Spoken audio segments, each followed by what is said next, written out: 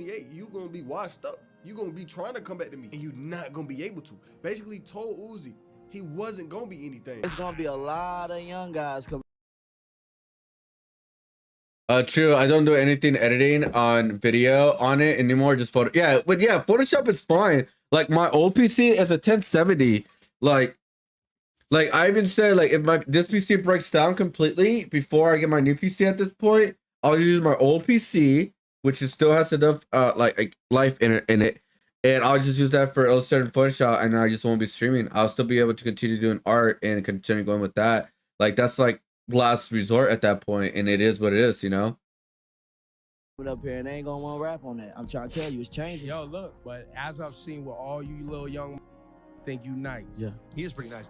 You nice. Yeah, I'm good. Y'all get to like 27, 28, and y'all just get to struggling, and y'all be trying to come back tell you find what, that sound. I ain't gonna struggle, bro. All right, we're gonna see. And guess what? I'm gonna be here. Yeah. It's gonna be totally different too. Like I'm gonna be all the way a rock star about it. And the irony of this whole clip is Ebro saying I'm gonna be here and you not gonna be here, when in fact Ebro is not here no more. His show got canceled. But I think that one clip alone shows so much about Ebro as a person. That's really his character, because you see how quick he was to disregard Uzi and try to play him like he was gonna be nothing. And it's the same man who just a couple years later did 300K first week with Eternal Attack. And well, if we here, let's pull an Ebro and see who really struggling or not. I mean, we got Ebro online right now trying to come up with all these different excuses on why the show got shut down. He was blaming it on his progressive views and his political reasons, and not because people don't find him entertaining anymore, not because people don't relate to Ebro anymore. And y'all know I don't really like to speak about numbers, but if we look at the past year on the Hot 97 YouTube channel, they doing full-on interviews, barely cracking 1,000 views. So logically, I don't think his political views or thoughts had something to do with this getting shut down, but it was a net loss for the entire Hot 97. I'm gonna be honest, a lot of these shows for like radio shows are going down because a lot of people are not really listening to them anymore. You know what they're listening to more often? Which I think is actually pretty funny and a weird thing, where Ebro's decided to do his show on YouTube, because I think a lot of people are just listening to YouTube podcasts about hip hop and all that at this point, not the radio, not as much. Studio. Even Drake was online making fun of Ebro, but I think so much of the disconnect between Ebro and modern day hip hop really does come from his hatred toward these new artists. He wanted to keep himself stuck so far in the past that he wasn't able to get with the times. The landscape of hip hop ain't the landscape of the early 2000s or the late 90s. And if you want to be a part of the culture, you got to be willing to accept changes. You got to be willing to accept whatever else come with it.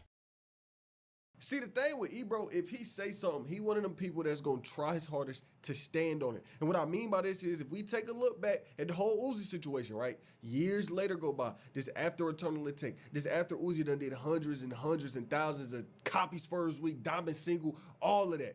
Ebro still tried to stand on a lot for a podcast, he wasn't wrong about Uzi. He tried to stand on the fact that Uzi still wasn't this quote-unquote rock star that he claimed to be all them years ago. Hip-hop dads will write this. 8 years later, Ebro feels like Uzi hasn't lived up to his potential. I love Uzi, but I feel like he ain't became that rock star he said he would become. No, I'm still waiting. Maybe I took it literal, but the rock stars that I know, they selling out MetLife Stadium. They could sell out Madison Square Garden 8, 10 times. They got hits on the radio everywhere. Songs is everywhere. He told me he was gonna become a rock star. Most people that come up to me and talk about Uzi are probably like 10 years old when that interview came out. They was tight. They was mad I did that to Uzi. But like I said before, time will tell. So Ebro's still trying to stand on this little point he was making all them years ago, like it still holds weight. In situations like this are why people look at Ebro and don't respect him. They look at Ebro and see a clown. I ain't trying to disrespect the man, but this is what the people think. So people seen Ebro saying all of this, and everybody thought one thing, that he's still this hating ass nigga. 10 years later, people see Ebro and they see this hater and this gatekeeper. So many different interviews, Ebro done just disregarded newer rappers, even some talented artists. He calling music trash. Remember at one point he was talking about Young Thug, calling it incoherent. He was saying it wasn't good. Ebro has this strange superiority complex, as if some of these newer artists ain't worthy of being called a rapper, which, you know, for some artists it is as. You can't deny that. A lot of bad artists come out today.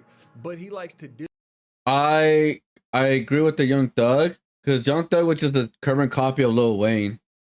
I mean, that was Birdman's project. Let's be honest here. You ain't gotta lie about that.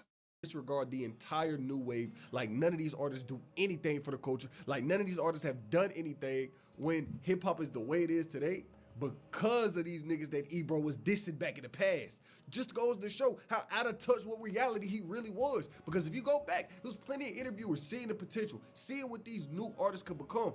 Yeah, Ebro. Well, I will say this. He is right that a lot of these new artists, they brought something to the culture, but they also brought something bad as well, and that's like the drugs thing. Because how many of these new artists died because of drug overdose or drug related in recent time? Like how many of these new artists that were up and coming just died because of drug overdose? Don't get me wrong, hip hop has always had like an era of like where there was an era where it's like gun violence, right? Around like the 90s, obviously with Tupac and Biggie and stuff. But it's like they're around the early 2000s. I think that's where like things got a little bit more calmed down and more competitive hip hop, in my opinion. But yeah, they're like ever since like above 2010 and above, a lot of the new era rappers just went downhill with drugs, like even worse than ever before. Or at least it seemed that way, and a lot of them died because of drugs or drug related issues, and or because a lot of them also died because like even worse than like gun violence too, because they were making like songs about like their ops and stuff like that worse than ever. So like this era of hip hop was like the worst era of hip hop, or the most violent and most drug era of all time. Like in my opinion, I think it was. Yeah, we got Mac Miller, Juice WRLD, Lil Peep. You know, like then you got an XXXTentacion got shot up and got killed. You got a lot of these other rappers who got killed like within like the past couple of years. And it's like I don't think we ever had that kind of like era like that where it's like that many people died within a short period of time. Unless I'm wrong, but I don't think we ever had a hip hop era where it was that violent. We were close around the 90s, I will give it that. But I don't think I think this got cooled down around 2010 or like 2010s. But I think like there was a short period of time we lost so many rappers because of drugs or gang violence. So yeah, I do agree with it. With a lot of the new hip hop era is fucking garbage because it brought a lot of the garbage people into mainstream that should never been in mainstream. My personal opinion. You know what I mean? Like they should never been, because like they literally fuck up like a lot of the hip hop culture. And the music got like so bland because everybody sounds the same at this point more than ever. And it's like if you listen to even like early 2000s hip hop, right? You had like different styles of hip hop. You had DMX, Lil Wayne, you had like Jay-Z, Eminem. When you listen to all those artists and hip like those artists, they all had like their own style of hip hop. They all brought it in their own thing, right? And it's like within this era of hip hop, you still have some like good rappers. Don't get me wrong. Hold up, I'm trying to find my OBS because I feel like I'm getting like cut off a little bit. But yeah, like you still have like some what the hell? Oh, my cord is stuck. Like you still have some good rappers. I'm not saying there's no good rappers at all, but it's like it's just not that great. It's not. So I understand. Get like Prince is a lot younger, so he's been listening to this era hip hop a lot more. So he's actually more educated than I am. So I will give him that. But I do agree with like with him and saying like, yeah, this era hip hop is kind of like, holy shit, it's gotten bad. The back, man, I ain't trying to hear none of that new stuff. It's trash. So my point is, don't play like great music ain't coming from this new generation. And it wasn't like Ebro was just gatekeeping music itself, but he was gatekeeping hip hop as a whole, as the whole thing. He was basically like, y'all new niggas can't come. There were so many different occasions where he dissed people and dissed hip hop media outlets outside. Yvonne, Young Dog, yeah. Content creators, streamers, people doing podcasts. He was because like, yeah, if you look at like King Von, you see that guy as a hero, but that guy was like a killer, wasn't he? You know what I mean? That's just like, holy shit. Look at these people and he'll be like, you're not in this big building. You're not under this corporation. You're not this mainstream media platform, so you're not. Oh yeah, he's done. No, he's done for that. Academics and others publicly called him out for blaming the cancellation on politics and not what a lot of other people have been pointing out are very, very dwindling numbers. I think also a lot. And you know what? I agree with academics was very smart to never like fully got onto mainstream. Got into fully mainstream radio media and just decided to do his own thing because he's actually more successful doing that way. In this new era, like I said, a lot of people just rather watch a streamer or a podcast about hip hop than listen to a radio show or watch a YouTube video about of the radio show at this point. You know, it's just that's just the way the new era is. People would rather just listen to that, to someone like DJ Academics, which again I'm not a big fan of DJ Academics, but I'm not going to deny what what he has done. You know, A lot of people were surprised at the fact that this is a guy who has been talking about YouTube and new hip hop media and the advent of popularization of people having a voice on YouTube and not mainstream radio being the sole gatekeeping voice for hip hop. And now all of a sudden he's got a morning show. Even recently, he was in some issues with other media personalities. Ebro came at Charlemagne and Stephen A. Smith, claiming that they just black media people embraced by conservatives. Complex will write this. Ebro shared a criticism about Stephen A. Smith and Charlemagne. Ebro called Smith and Charlemagne grifters in response to Peter Rosenberg saying, "I'm tired of people claiming to have progressive labels and somehow consistently, quote unquote, never bring in politics. If you can avoid it, don't bring politics in. Because at the end of the day, music is entertainment and hip hop is entertainment. Focus on entertainment, not the politics." He's done for this. Stumbling in things that support these right-wing agendas. You're only going in the direction of things that's going to be popular or trending or where you think you can make money. If you look into Stephen A. Smith and Charlemagne, they leaning into being these black media people who are embraced by the conservative side because there's opportunity there for them, financial opportunity there for them. I don't think it's their actual political beliefs. I think it's just a grift like anyone else who's a political influencer or influencer for that matter. It's just to get that bag. And before I keep going on, make sure you join my Discord. It's going to be on screen right now and it's going to be in the pinned comment. I'm trying to grow a community. Politics, the entertainment for some people, yeah, but hell, I might even do a game. But for a radio talk show about hip hop, if you could avoid politics, avoid politics. 100%. 100%, dude. You do not want to fall into that world, dude. Like, don't get me wrong, I understand why people watch like politics, right? On certain platforms, but it's like for hip hop, dude. I get it. I understand that hip hop had politics in the music. I get that part, but I will focus more on the entertainment value than the politic value because it's just more decisive, right? And it's just like the statement that he just read. It just sounds like he's just like he sounds like he's just jealous than anything. There's something in there. Tap in. It's free. But one thing about Ebro that he failed to realize, or something that he may not have wanted to accept, was that radio was dying. My nigga, this ain't the early 2000s no more. This ain't the 90s. This ain't the 80s. Nigga, this the 2020s. True. The game True. ain't like how it used to be 20 years ago. Maybe 20 years ago, Ebro was doing perfectly fine because of radio. But radio ain't what it was at one point. Ebro ain't been able to adapt to this new world. Most forms of old media, similar to physical releases, similar to the old style of rap that done went out the window, happened with the rise of the internet and how prominent the internet has become.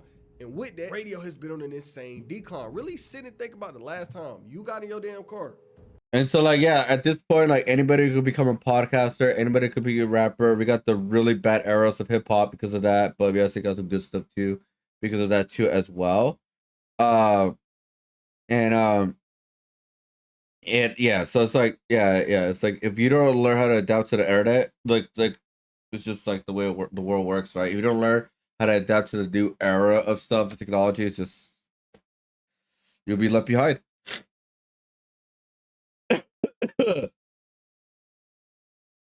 Yeah, like Tuck McDonald, he's garbage to me, but people listen to him. Yeah, I actually listened to a song before of him. I don't thought it was like the worst thing in the world, but I just think it's like I can understand why people call it corny. Yeah. And it's like he made music, political music, but it's where things were changing. By the way, he capitalized of where people were tired of being censored. If that makes sense. Where he could have been criticized on something. That's why I feel like he capitalized.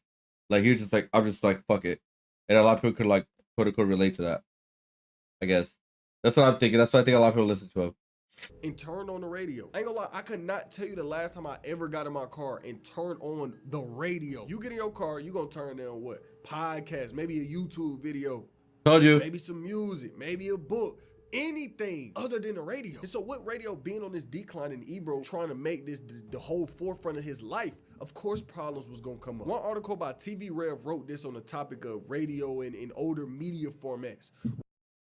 Radio is entering 2025 with fewer signals than at any point in recent memory. A casualty of deregulation, consolidation, and shifting audience behavior. For decades, AM and FM stations seemed untouchable. Yet now, licenses are quietly being surrendered. Underperforming outlets are going up, and active service counts are shrinking. "Quote-unquote" radio culling is a reminder that even the most entrenched parts of America's media ecosystem are vulnerable to technological and regulatory ties. Now, me bringing this up, that's not me saying that radio is completely a dead form of media, but it ain't what it once was. So much of the internet done. I think like radio is still fine on certain cultures of radio or certain things in radio. For example, like news stuff,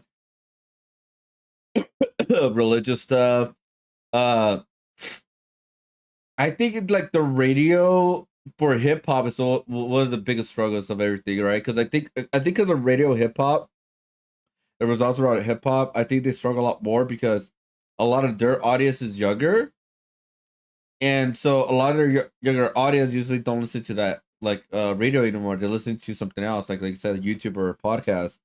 I think because that's the biggest why hip hop radio struggles the most of every other type of radio. At this point, you know. Move past this. And if you're not one of the top dogs in this space, if you're not one of them top dogs in that radio side of the business, you're not gonna be able to break through. It's so many more accessible and better ways to get in hip hop media today.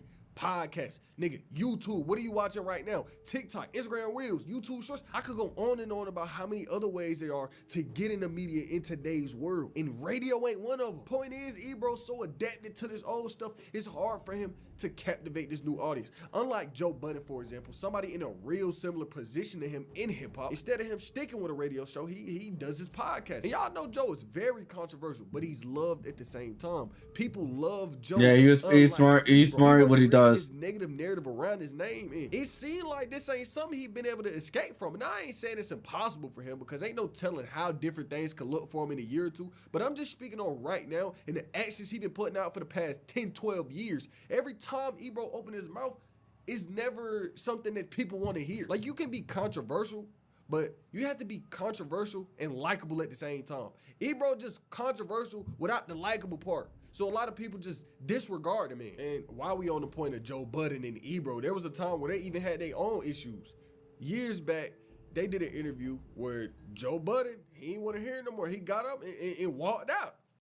Joe Budden been getting a lot of press lately, mostly due to reasons related to his beef with Drake. But it appears he's sick and tired of only talking about Drake. So he gets on this interview with Ebro, and things start off good. Joe laying out his issues with Drake, but after a while, it started to get stale. And Joe would kind of get mad at Ebro, and he would say this: "Next time I come here for an interview, send my manager the talking points. I didn't know that this would be a complete and utter waste of time. We talked about Drake for 5 to 10 minutes. Then we turned around and talked about my album for 30 seconds. And so Joe, he talking his shit. Ebro like, so what should we have covered? And Joe would say back, I don't know. That's y'all job to figure out. I don't do a morning show. I don't do radio. I do a podcast.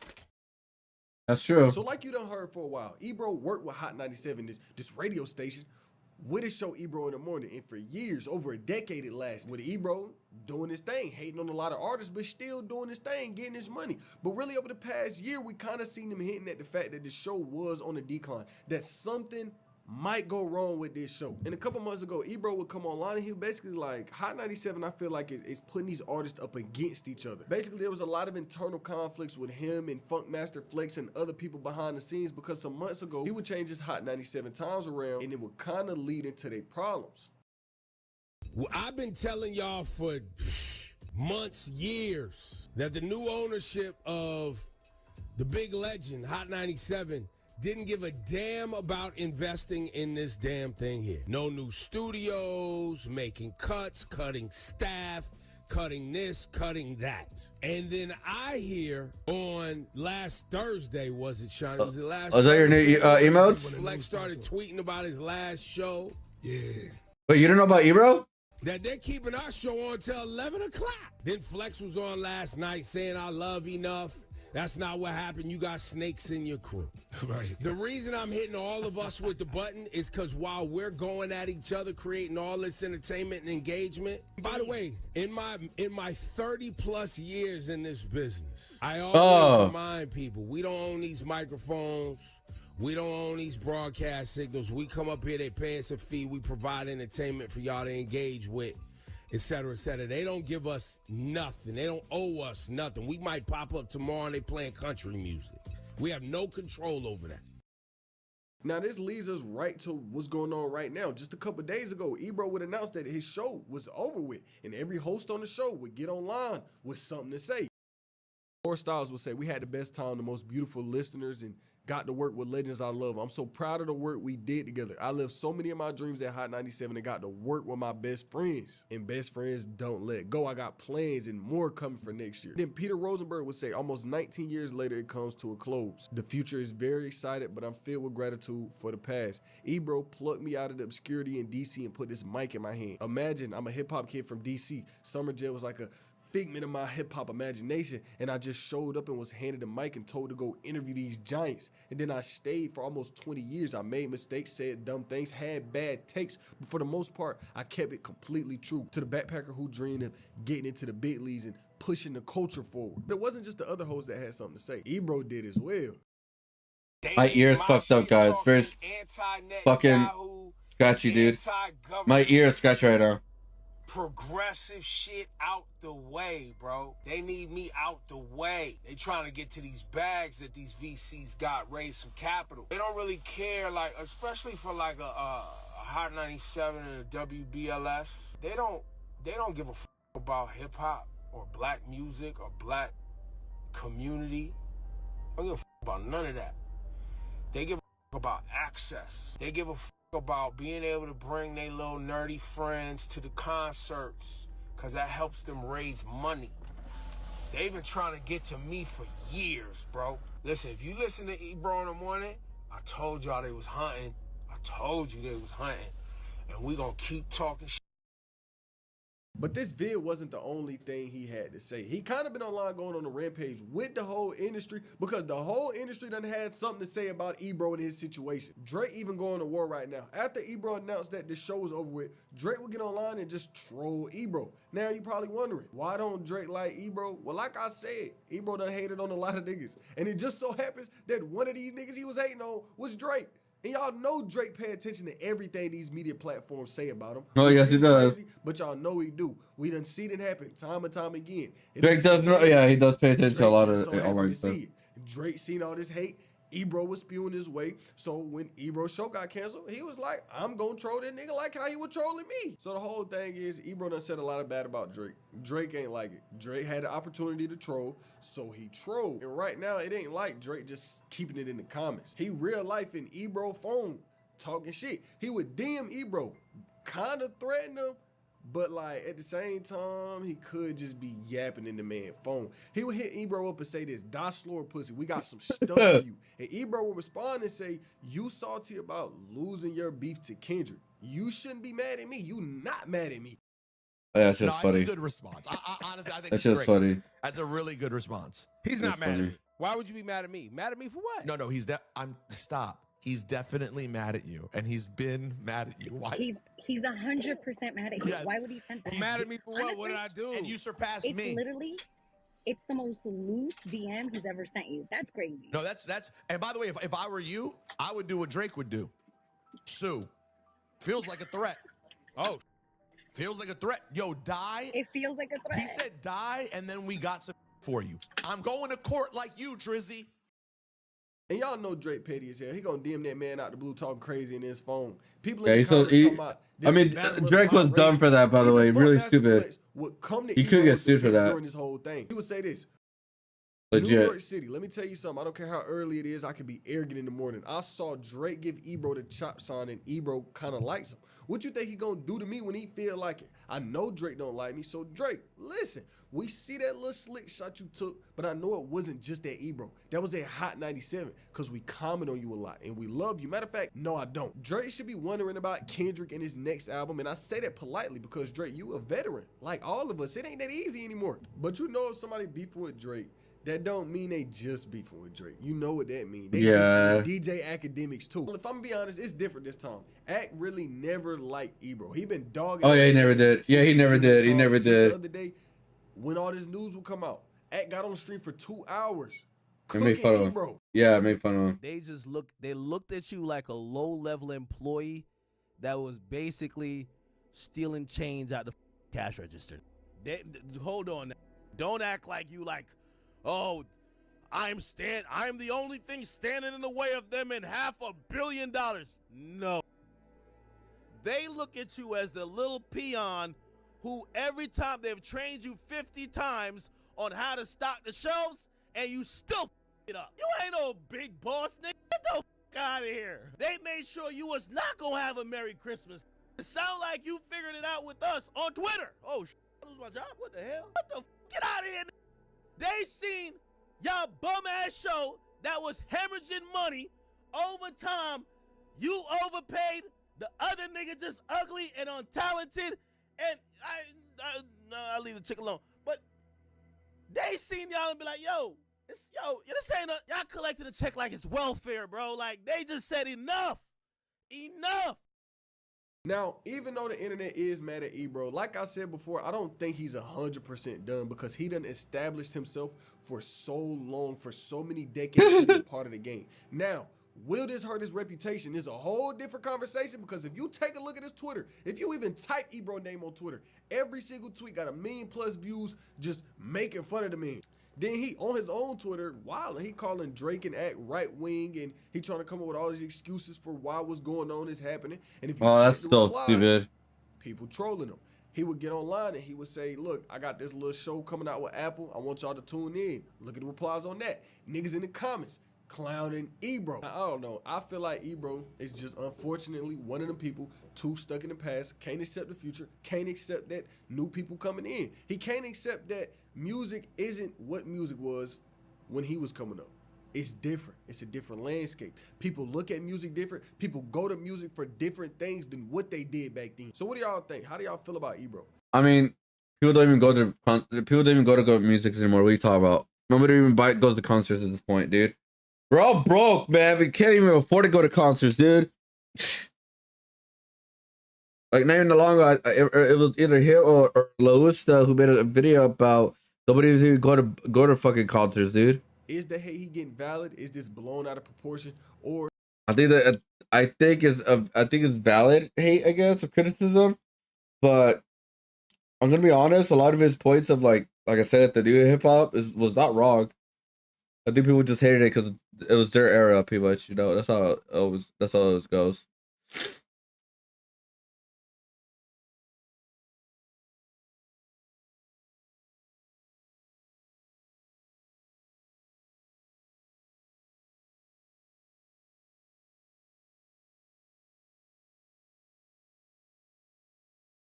Let's see. Ebro was too out of touch with the culture to understand that chastising the artist will turn people away from the platform. Keep your personal opinions about the artist to yourself.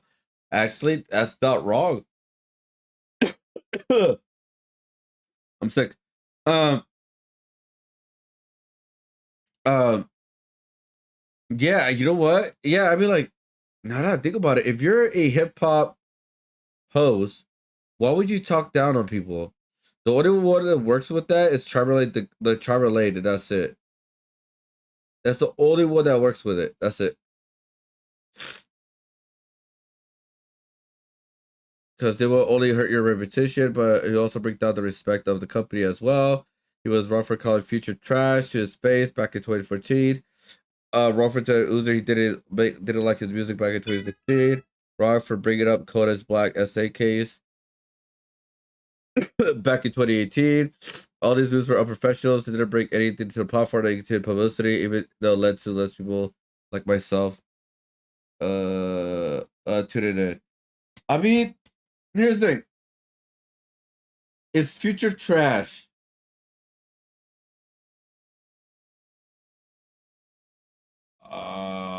I'm trying to think of a good song of his.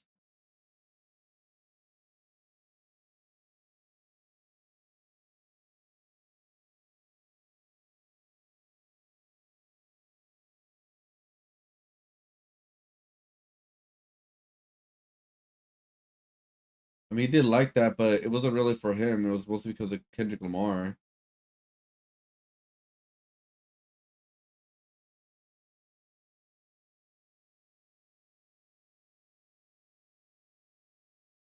I'm gonna be honest. Yeah, I never like Future's music. I tried to listen to it, but no, it was never my shit. But I can understand why people like him.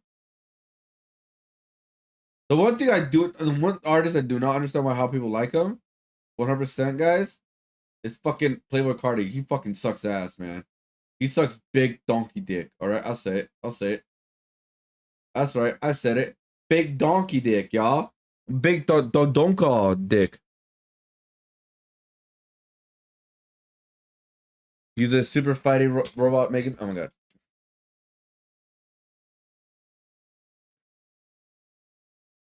Oh god.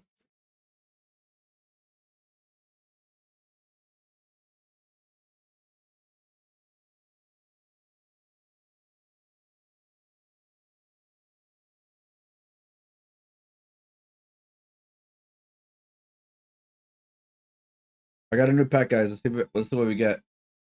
Let's see what we get, guys. Hold up. I'm gonna go for 3. Oh. Hold up. Let me turn off this stupid camera thing. There you go. Okay. Okay. Oh, we got a mega low punny. Okay.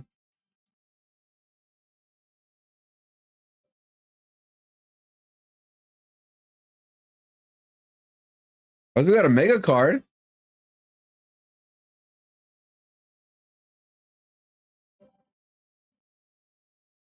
Oh, bro, if I was spending money on this fucking game, I deserve 100% of hate, bro. They'd be like, bro, where are your priorities? You know?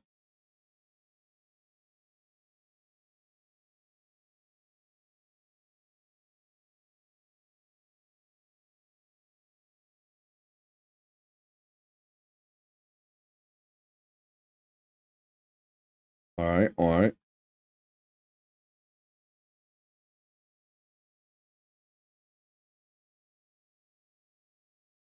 Oh, by the way, guys, I got super lucky. I opened my second pack, guys. I already got. Hold up, hold up. I opened my second pack and I already got like the animation one. Look at that. Of the Charizard one. Isn't that cool? My second pack ever, and I got a mega Charizard. That's right, guys. Be jealous. I am happy that they're allowing us to like get free 2 packs every day. There's nothing I wanna use this for. Not yet.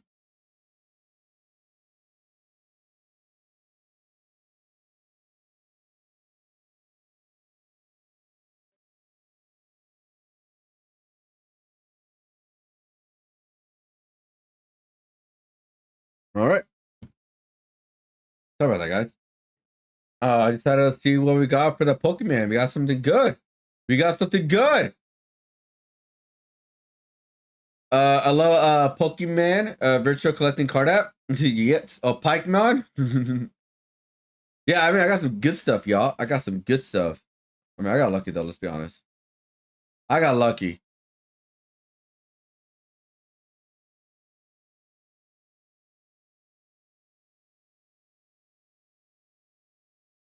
All right, guys. Yeah, sorry again. I'm not too like energetic, guys. I'm sick. All right. What I guys know, I am still sick. I feel better compared to how I felt earlier today because I had a big ass fucking headache, like it was insane kind of headache. I still have stuffy nose and I'm still sneezing, but we're getting better every day, guys. We are getting better.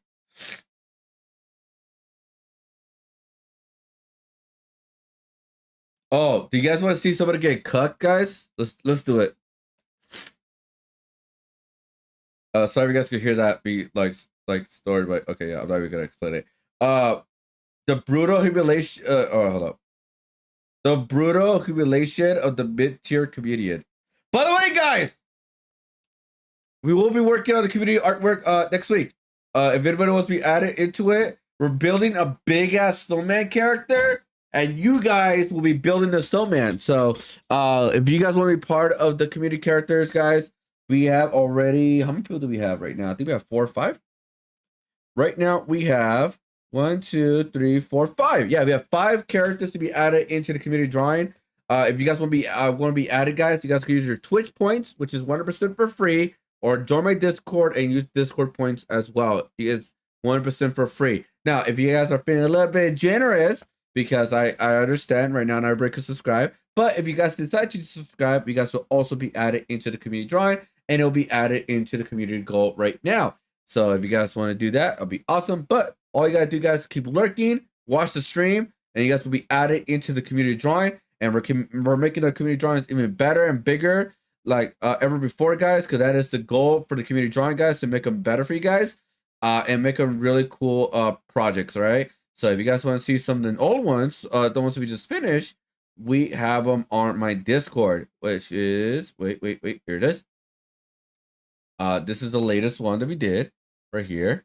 Oh wait, you guys cannot see that. This one right here, which was the community character killer one, and then the other one that we did was an RPG game of you guys. So like I put 2 of my characters, and it was like RPG of Frogos of my community, and then we also have like another one that we did was the bar one as well. So there you go, guys. Like I say, we want to make them better and better and better, and it's really fun, and hopefully you guys can be part of it. And yeah, hopefully you guys can be part of that one. All right, let's watch this video and let's start the madness.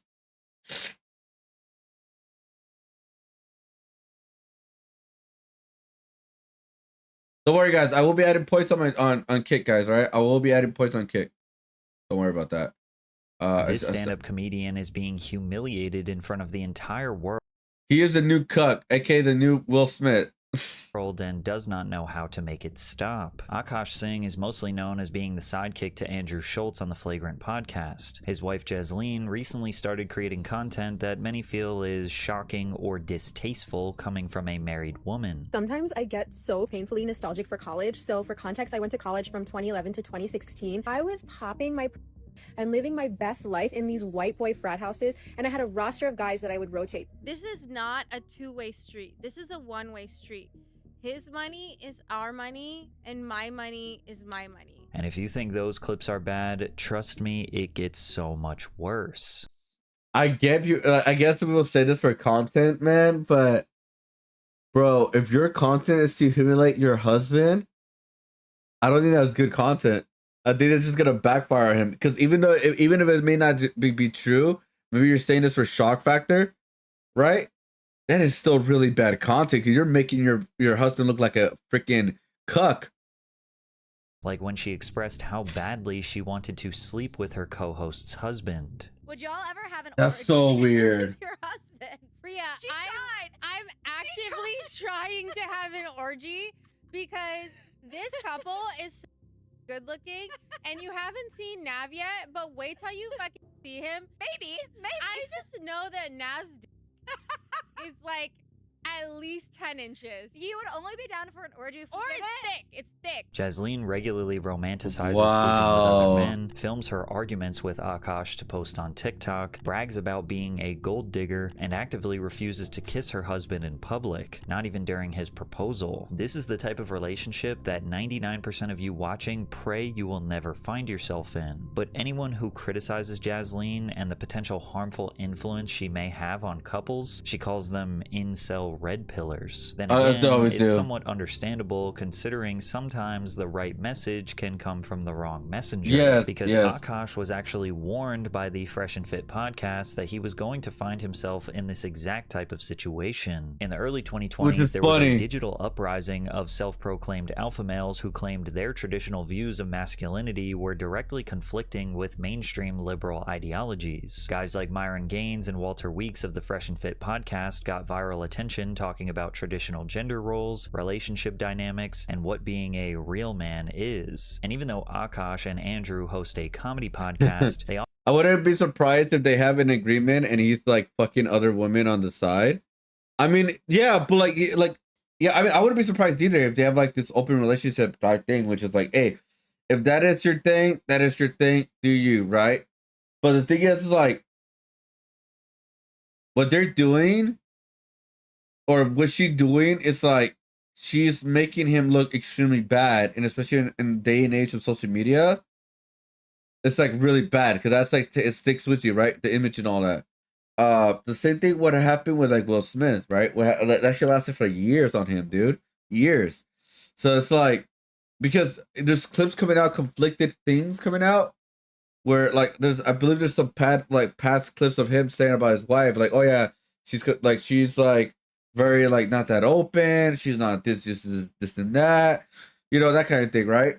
But it's like now the opposites are coming out, all that kind of stuff. It's making him look extremely bad, a liar, hypocrite. It's just bad all around. But yeah, I wouldn't be surprised that kind of race bit. often dabble in more serious, broader social commentary, which led to them inviting on the Fresh and Fit guys to discuss some of their views on masculinity and relationships, many of which Akash disagreed with. He was particularly bothered by this phrase or relationship philosophy that Fresh and Fit used that said, pimp or be pimped. One person in the relationship, whoever cares less, has the leverage, and we want the guy to always care less. We want the man to always have the leverage. Childish as and you guys might not like hearing that. Childish. But we truly feel. I'm not.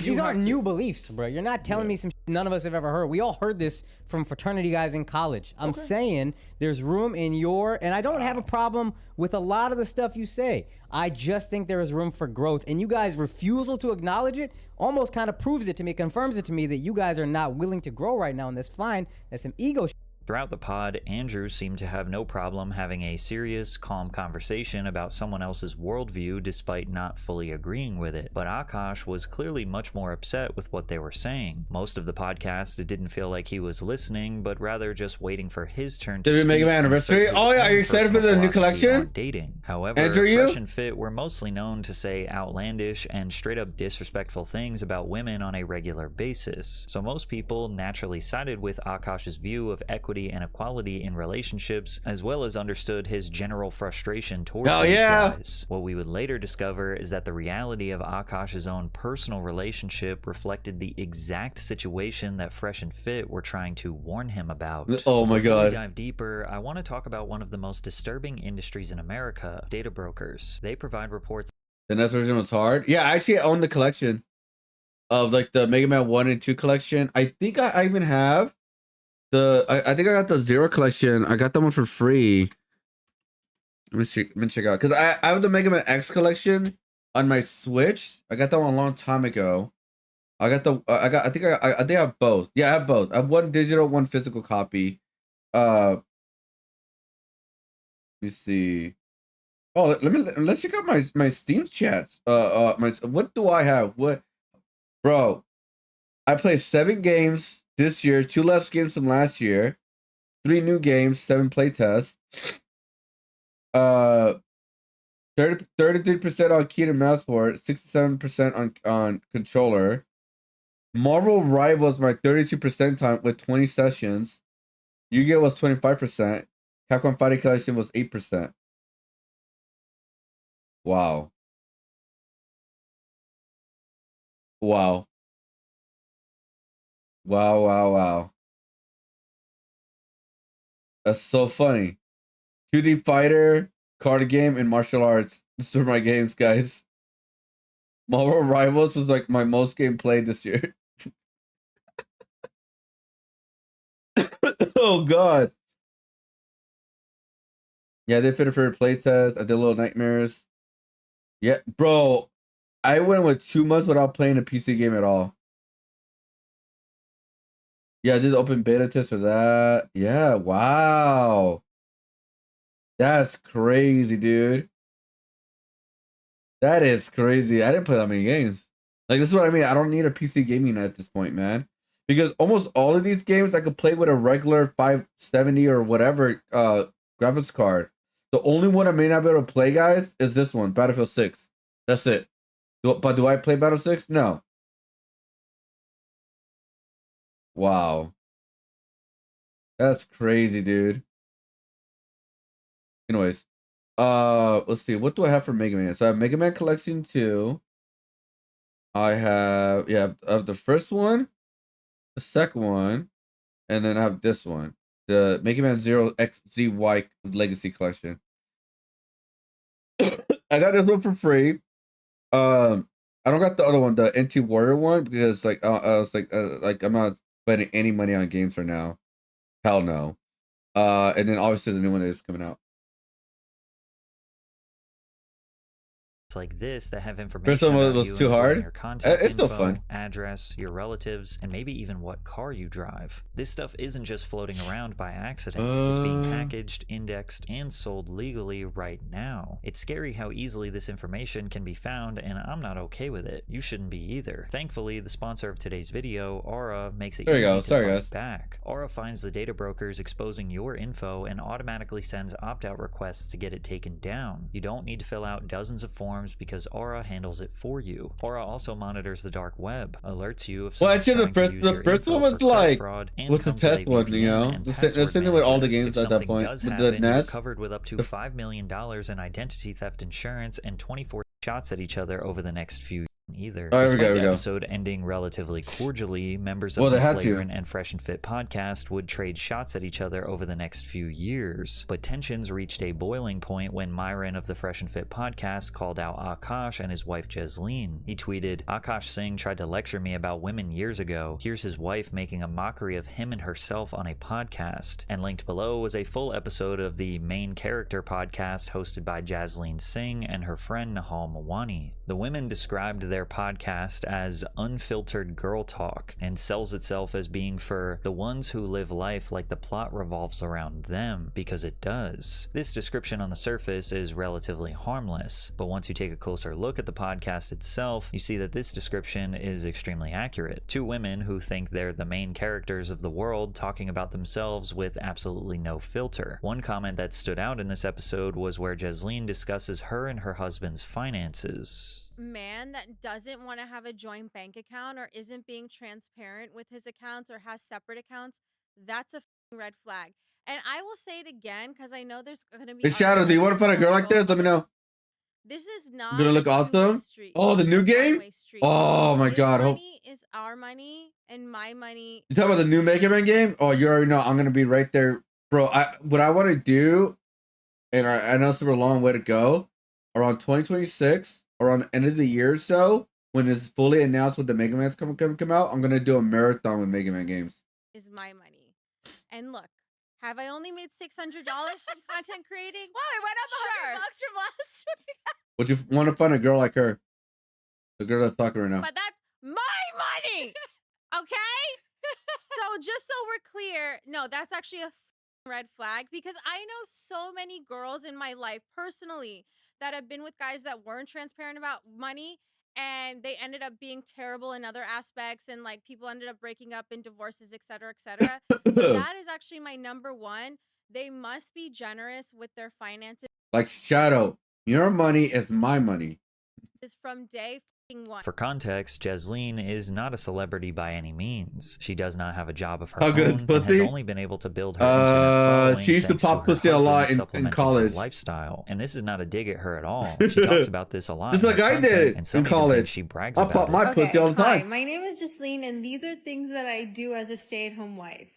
Or sorry, I don't do. I don't cook, I don't clean, and I don't do my husband's laundry. I feel that I don't have to do things to justify or prove my worth that I'm allowed to do this. Now, some may interpret this as just jokes, but she also frequently Yeah. posts day-in-my-life videos where she romanticizes her routine of doing essentially nothing all day long. I actually What? do this.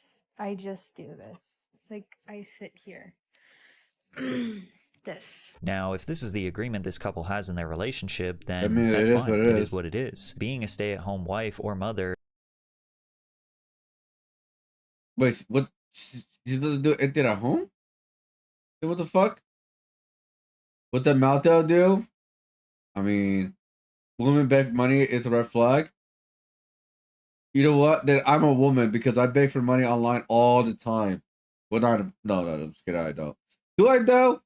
I guess I do when I ask for subscriptions, right? But then not really because I'm promoting my points, my Twitch points. Yeah, it's because I'm no longer like.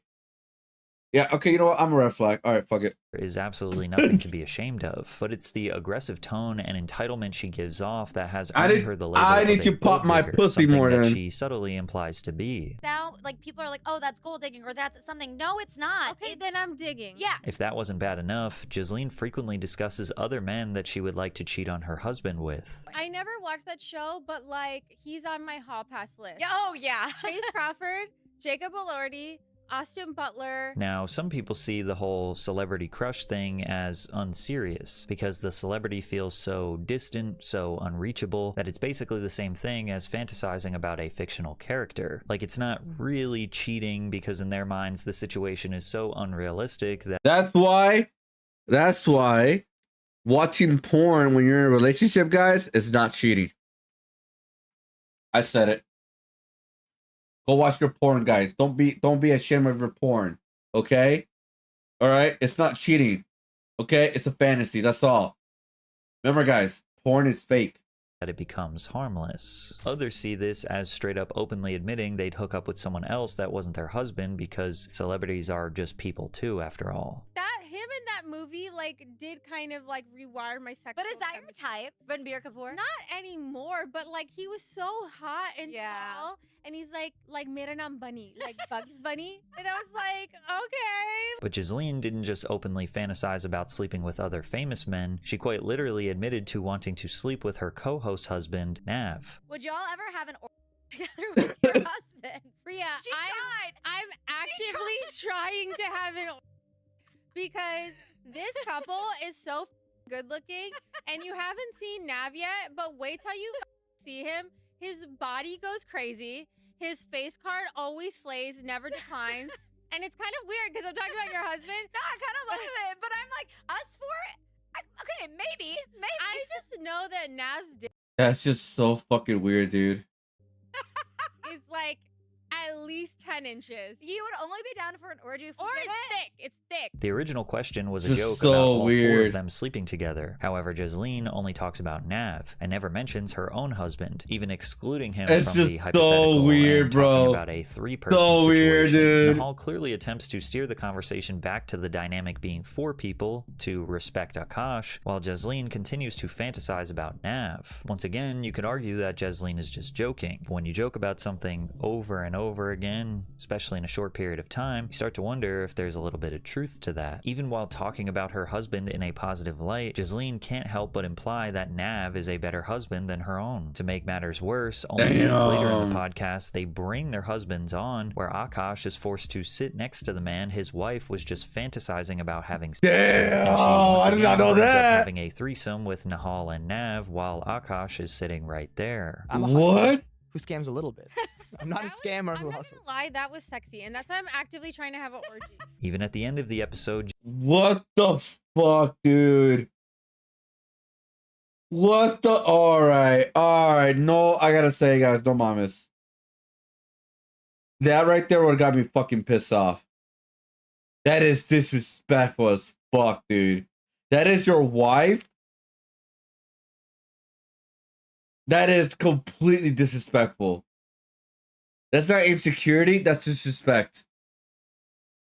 100%. Like, imagine, like, I wonder if he switched it around. Like, I want to fuck your, I want to fuck your friend. She's way harder than you. She's way sexier than you. She has a bigger ass than you. She has bigger tits than you. She has like you know, that kind of stuff, right? So it's like, what the fuck? That is diabolical, bro. Wow, I did not see that coming. All right. Jasleen, once again, completely unprovoked, states that she wants to sleep with Nav. Wow. We hate you. I guess respect we you. love you, but I actually love you and want to all of you. You would be hard-pressed That to make a is compelling so argument weird. that Jasleen is only joking when she brought up this topic multiple times. And when we get to hear from she's not Akash joking. directly about his perspective of their relationship, you almost get this sense of relief from him that he finally can express how he really feels about Jasleen's behavior. When she's running 2 hours late to a dinner reservation that I worked really hard to get, and then I'm like, baby, we're running late, and she's like, are you kidding me?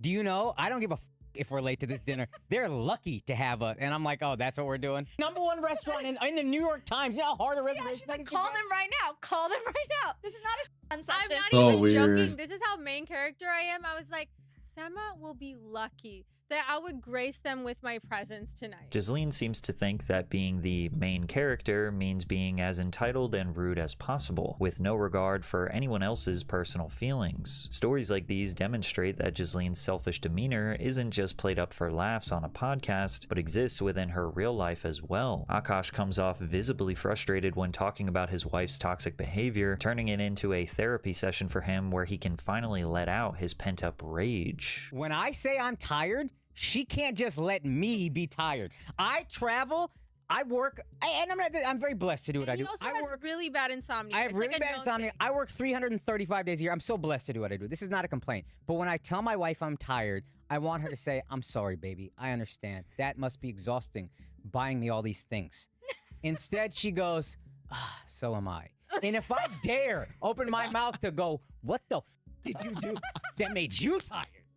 Now it's a problem. Now it's a fight. So I gotta sit there. I went to Pilates. Oh, that's what I'm saying. Now, there definitely is a humorous delivery to the story that Akash is telling, but it does seem to be rooted in genuine problems he has I with his predict they're gonna get relationship. divorced Jasleen next year. displays an extremely selfish and entitled mindset, both on the podcast and in their real life. Are we really meant to believe that all of this is just funny, just jokes? Well, ironically, that's basically how Akash justifies putting up with this behavior. It's adorable when she does these things. Like, I just look at it and here's the rule in our marriage.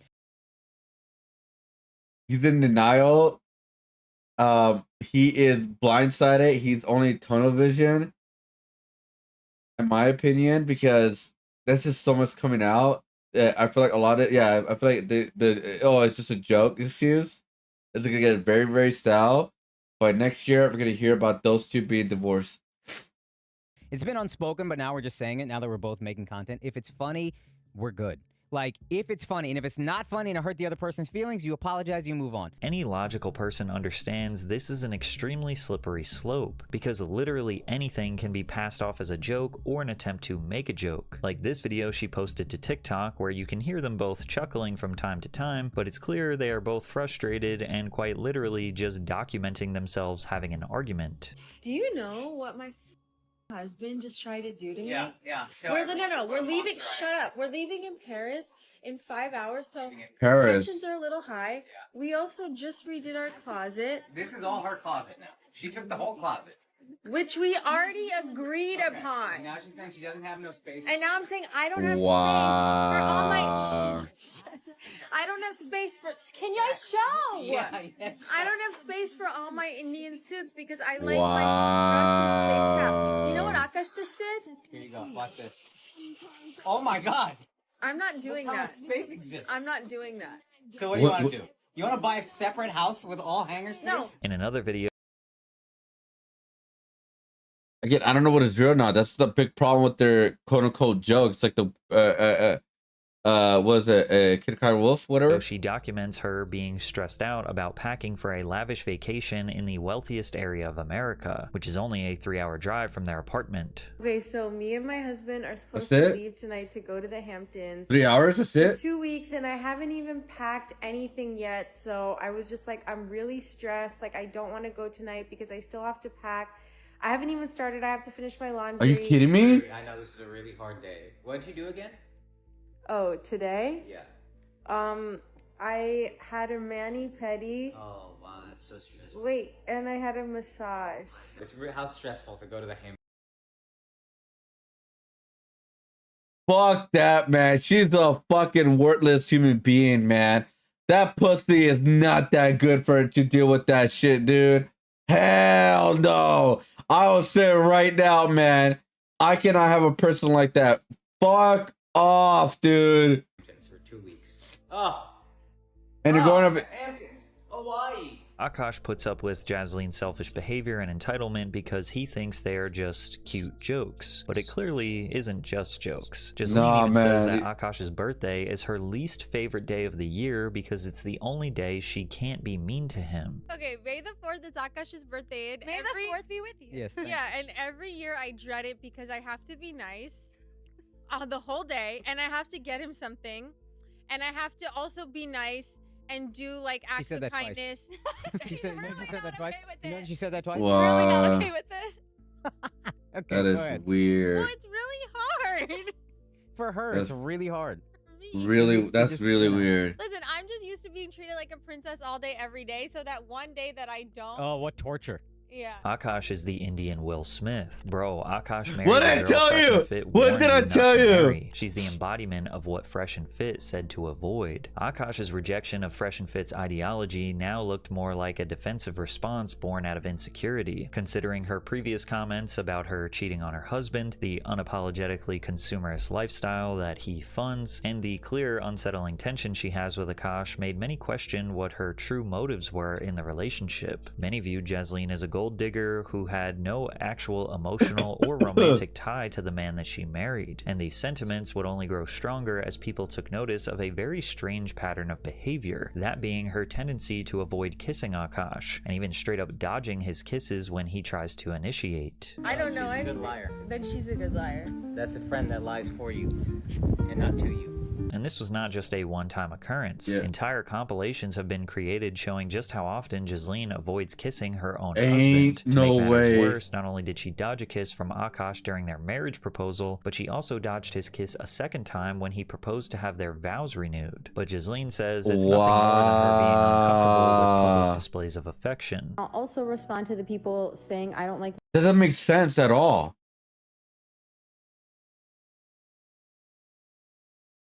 That makes zero sense. Like I maybe, but like on those important occasions, like marriage proposal and all that. Are you serious? My husband because I turned away from a kiss. I've never liked PDA, physical touch. I find it really overstimulating, and so it's something I actually work through with my husband because that's But that doesn't. Okay. his love language. Now, having issues with PDA are extremely common. However, it is worth considering all of the other things Jasleen has no problem doing on camera. She's constantly talking about sex on her podcast and on her TikTok, not to mention the fact that she posted an entire video where she is clearly not wearing any pants, getting treatment for a bruise she got during sex. And as if it couldn't get worse, she also flirts with the doctor. Also, I heard you're single. Is that true? We'll go back to treating. So she has no problem posting herself having very graphic so conversations, half-naked videos of herself, and flirting with other men, but she draws the line at giving her own husband a kiss. Just doesn't really make sense. Yeah. Not only did What the Jasleen look fuck? extremely shady, and now seemed like she was perfectly comfortable with lying about her relationship to make herself look better. And it turns out she wasn't just lying to her small audience, she was also lying to her own husband as well. Now, Jasleen constantly claiming that she has main character energy is particularly particularly interesting. This is supposed to mean that you are liberated from others' judgment and confident in yourself. But for some, saying you have main character energy is just an acceptable way to admit that you are a narcissist. And narcissists tend to lie about everything, which is why many refused to believe Jasleen when she said that she was a virgin before meeting Akash. Akash has previously stated that he and Jasleen were both virgins before they met. My wife also had a partner, so that helped us connect a lot more. Let me ask you this: do you believe her? If you've seen her, then it's hard to believe. I remember I was just like, what? Jasleen, in a separate podcast, made the same statement. I was at the point where I was ready, because I don't know if you told her, because I was. Oh no, I didn't know you were a virgin too. So I was a virgin too when I met him.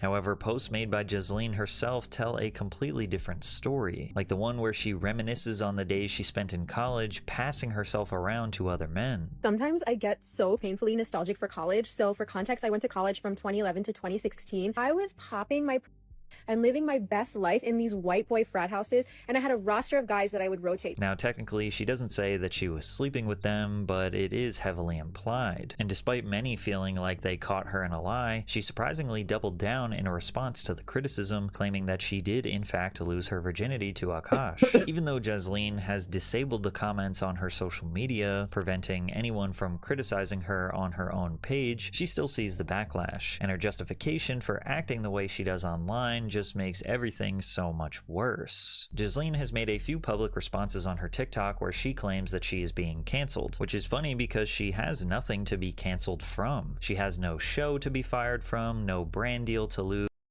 Yeah, it's just more like you're making your husband look really bad. He's the one not getting canceled, he's just getting shit on.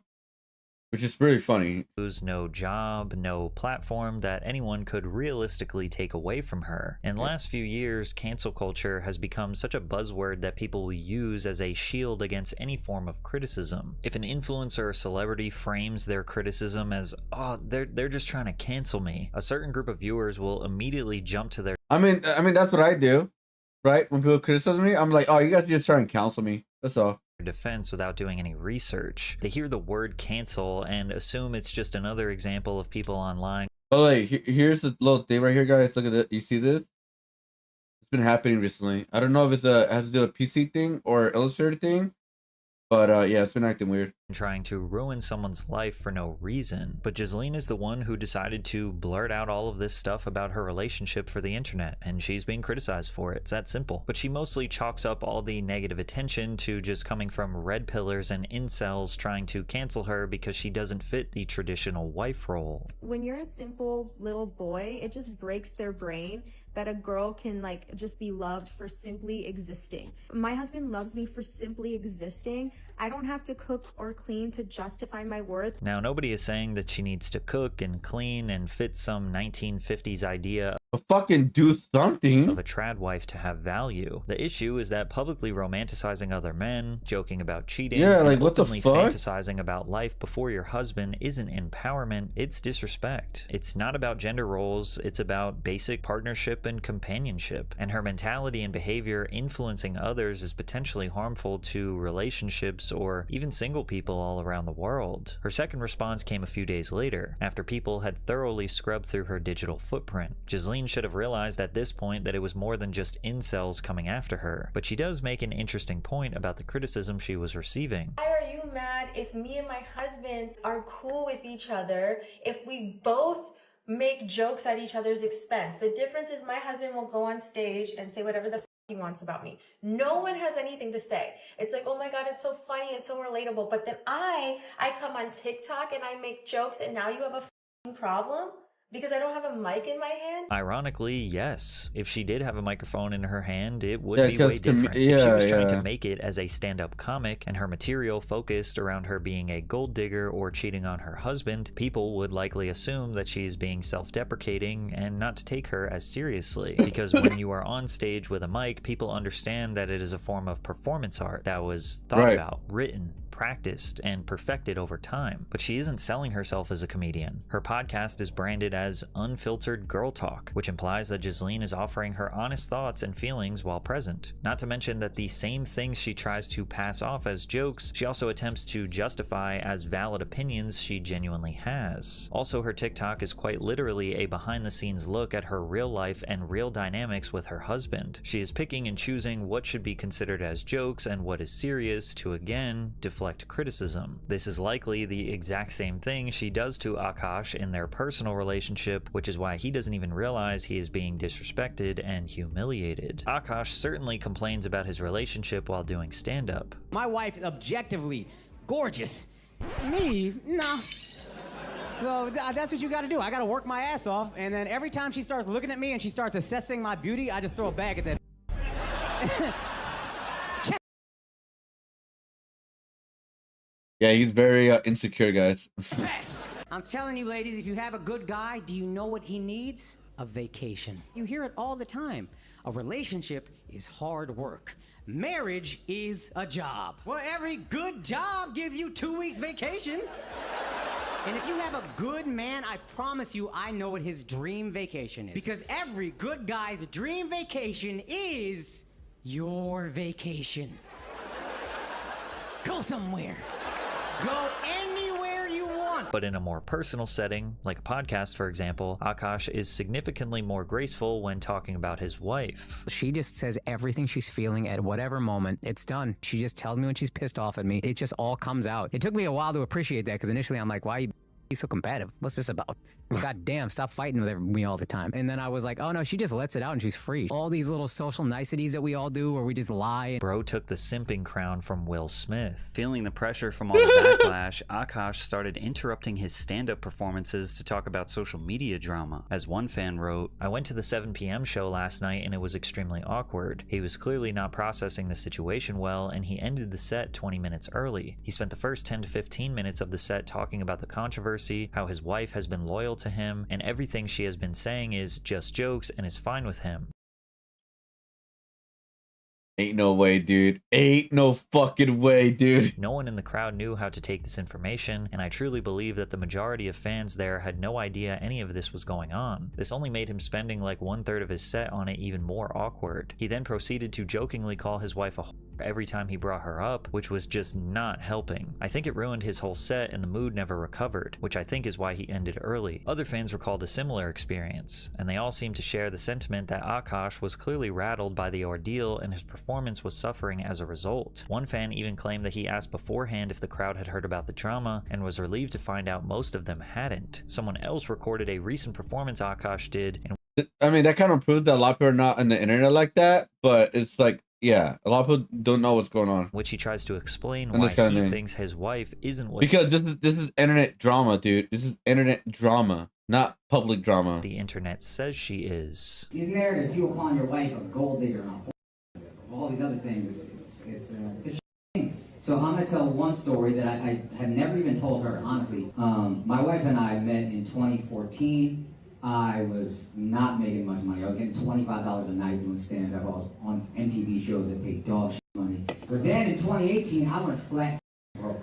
34 years old, I probably made $4,000 that entire year. And we couldn't even afford the living room we lived in New York City. Me and her sleeping on a hardwood floor. I'm 34 years old. She's 25 years old. I'm looking at this girl like, man, you could go be with an Indian who's a doctor. I have nothing to give her. It's just a Is this a stand-up comedy show? Opened up by his wife on a recent stand-up comedy show. It told us, bro, I would have been like, I don't give a fuck. I'm here for comedy, not your bitch ass life. The fuck is wrong with you, dude?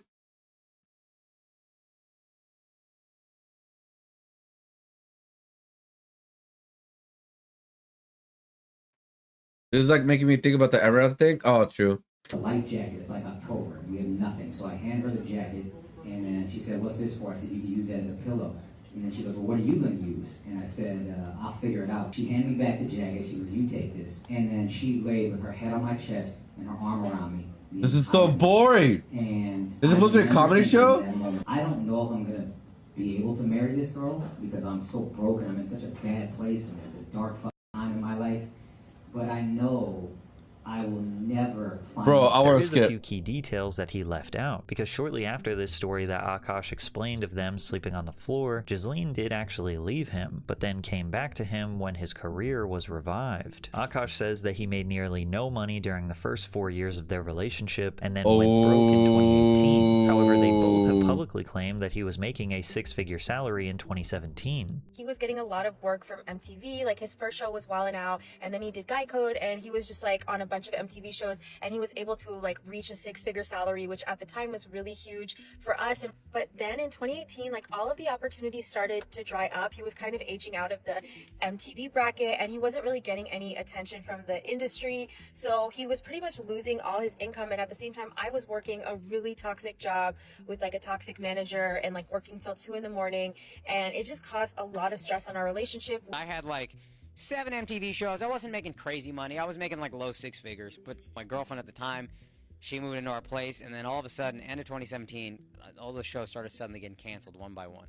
So I went from making like a low 6 figures, nothing crazy, but 6 figures in 2017 to 2018, probably making like $4,000 for the whole year. I'm not even exaggerating. Jasleen actually did end up dumping Akash during this dark time, sparked by what she claims was a fight between her and Akash's mother. Then the two eventually got back together months later, and conveniently enough, Akash's Flagrant podcast was just starting to blow up and was making $10,000 a month in Patreon revenue. Akash and Jasleen finally decided to sit down and address all of the backlash on the Flagrant podcast. Andrew and the guys created this trial where they pretended to investigate Jasleen and ask her all of the tough questions that the internet is demanding answers to. What's funny is that everyone seems to be enjoying this besides Akash. He is easily the least animated one throughout the pod and seems like he just wants to get this thing over with. Now, the two didn't say anything that we haven't heard before. Jasleen basically chalks everything up to being just a joke or exaggerated because most people don't contextualize her background and upbringing. Have you ever heard of the repressed Catholic schoolgirl? Never. I was, yeah, you know. Oh my god. People working at McDonald's making more than 4K a year. I wonder. Wait, I wonder how much people working at McDonald's make actually a year. His Catholic school was in his living room. Imagine how repressed he was. I was a repressed Indian girl that I didn't even watch Jersey Shore in high school because I felt it to be too inappropriate. So when I got to college, I'm like, oh my God, I can dress however I want. I can do whatever I want. You can have a roster of frat boys. But What does a roster mean? so it didn't actually translate to a roster. It just meant like 2 guys I was talking to and flirting with at the same time. That's it. That's So you make about $30,000 to $40,000 a year in California McDonald's for just a crew member. Management, you get 45 to 60K plus. And then yeah, so an average about 38K a year.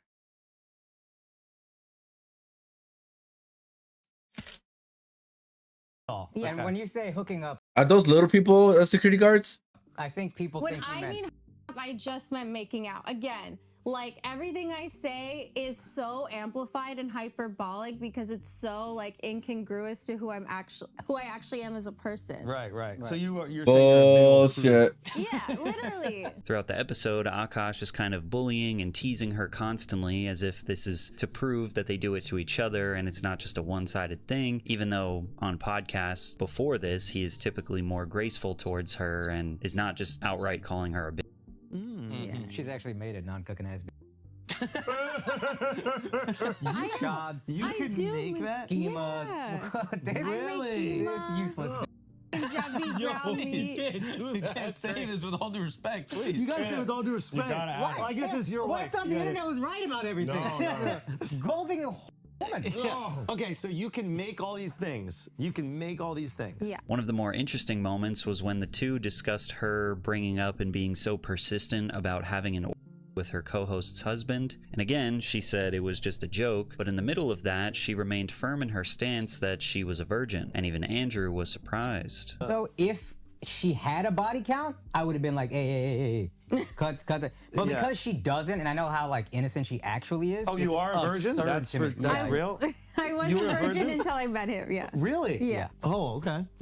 Yeah. All right, good to know. Yeah. And if she wasn't, that body count thing, I'd be like, what are we doing here? Because I would have been insecure about it. But I can be, not that I'm so secure, but with that joke, I'm like so secure. Oh, in it I 'cause know. absolutely would feel insecure. And I think Yeah. stupidly, I was like, oh, it's all of us. It's not like Yeah, talking. that is stupid. Yeah. But the 87,000 dislikes on the video says that the viewers were not exactly believing whatever they were saying. Are they trying to convince us or themselves? Akash still believes her body count is 1. At this point, someone needs to interview one of those frat boys. Alright, so... Alright guys, so let you guys know what's going on with my PC. I don't know if it's PC, I don't know if it's Illustrator, but look at this. These little specks of black are not rendering well. It's like fucking A, dude. It's annoying. So I know how to like probably. Sorry. The fake laughing is almost corporate level. That being said, it seems like Akash genuinely believes his wife is out of his league. He said publicly that she is far more attractive than any woman he thought he could ever get. When you feel lucky just to be with someone, you start letting things slide that would normally hurt you. You convince yourself the jokes don't mean anything, the disrespect isn't real, and the public humiliation is just content. Ghislaine behaves like someone who assumes she'll be forgiven no matter what, so she has no reason to self-reflect on her behavior because her husband doesn't push back. You can only see where this will lead. Eventually, Akash won't be able to supply her demands. The vacations aren't enough. The house isn't big enough. The clothes aren't expensive enough. The bedroom activities aren't enough. And that stuff is hard enough to deal with privately. Now he has to run the risk of her expressing all of these frustrations publicly on her TikTok and podcast. It seems that Ghislaine is a product of a generation that confuses on-screen dysfunctionality with personality, treating toxic characters as an aesthetic role model with main character energy. Like, the closest character to me is probably Maddie from Euphoria. Maddie from Euphoria is a character best known for her engagement in toxic relationships and selfish personality, oftentimes emotionally harming other people to get what she wants. So it's interesting that Ghislaine says she could only act as Maddie because she can only act like herself. Ghislaine does not see Maddie as a problematic teenage girl. She sees her as a diva and an icon, and resonates with her as a result. If someone has a problem with her behavior, then they're just all the characters in Euphoria are bad characters, but by the way, if the guys. pushback comes from someone that she loves, like her friend or her husband, then it's just jokes. It kind of reminds me of what's called the narcissist's prayer. That didn't happen, and if it did, it wasn't that bad. And if it was, that's not a big deal. And if it is, that's not my fault. And if it was, I didn't mean it. And if I did, you deserved it. During their initial podcast appearance, Fresh and Fit discussed the concept of men having leverage in their relationships. And while their opinions were a lot more skewed to men having the financial and emotional power over their partner, the core idea underneath it is much simpler: respect. Any normal person understands that a relationship is supposed to be 50-50, which doesn't have to mean equal income. It means equal effort, equal care, equal consideration. But in this marriage, Ghislaine holds all the emotional power because Akash fears she will just leave him for someone else. And the truth is, she could. She could get someone more successful, more handsome, and he will deal with all of her shortcomings. At some point, Akash will have to draw a line, and only then will he truly figure out if his wife is just joking or not. I can only hope that this type of love never finds any of you. This relationship dynamic is why not, man? Sounds good. Eerily similar to Will Smith and Jada Pinkett Smith, who put all of their extremely nonsensical and strange ways of justifying their broken marriage on full display. But if you want to hear more about that, check out this video. Damn, bro. Imagine being the laughing stock of the internet right now. I mean, it will pass by. I mean, let's be honest. People move on quickly, but it really depends on her if she doesn't like keep quiet of certain things, you know.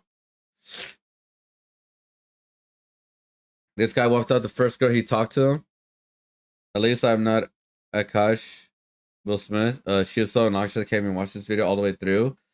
Let's see. How do you get friend zoned after marriage?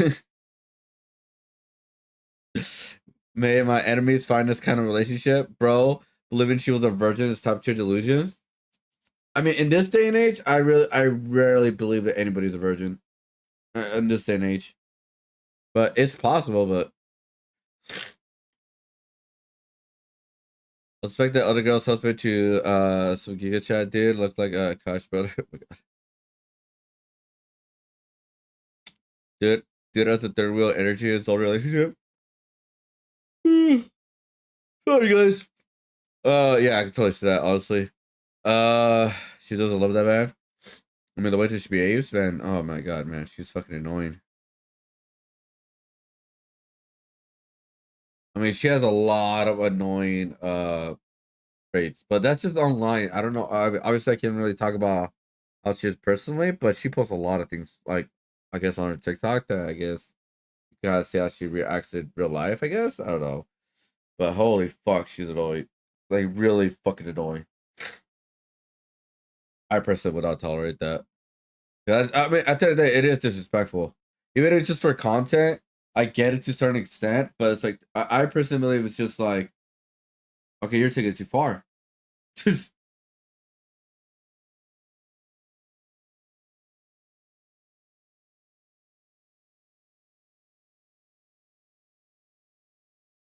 oh, let's watch this last video right here, guys. Ohio's wildest bounty hunters. There's this one YouTube channel I used to watch, and I believe in this video. He got shot up when he was doing a bounty. Like he got shot up like right in the stomach or something like that, and he had to go like he had to be like on rehab for like almost like 2-3 years, dude. It was crazy.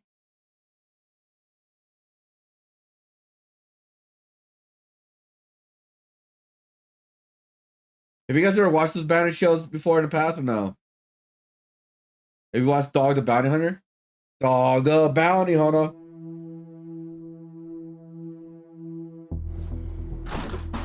Joe! Come out with your hands up, Joe! Don't make us come in! This business definitely isn't for everybody. You have to be tenacious. You have to be able to read people. Get down on the floor. Come on, get on your back. In your stomach. It's not just the thrill of kicking in the door and adrenaline. I get oh yeah, this guy. He's so skinny now, dude. He's so skinny, dude. From Akron police shows the tense moments 37-year-old Franklin Frazier was shot while trying to serve an arrest warrant. Bullet comes down right above my chest, so it didn't hit the vest because he was aiming down 2 centimeters from my heart. Shot.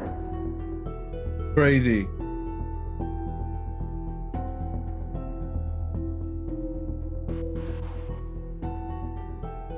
Dog the Bounty Hunter. Before, I've been shot at. Thank God they've never hit me.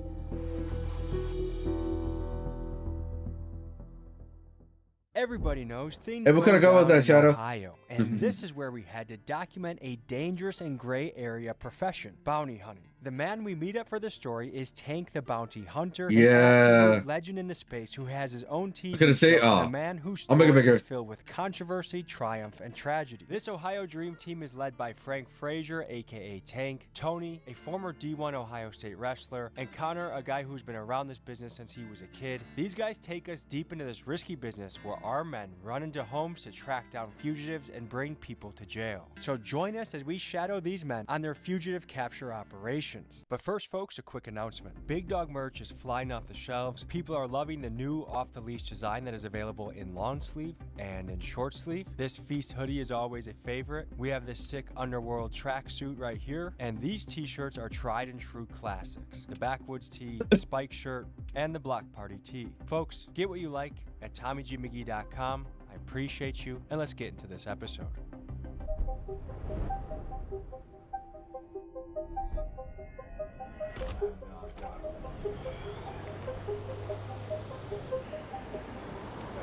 How's it going? Time to get some work in. Oh yeah. Good. Hey man, I'm the freshest bounty hunter. So crazy, bro. I feel like it's like a He's so skinny out there. It's crazy. Like extra dapper and No, intimidate people with it. You know what?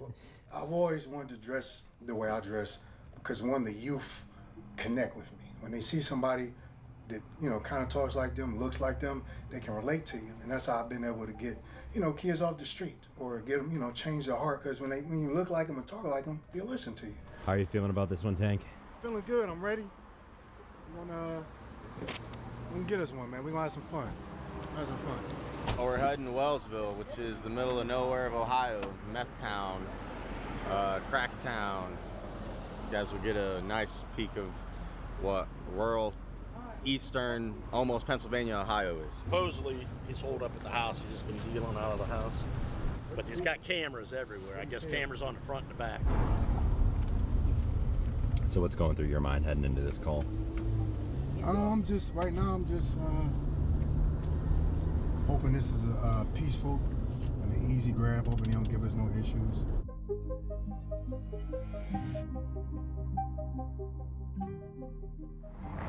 What's going on? They should be in a few minutes. Nice to meet you. Nice to meet you, man. What's going on, man? Nice to meet you, man. How you feeling? All right. Guys, for context, for most of Tank's career, he looked like this. An absolute brick shit house wreck. He was a beast, bro. But as we see him for this interview today, this is him just 8 months after getting shot twice and still very much recovering and working to get his body back. Who's the intel specialist in this group? Him. I would say Frank, yeah. Frank knows how to talk to everybody. Talk to them like they want to be talked to. Like they need to be talked to. What's going on, everybody? He was probably using Taurus? Tank. I am a bail bondsman Probably.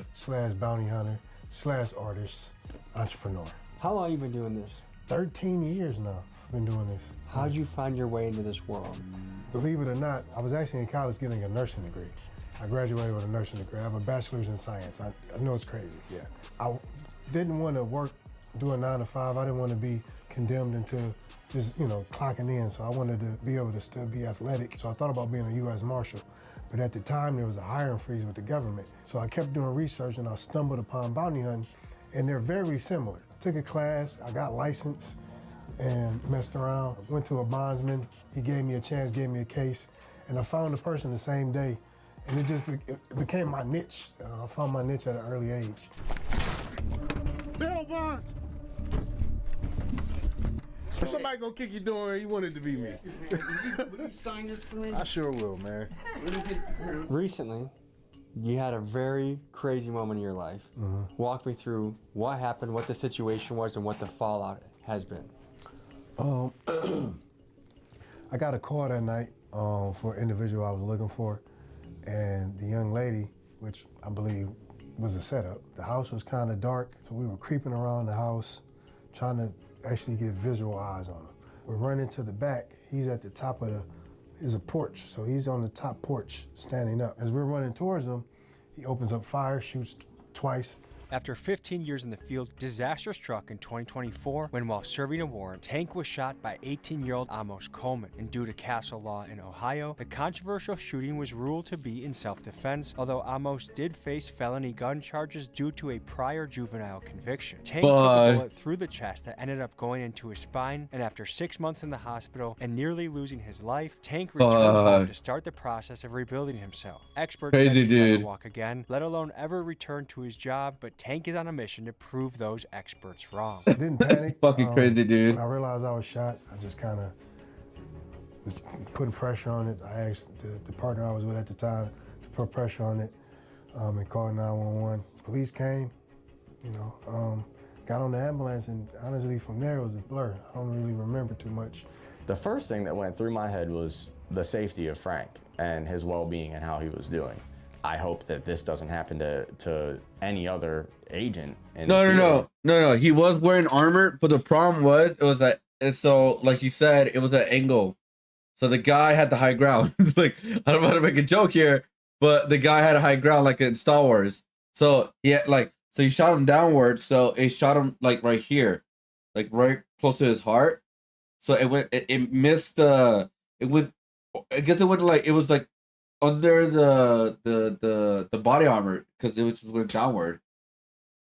So that's why it was like a freaking nature shot kind of thing, because he was in a porch, he was down, boom boom boom, and then one over went down right under his body armor, which is like a freaking thing, dude. I mean, not even ours, but anybody, because it's just a terrible thing. So my name's Connor Loy. I'm a surety bail agent / bounty hunter. I'm only a few years in. Initially took my test at the age of 18. Because he was not the guy in the warrant, it was a girl. So he explained that so the guy that shot him, he got caught up by surprise, right? Because he didn't know who it was. He was not in the warrant. It was a woman. So technically, he shot out of self-defense because he thought he was getting attacked.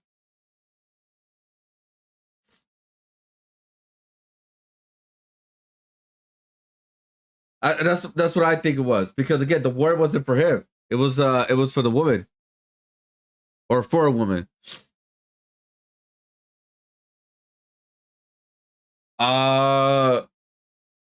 Maybe, I don't know. They didn't show. They didn't say anything about that in the video.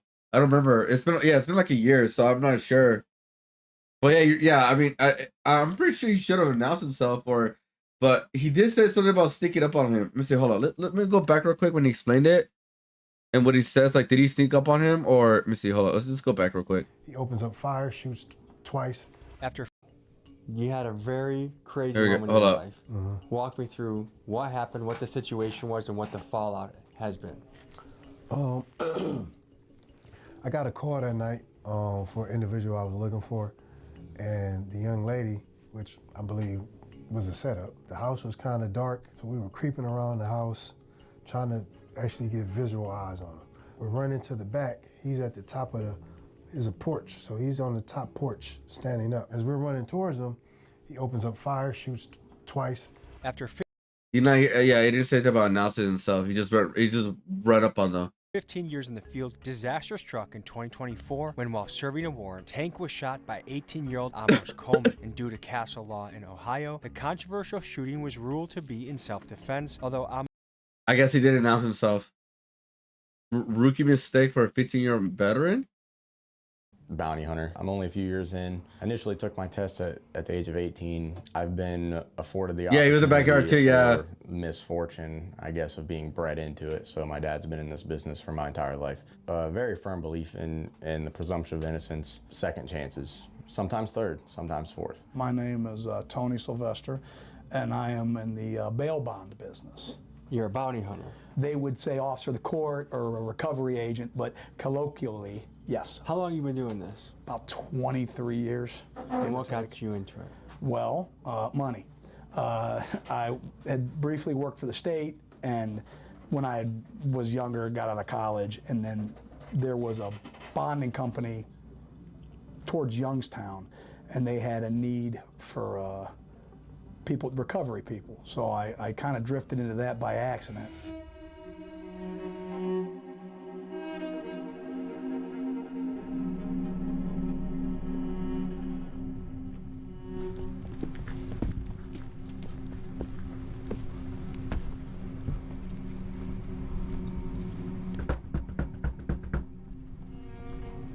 Would you ever?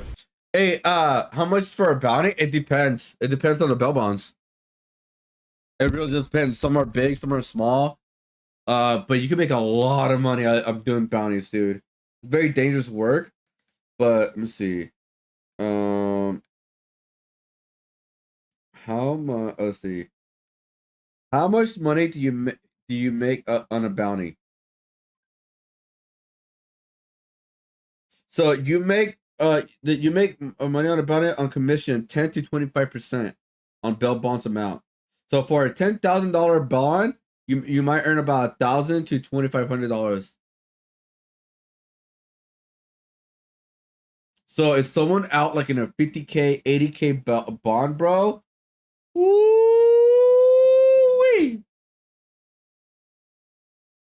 That's money. Yeah, so you make about 10 to 25% of the bail, pretty much.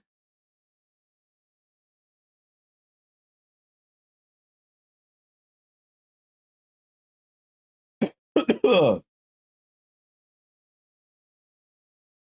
there's high earners, middle owners, and new hunters and all that. Yeah, it's not everything thing. Yeah, but in today's day and age, yeah, you're probably right. Cause like, how many people are out without like no bell, dude? Like, what the fudge, man? How much training do you have to do before you go out into the field? Oh man, I hate to say this and shamefully say this, none. Come to the door, we coming in.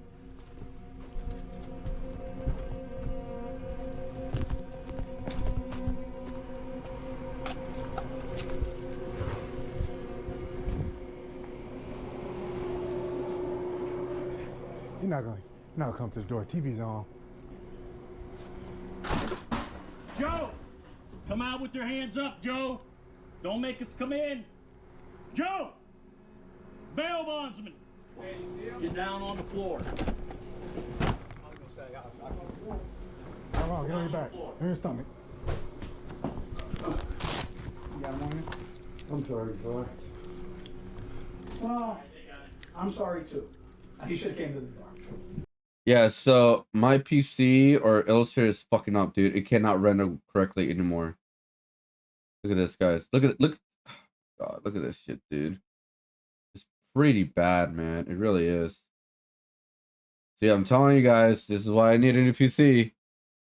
Oh god, sorry. Put your hands closer. They knocked down his AC? Yeah. Oh, I'm sorry. You moving? Not the kitty. So essentially, What the? when you're arrested, you generally go before a judge, and the judge will set a bond. And that bond can be a signature bond. It could just be, okay, we're gonna say that your signature is worth the $5,000 they're gonna show up. But if they don't give you that signature, they usually set a monetary amount. Sometimes you can put a deposit up with the court, other times you have to put up the full cash. So if someone skips bail, you're on the hook for the entire amount? Correct. And the court will collect from you? Correct. I've assumed the risk, I'm at peace with it, and so I sleep better now than I did years past, because the longer you do something, the more you just come to understand it, and you also come to be comfortable with it. Joe, I gave you the chance to do this the easy way, man. I know. It isn't like I mean, I gave you. That's crazy. You're on the hook to pay the whole bond, dude. It's crazy. Don't mess with my money. Like I said, they're trying to take my house from my back Texas. I'm just trying to get my dad past it. I know. And unless I said, I mean, communication is key, and I've said that all along. Let's go. We got a little ride on the way. There's no reason to. Hey, is there a way I can take? So is that your first catch since you've been back? No, this is the second one. We caught one 2 weeks ago. We got a girl. So this is the second one. It's 2 down. Two down back in the game. Feeling good, man. So I was curious about the ability to search someone's home. There's a legal document you guys have that they sign away their rights in a way? Yeah. It varies state to state, but when they agree to the bail contract, essentially what they're saying is it's a continuation of the original imprisonment. Just as the county sheriff does not need a warrant to search one of his cells, so we can enter the home. Think of it like probation. Those rights are granted to us when the bail contract is completed. At any time? Yes. They fail to appear, the court issues a warrant, revokes the bond, and so the warrant is there. It's not the active document that triggers our involvement, but it certainly makes things easier. Guys, you heard that right. When someone signs a bail bond contract, they voluntarily give up certain constitutional protections. They agree that the bail bond company and the bounty hunters they hire can enter their listed residence at any time, day or night, to arrest them if they skip court. This is based on long-standing legal precedent, and most famously, Taylor versus Tainter in 1872, which gives bounty hunters similar liberties to the police. Pretty wild, eh? And what can a bondsman make in a month? At this point, it's a completely geographic game. You could be the best bondsman ever, and if you live in a place where no one's going to jail because it's rural, I mean, your income is only going to be based upon the amount of people there. I mean, why they're in Ohio and not go to San Francisco or LA, man? Like, what the fuck? We may do 12 bonds, we may do a dozen, which is a very small volume. You go towards Akron or Cleveland, it may be 3 or 4 times that.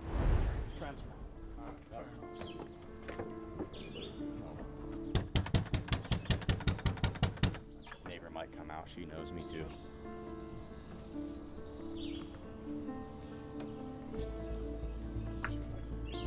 Yeah, I have a feeling that mom isn't home.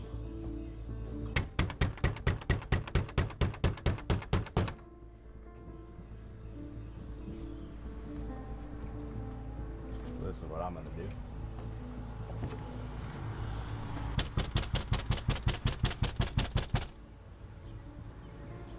This girl's pretty nice, so she'll be able to tell me. And this, boys, is part of how it goes. What are some of the keys to this business the average person might not know about? I'm gonna say one key to this business that a lot of people don't understand is patience. You have to have a lot of patience in this business. If you don't have patience, you won't last. You won't be a good hunter. You won't catch anybody if you don't have any patience. This guy's wanted for what again? This guy's a misdemeanor probation violation. So my hope is just shoot, like I said, I only glanced at the application when we were in the office. I don't know anything about the history of the case because it's not one of ours. This is freelance work. Is that this guy, the stakes are low enough, you would think he's still lurking locally. The other guy may be too, but when, like I said, when I see in giant Sharpie marker move to Mansfield, that leads my, investigative sense to assume maybe he moved to Mansfield. We here, Connor? All right, well then I imagine this is the young man we want to talk to. You want to come speak to me? I have a feeling you're looking for somebody. I am. You need to search the house now? Would you happen to know who I'm looking for? Guarantee it's this kid that we haven't seen since March 6th. The day his court date is, he left out of here, said he was going to court, haven't seen him since. He hasn't been back. How are you, sir? He had a stroke, so he don't talk. Oh, fair enough. So, yeah, Damn. I don't have any particular reason to rouse you. I was going to say, if you guys want to go and look to make sure we're not lying, more power to you. Just let me let my dogs out because they are worse than him. I'll default to him, but I think I have my doubts that you guys are hiding him. Okay, question for you. Would Mom hide him? Oh, yeah. Mom would hide him? Oh, yeah. You think so? That's the last person we knew he had contact with, was his mom. But So I spoke to her recently. God damn it, Mom. About the same thing. Yeah. I haven't seen him in months. He hasn't been over here. I haven't talked to him. No. So she's full of shit. Yeah. Yes. She just doesn't want to, because we've heard through the grapevine that he has been going there. But from what the daughter has told us, every time somebody shows up, he's gone by then. Just a full of shit. Situation that you've encountered on the job. Well, I mean, that's I've true. been stabbed before. I've been shot at. Thank God they've never hit me. We've been in some dicey situations, and there was one situation in particular with Frank, and this was many years ago, where we, the guy was dangerous. He was desperate. We followed him to a gas station. We arrested him. As we're bringing him out of the gas station, the local police show up because they thought we were robbing the guy. Well, we hand him to him. Me and Frank walk outside, and we see this guy who was way more athletic and strong than you would think, dragging two cops through the parking lot because he's cuffed and he's running and they're trying to stop him. At least half a dozen officers, me and Frank, we're trying not to hurt this guy because he's wild. Well, what we find after the fact is, because as we're trying to restrain him, he had a bag of dope in his cheek. Bit the bag, OD'd, flatlined. He bit me, he bit Frank, he bit the police dog. And he bit the Yeah, I don't feel bad for a person like that. canine. He did it to And I himself. think it was when he bit the canine's leg that he accidentally bit into the heroin and then he overdosed. So Karma. the danger wasn't, oh, he's going to kill us. The danger is he's got needles, he's got dope, he's fighting, he's struggling. He was grabbing for my gun at one point. And thank God, this is the first time I ever saw Narcan in action. They hit him with about 10 shots of Narcan and brought him back to life after 3 or 4 minutes. Tell me about a particularly memorable case you've covered. It was a girl on the run, and she was a prostitute, so she would put up ads on Craigslist.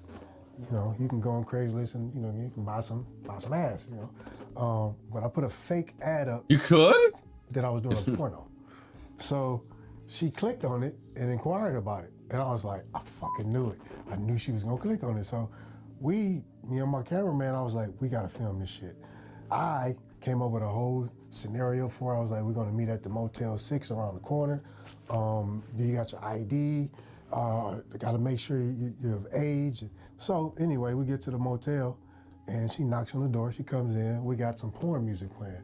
Yes, there's actually porn music. It sounds just, when you hear it, it's gonna sound like porn music. So we got that playing. The fuck is porn music? I got baby oil on. So she comes in and I'm like, oh my God. It's her. I'm like, okay, I identify her. It's her, but I gotta keep going with it. At this point, I'm committed.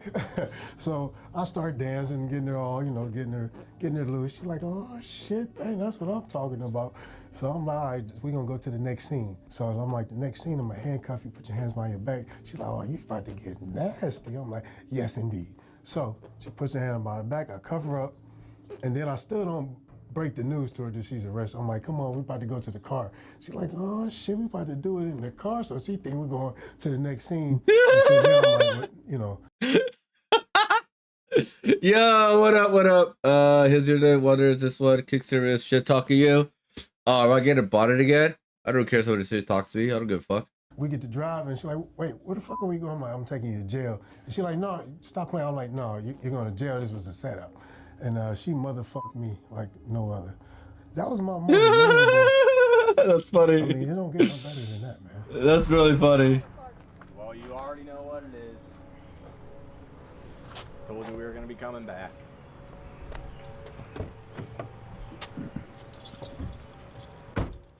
You don't want to talk? I'm gonna open the doors for you. I mean, they're allowed to search. There's nothing to talk about. I don't know what to tell y'all. You have no idea where I have no idea. No clue. No. No person he could be with. No, I don't. The last time I seen him Or was, talk to him, but let's start with seeing him. a week before. The week that he had to go to court. So it's been a couple months Yeah. since you saw him. Yeah. Have you spoken to him at all? No. So he just completely ghosted He's you. just gone. Walk on up in there. Oh, I believe you. I mean, I'm not trying to hassle you any more than I need to. I know you got to be getting tired of this at this point. Dude, I know. That's, yes. Yeah, I mean, he's a young man. He ain't that far out of school. Who's his friend? Who would he run to? I can't tell you. Like, I pushed trying to graduate, and, I mean, we do not have a relationship. So, I mean, I'm sorry to hear. I don't know. I have no clue. I mean, I would imagine. He's bullshitting. Sooner or later, he's either going to reach out to you or his father, I would think, because I don't know that he has a ton of places to go and a ton of resources.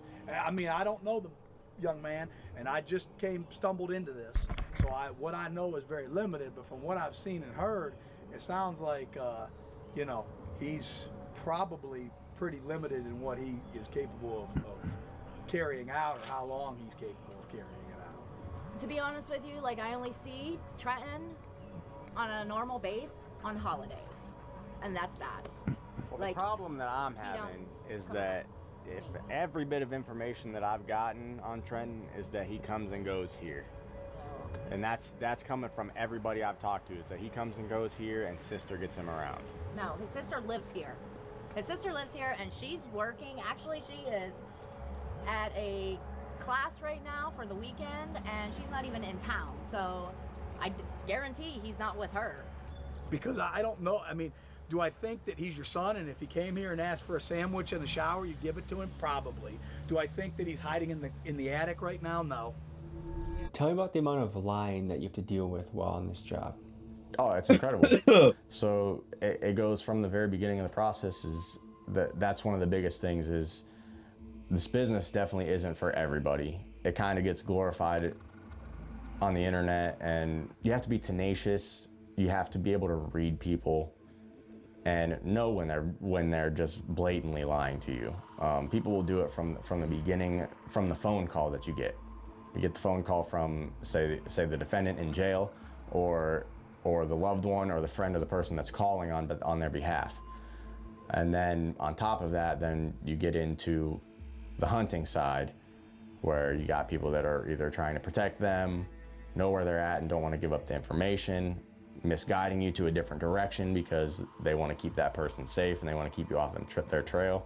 So there's I would say probably 50% of the people that you deal with will lie to you in some capacity at some point in the process. You can just tell the way. Would you guys snitch on a family member if they're out in bond and they're hiding at your place? Would you snitch on them? Because remember, guys, they signed the rights. They legally have the right to search your house. Your fucking eyes are darting and she's thinking too much. When you don't know something, you just go, I don't know. You don't fucking pause and think and try to puzzle out what I want to hear. You just go, he's a fucking ne'er-do-well and I don't know where he is. She's lying. She's not telling the whole truth.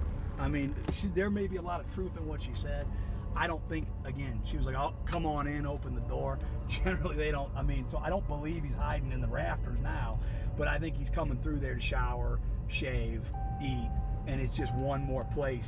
It's a pit stop on wherever he's at. She's when you don't know something, you don't know it. When she's hemming and hawing and her eyes are darting around and she's going, let me think, generally means that's you're trying to craft something that who to reach out to try to get an idea of who, what, where, and why, yeah, she does. I keep getting botted, man. What the fuck is wrong with you? We got 2 spots for this guy, potential spots. Even the sergeant said that he's been around there for sure. And then dude we just took in said like, yeah, he's there. I believe they're third parties. So that's Brandon. Tattoos on his left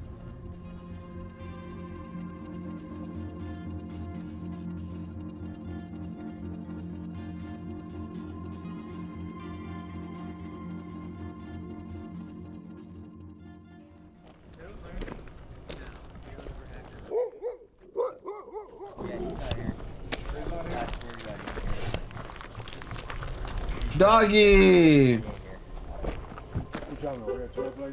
Yeah. The hell? What relation are you to him? His dad is cousin to my dad. Fair enough. All right, okay. So close, but not I too mean, close. if you talk to him, he's related to everybody, but. Hey, TR. He's not hanging out in your room in the back corner, is he? Yeah, dude, I swear, he's not here. I'm telling you, he's not here. You care if I look? Look, there's a gun in there. Hey, Connor. Here.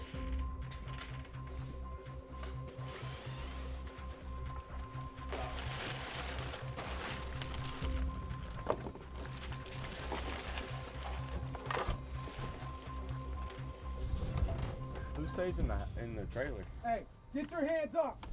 Get out here now. That's. What's your name? Ryan. What are you doing hiding up here? What are you doing hiding? Connor, you have that picture? The fuck is Ryan doing? It's not him. I was just scared. What the fuck? No, Ryan, look. Brandon. Yeah, he ain't here. Alright, let's go down to Mom's. Thanks for your cooperation. Yeah. That guy's got a warrant for something. Scared as shit.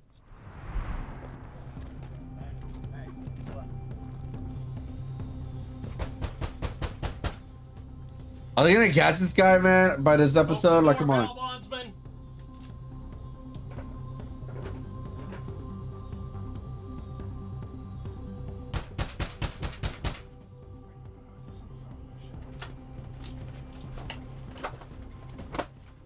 Hi, how are you, honey? Looking for Brandon. Agent. Yeah, looking for Brandon. Holy shit, what's the noise? How long ago? About 20 minutes ago. You know we were coming here. Who called? I don't know. He TR got called him. So he ran in the woods? Yeah, what? Is he driving or walking? Walking. He's in the His woods. truck's in Wellsville somewhere. There's He a went- path down this way, Hey, down through the woods, yeah. so he went the path this way about 20 minutes ago. So he must have got a call from TR. What's that for? Wrong, bro. Chill out, man. What's this Come on, for? bro. Yeah, you relax. Brandon. Mr. What's the camera for? All protection. Listen, this is the cuff is on wrong, my guy. Can I get rid of stuff in my pocket? Yeah, anything you got you don't want to take. Yeah, let me take it. Let me get rid of it. Hold on, let me get it. Let me get it. Let me get it. What you got in there? We don't give a Drugs. fuck what it is. Yeah, we don't care. Yeah, we ain't the Taking it police. with you, yeah. I just don't want you grabbing stuff. That's all. Wait, what? Wait, what? What just happened? Just what's going through your head? No, nothing. About to get locked up. Are you worried about it? I mean, it sucks, but It sucks. it's life, I guess. For what's to come? Just gotta get out and get my shit together. They always say that, but they never do. It's a good thing we went in there and fucking searched, because he would have got away, man. So 2 for 2. Can't beat that. Can't ask for nothing more easier. On to the next. What's going through your mind, Connor? Always happy. Always happy to find success. 2 for 2 is a good day. It's a good achievement. It's 2 off the books. Another day. Tank and his team end the day with another arrest, and this is business as usual for this group of Ohio bounty hunters. This piece was filmed months ago, and as we speak today, Tank currently looks like this. Folks, Tank has overcome incredible setbacks to be back in the field once again as a certified freak of nature. And if that doesn't get you inspired to persevere and conquer through the hurdles in your own life, I don't know what will. Thank you to Tank, Tony, and Connor for letting us see into their profession. Love you guys. See you next week. Who is he looking for now? Cartel connections? I don't know why Tommy G wants to go near the cartels right now. But yeah. This is what I used to think Patty Mayo was. Yeah, I used to watch Patty Mayo a lot, but it was all fake. It was fake bounty hunting. Do you guys know who Patty Mayo is? The fake bounty hunter?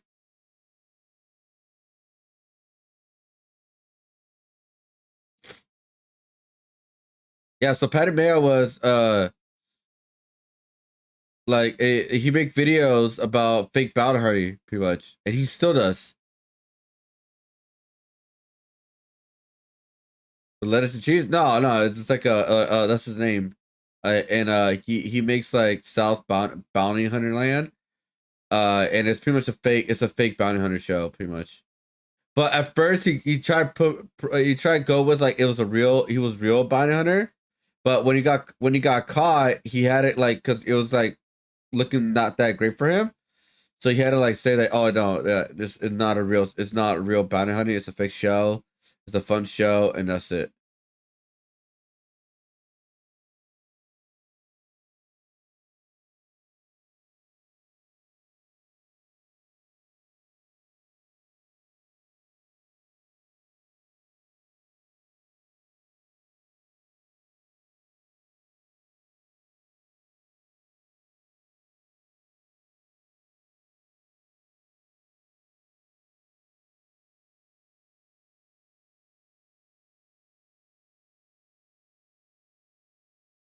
Let's see.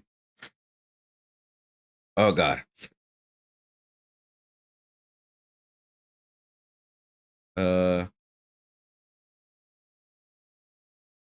What is this? How to interrogate a narcissist. I'm gonna call it like in a little bit, guys, because like I need to like just clear my head, because like I bet man, I am still like overstressed on the PC stuff, guys. But I also do want to plan for today's stream, like Thursday stream. I want to fully plan it out, guys. So I don't want to like keep doing what I keep doing again. Yeah. We'll watch this last video, and then after that we'll call it. I need to rest up. I'm so sick. But tomorrow, or technically today, guys, I'll make a full plan of stream, guys. We're gonna plan everything out. I think it'll be fun to do a how much my comics are worth. But this time, we're actually I'm gonna pick the comics that I'm gonna be selling, to see how much we could sell. Because again, I owe my dad about $2,000 right now. Well, technically not right now, since I technically used it but not used it, because they canceled the orders. So like technically I don't have it anymore, or like I don't owe him back anymore right now. But it's like I need to start like prepping for that pretty much. And no, I'm the only thing I'm asking, if anybody wants to help me out, I'm open for commissions. All right, traditional digital commissions. I could do custom skateboards. I have a couple of them left. Spray cans, 8x8s, or even a bigger painting, like a really bigger painting, if you guys want more detailed paintings, or any type of digital artwork. And also, if you guys want to get custom cut wood, I'll be doing that again soon. So I think I started my woodcutter, guys. I'm actually thinking about doing another one. I was thinking about doing like a full body character, a wood cutout. So keep a lookout for that. I'm looking for like thinner wood right now, because right now I have really thick wood. So I'm not sure I'm gonna use that or not yet. Yeah. So I'll be doing that soon. I will be doing that soon, guys. All right. Like custom wood cutouts again. So we'll be working on that. Yeah. All right, here we go. I have no monies. Pause. Wait, what? No, I mean, did you like spend? You spent a lot of money, dude. Like what? Like in recent time, man. I'm pretty sure, like, hey, bro, I don't want to spend any more money right now. I spent so much money on that barbecue on Texas, dude. Like, I'm good. How much was it again? Like 400 or something like that? Well, it wasn't less because you didn't get the peach cobbler.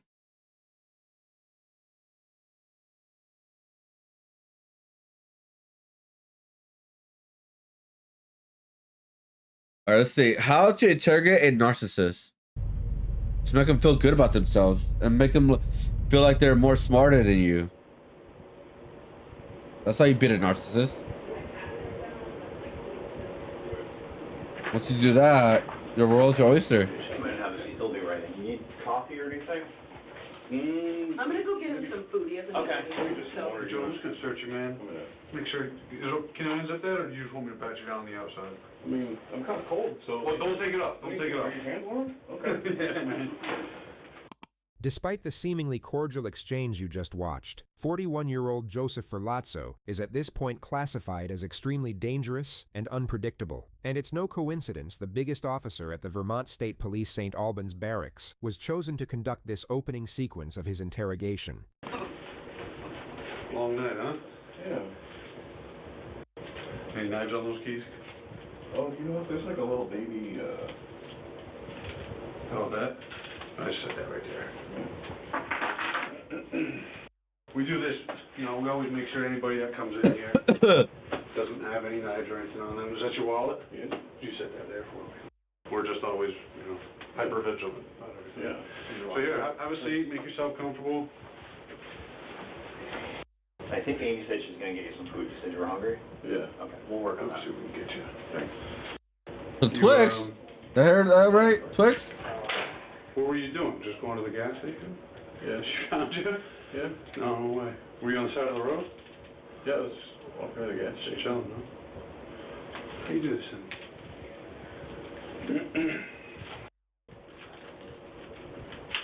The hell is he doing? Cool, man. The hell?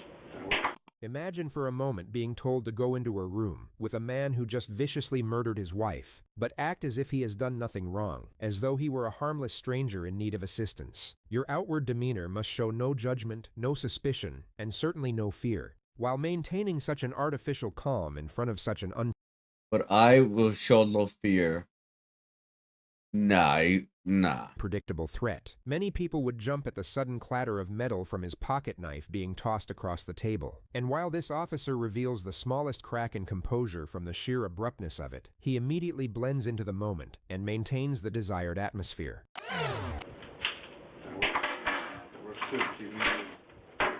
Cool, man.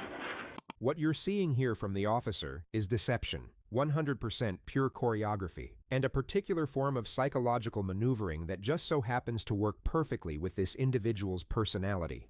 Anytime Joseph tries to be funny or charming, the officer responds in the appropriate manner to protect his ego. You will notice he completely strips the atmosphere of its gravity and ensures there is no tension or awkwardness in the exchange. The reason this works so well in this specific circumstance is because Joseph Ferlazzo, in our opinion, is a raging fucking narcissist. He's so incredibly susceptible to the external validation from the officers that he genuinely seems to believe they've taken a strong liking to him, and that he's able to control the environment through his super chill, laid-back personality. To give you some context, Joseph will go on to plead not guilty to all charges. So let's briefly jump ahead 3 years to his trial, and hear in his own words how he supposedly ended up in this interrogation chair. Please be seated, everyone. Does the defense wish to present a case, Ms. Jan? Yes, thank you. We call Joseph Ferlazzo. Okay.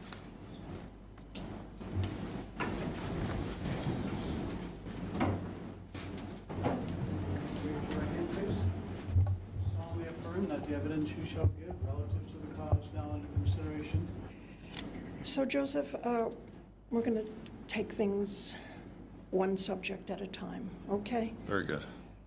How are you feeling this morning? Very nervous, very anxious, very tired.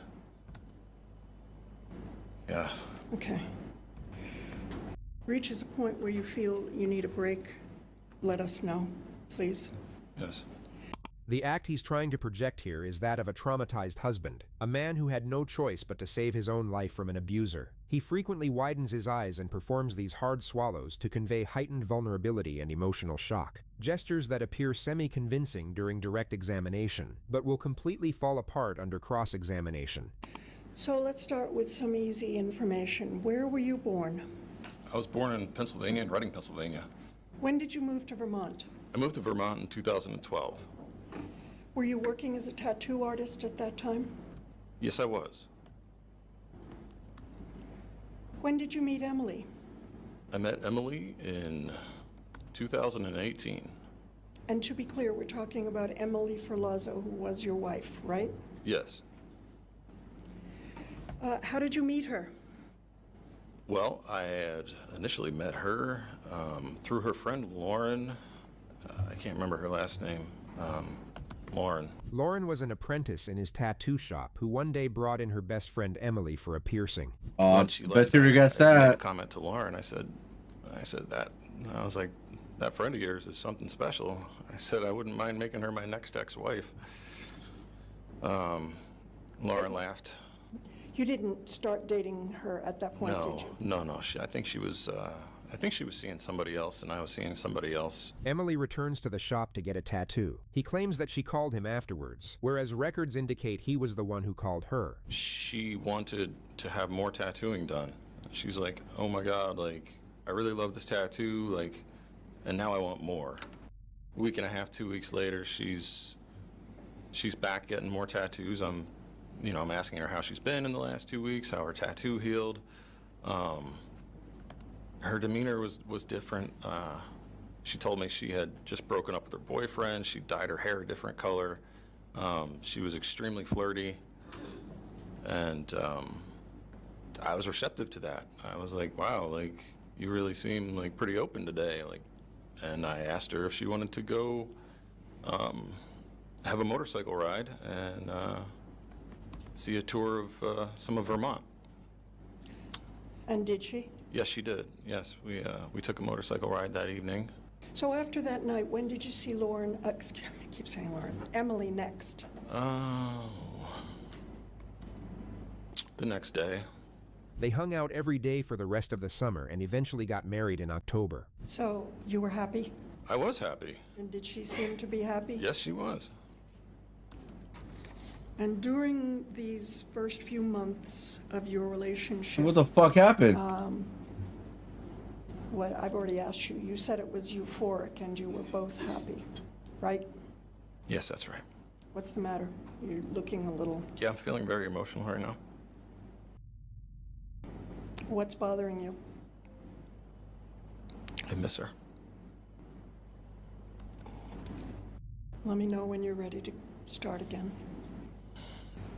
I'm okay. You're okay? I'm okay. He claims the first several months of the marriage were happy before things started going downhill. It led to, it led to violence and explain what you mean. Like by physical abuse started coming into our relationship. The only evidence of physical abuse in their relationship was of him abusing her, which colleagues in their work circles had suspected was going on. Where she would go through my phone and then respond by beating on me. Was she saying Wow. anything to you while this was happening? Wow. Yeah, just really, she was really angry. So, you're... What a narcissist asshole! Asshole. I don't want to... Do I have to swear? Do I have to I want you to say what she said. Yeah, okay. Yeah, she would say, you're a fucking asshole. I can't believe you're still fucking talking to this bitch. And it was a friend of mine that I'd known for years, and I told her that I would stop being physical with this friend and that our relationship wasn't going to dissolve because we were friends since 2014. Like, was she angry? Yes, she was. Yes, she was very angry. Yes, she was assaulting me. So she was verbally angry. Yes. And physically. Yes, ma'am. Hitting you. Yes, physically. And did you ever hit her back? No, ma'am. Lying piece of shit. Contacted the police about any of the times that she assaulted you? The technical term for what you're seeing here is called drawing the sting. It's when the defense raises a damaging issue themselves before the prosecution can exploit it. And Joseph here seems to have practiced this one in the mirror a few times. You do plushies? Okay, that's all right, bro. All right. No, it's not their business. Not the plushies. That's a motto that you live your life by, isn't it? I'm an independent person. I'm a very private person. I don't want to dump my crap on other people. They then got a dog, bought a camper van, and went to Bolton, Vermont for their 1-year wedding anniversary. This was our first like road trip as a family. So it's very exciting. Okay. Yeah. And Emily too, she was in a good mood. Yeah, she was super excited to He just has a douchebag face, bro. This is why I gotta cut my hair, man. I don't no longer want to have long hair take anymore. Rosie out, and she was stoked to meet Nikki and Ariel. Nikki is his sister, and Ariel is her boyfriend, who they were meeting up with for the anniversary. The first night they got there, while alone together in the camper van, he claims Emily started becoming combative, saying the anniversary idea was terrible and the camper van was stupid. So I was like, yo, like, maybe just like pour yourself a drink and relax. He then takes the dog out for a walk and brings his handgun with him. It has tritium sights on it, so you can see in the dark. Hey, graphics! I got your tag. I had seen some what I believe to be coyote. I like shown a flashlight, and I saw a couple sets of eyes in the dark. So Remington's a pretty small dog, and I just wanted to be able to protect her. Magnificent valor. When he gets back into the camper, hey, Rat Pack, how's it going? Starts berating him about the. I'm on the clock, so we have like more. Hey, it's all good. And I said it's. I'm sick, and I'm doing ramen art because you know what? When you're sick, eat ramen. It'll make you feel better. Hope you have a great day at work too. Not that bright. Like you could always just roll over. She got up and ran at me and grabbed one of the candles. He claims that she begins attacking him with a candlestick. Where? She hit me in like my neck and head, and in my arms. You know, I was like blocking. I had to restrain her. I had to like physically grab her by her arms and like hold her arms down. And she kept kicking. She actually kicked Remy. He says that he manages to push her onto the side of the bed and. No, Beggar Studios. Oh yeah. Okay, thank you for letting me know. She calms down. I told her that that we're not your punching bags. Oh, you've been great, man. It'll be great. I've just been sick, man. I'm sick right now. I told her that we weren't her punching bags. We weren't. Yeah, she kicked Remy. For the record, Emily adored animals, and this statement was deemed extremely implausible by her peers. Joseph, on the other hand, was accused by his ex-girlfriend of kicking her dog on 2 separate occasions. And she was kicking me and punching me. Wow. And I pushed her back.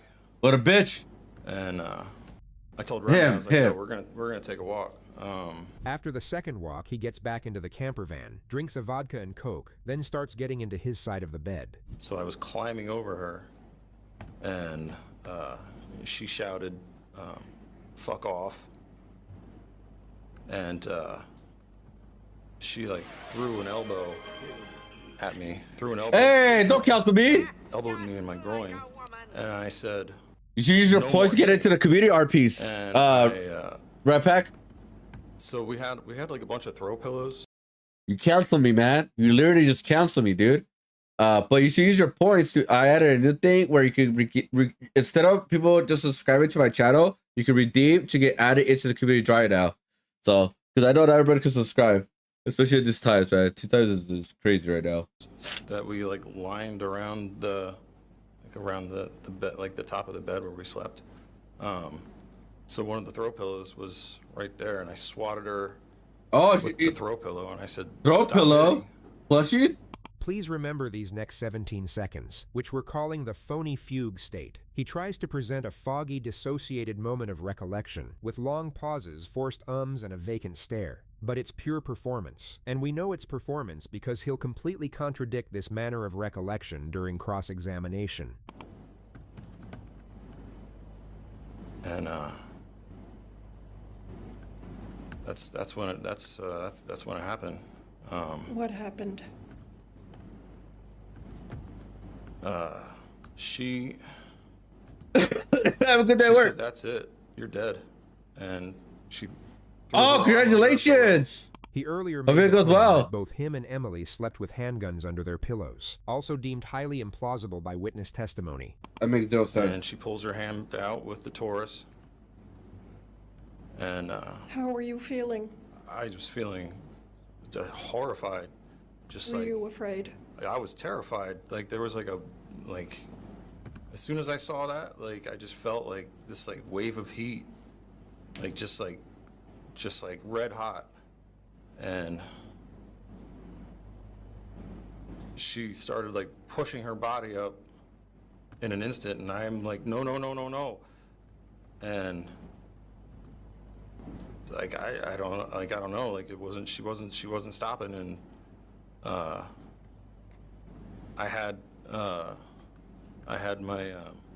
was holding my Glock. He'll later claim he was in the process of putting the gun under his own pillow. And she started just like coming up at me, and I just fired. Wow. Why? She was gonna shoot me. And you were afraid? Very. From this point forward, he claims to have no memory of the events that followed until he woke up in a police cell 3 days later. But according to corroborated evidence and witness testimony, he had breakfast with his sister the next morning, where he ordered a goat cheese omelet, a side of bacon, and a samosa. He then gave his sister a tattoo. When his sister asked where Emily was, he told her she was sleeping. He then sent a string of text messages to Emily's phone number. Are you sure sleeping with a gun under your bed is a myth? Is it real? Isn't it dangerous too? Do you sleep with sleeping a gun under your bed? Like under your pillow, sorry. Like isn't that like dangerous? I don't know. I heard that said before. Babe, what are you doing? Talk to me, please. Whatever. I'm gonna spend the night with Nikki while I can. Call me. The next day, he went to a bonfire party, where he was seen taking bong hits and doing keggers. Later that same evening, he would send Emily another series of text messages.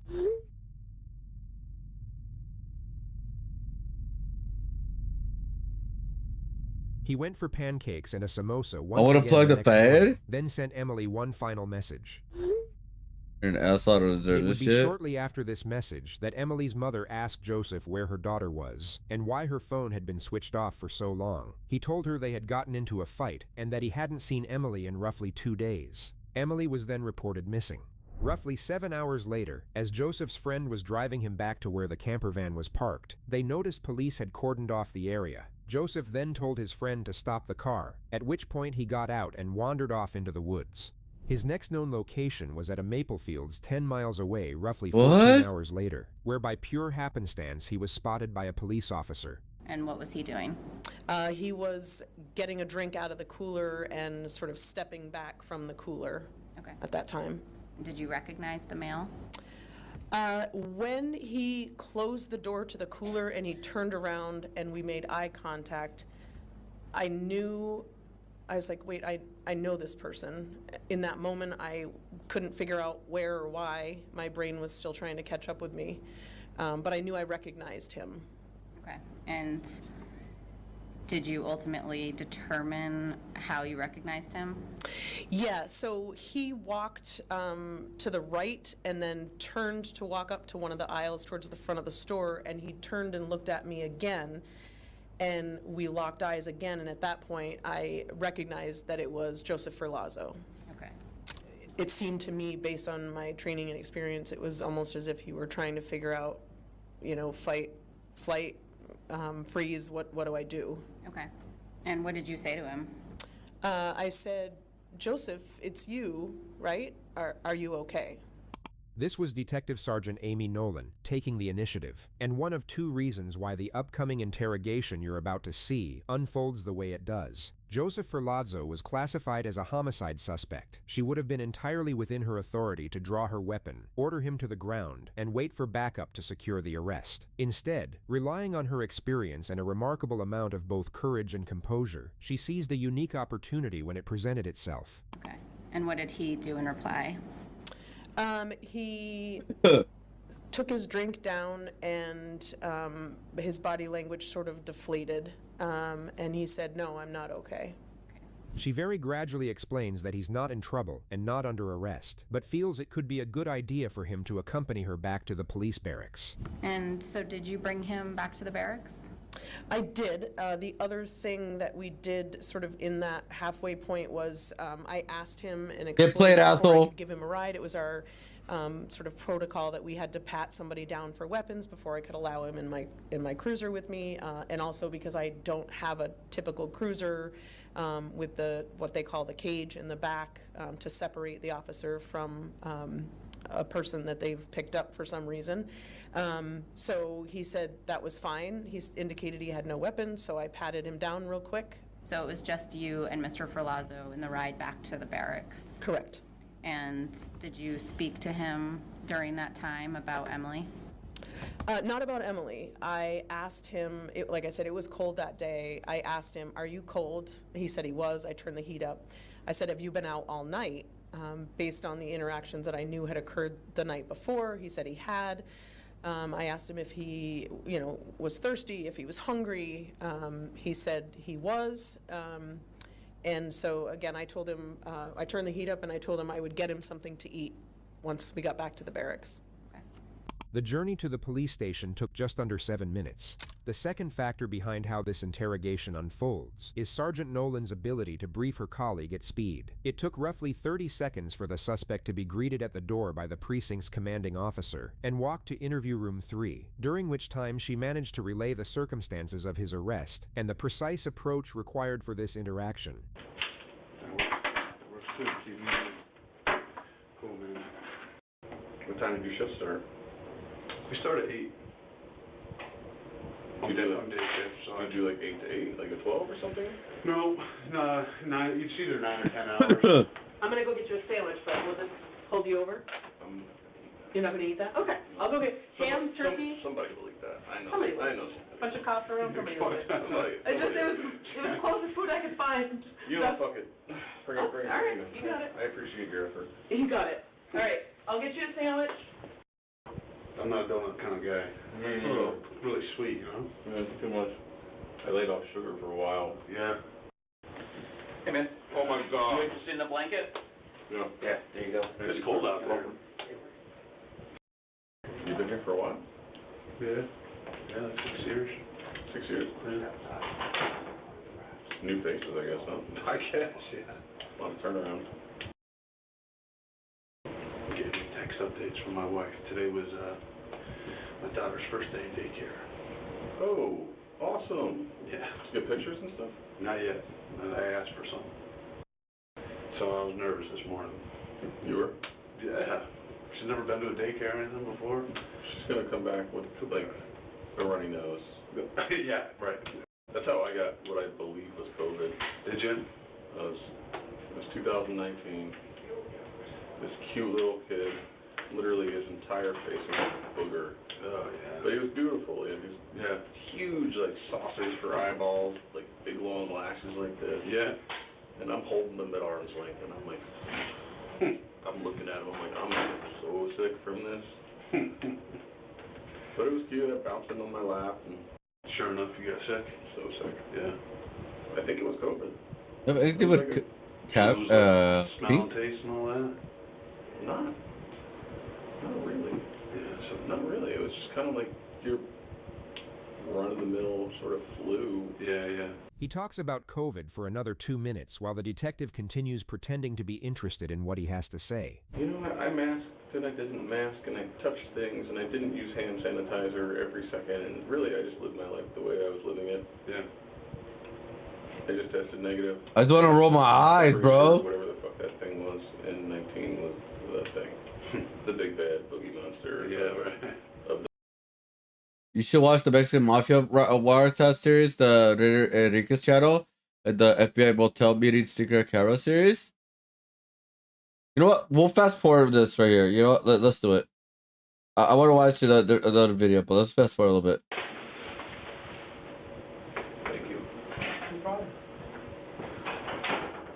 A simple question in his 24 years of service. He hadn't once been to therapy, and remarkably can't remember a single moment where he actually sat down and reflected on such a straightforward concept. So the fact that the moment finally arrives from a psycho murderer playing with his food makes his forthcoming pause of contemplation somewhat absurd, yet absolutely compelling. Just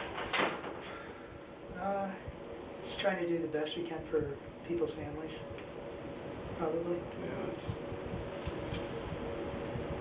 it's super important.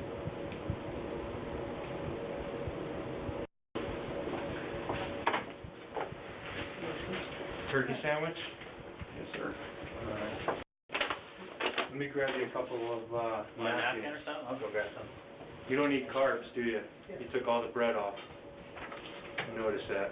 Make Smart a man. little lettuce wrap. Do what you gotta do, right? Well, I mean, if I'm not burning the calories, why would I put them in? Right. They ease back into it by asking him non-threatening questions, mainly about his travel patterns in the days following the incident. Yeah, I think I stopped at that gas station right there and just got right on 89. Yeah.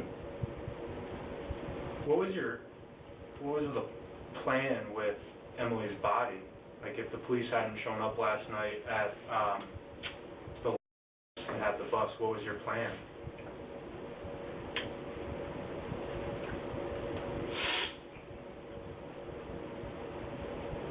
I didn't really have a plan. I was just gonna like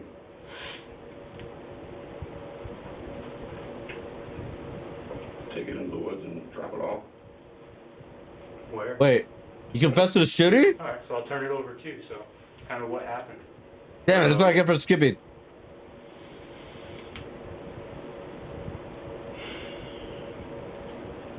So I came to Vermont. I was living in New Hampshire for like the last 2 months with my wife and her family. And I came to Vermont. We were supposed to have like a weekend away, like vacation, do some camping, like have some fun. And like as soon as I like put the vehicle in park, like my wife went completely berserk, like completely psychotic. And I shot her as a result of that. And Oh, okay, I see. He's going for self-defense. now here we are. So, Alright. awesome way to have your day go. Well, those are the, those are the details that I was talking about that are important for us to know. Yeah. You know, I mean, at the end of the day, this investigation is going to take time, and those details will come out, but, I think it's better to hear it from you. So, with that being said, what else haven't we talked about that is important for us to know about what happens to Emily? That's it. We talked about all of it. Like, All of it? I don't know what else to tell you. Like, Okay. So I think we're going to step out for a minute. Do you need more coffee or water or anything? no, I have both. You have both? You have to use the bathroom? No. Okay. I think those are your chips. No, you can eat them. I don't eat chips. Oh, you don't? Oh, hell no. Starches. You don't eat any starch? Does it play games with your stomach, or you just No. don't need it? No, I mean, if I was going to go hiking, maybe, if I needed it, but I'm sitting here, not doing anything. Like, Okay. But hell nut. That took 2 hours for the confession. 2 hours. hey, Sam. When you would leave the room and come back in, did he recall who you were? Yes. Passing moments like this Each ship's the last ship's of freedom, seems right? inconsequential, yet it's the prosecution's way of establishing mental competency, effectively neutralizing any possible argument that he was Hey, operating in a diminished or compromised state. Shit ain't those cars, bro. Not really. No? Not really.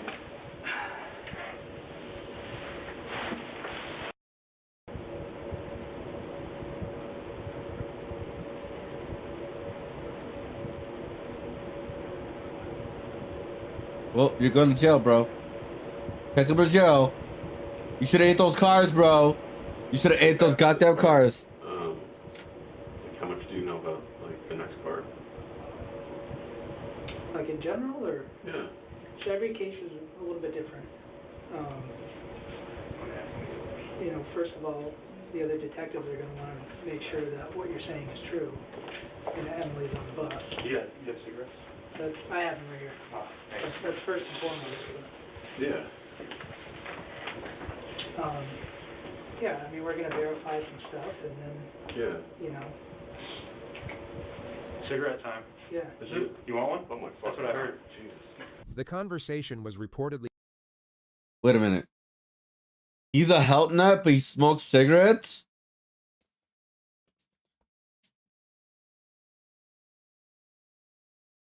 Am I missing something? Wait, hold up.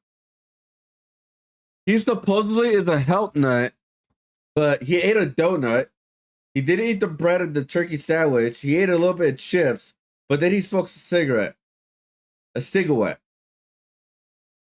What the fuck? All right, dude. All right. All right. All right, man. casual as they went out for a cigarette. Something else that kind of comes to mind, you know, having this open conversation, I might as well ask, is like, ask me anything. you know, to Before this investigator went outside with Joseph for a cigarette, he was briefed on some additional details. One of them was that almost 12 years to the date, Joseph's stepmother was stabbed to death in her own home. The case was never solved. They also discovered that in addition to shooting his wife twice, he stabbed her 18 times. He was a serial killer in the making. He killed. What the fuck? is this the first time that something like this has happened? Yeah. Yeah. Yeah. If you would have, It seems like pretty.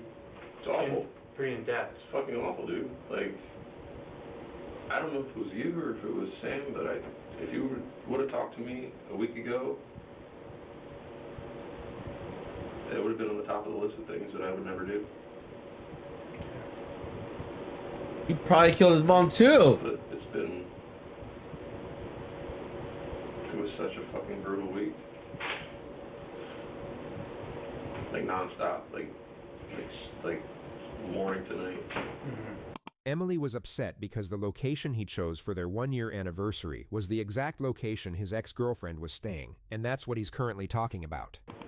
Oh. And I don't know what the hell happened. It was just like a complete change. All right. Well, why don't we go see where they're Yeah. and Let me just put your name in here, okay? So it's Joseph, right? Yep. Alright, CrossFit right there, like they're gonna tear his ass up. The truth is that before leaving New Hampshire, you stopped at Market Basket. The Market Basket supermarket was where he went to buy the tools to dispose of Emily's body, a moment beyond what he's now claiming to remember, and you'll notice how incredibly attuned he is to the challenges directed toward this assertion. His claim of having no recollection beyond a certain moment is designed to support the idea that he entered some kind of fugue state brought on by shock, suggesting that in his right mind, he would never have dismembered his wife or attempted to bury her in the woods. It's also the explanation he leans on for why he failed to clearly articulate during his interrogation how gravely his life was in danger, the key detail of his self-defense claim. Right? I did see that, yes. That's the truth. I saw that on the PowerPoint. And it's the truth. I don't remember it, but yes. And you spent $60.43 at Market Basket? Market Basket? Is that what happened? Oh my god. I don't remember sending the text, but you have it there in front of you, so. And you said to her, I'll see you in the morning. All right. And you said, you still drink coffee? All right. You said that to your sister? Alright. That was what I said to her? That's you have that? Would you like to see the text? I don't remember the text. I don't remember the text exactly, so if you have them, then, Do you want to see them? I mean, I don't have to. If you're gonna read them to me, then we can do it this way, or... So you've testified that Emily was mad when you got to Bolton. She was angry. A detail mentioned by several people in the courtroom who knew Ferlazzo personally was that parts of his speech and articulation had noticeably changed during this testimony, especially the word yes. The way you'll hear him say this word isn't how he usually spoke. So Emily's mad at you. You guys argue, is that correct? Yes. And she's rebuffing you. Yes. She doesn't want to dance. Oh, I was like, what's that word mean? She doesn't want the candles on. Correct. She just wants to go to bed. She didn't say anything to me. She went and laid down in the bed. Yes. She's facing outward, scrolling on her phone. Yes. You're laying, Yes. you're sitting What the down on fuck? couch, Yes. correct? When? When Emily's saying these hurtful things to you. You're sitting on the couch. No. You're in the bed. No. You're standing in the aisle. Yeah, I was doing some, You're yoga dancing. Yes, that's correct. You light some candles, Yes. and Emily doesn't like the candlelight. Who the fuck wants candle lights, man? And she tells you to put them out. That's also correct. And you don't put them out. No, I don't. And she gets up and she grabs one of these candles. Yes. These big Yankee candles. Yes. Yes. Glass. Yes, ma'am. Heavy. Yes. Very. And she starts hitting you in the head with it. Yes, ma'am. And in Oh, the the body. What? Yes, ma'am. And you're able to grab onto her and get the candle away from her. That's correct. And that is over. She goes and lays back down. Yes. When Yes. you came in, she was in the bed. Yes. Yes. And Oh my god, what the fuck? Are trying to relax, Yes. trying to enjoy your vacation, Yes. and you make a decision. What decision? The decision that you need to stop this. I was having some drinks and smoking. You decided enough is enough. I'm going to put an end to this. Ooh.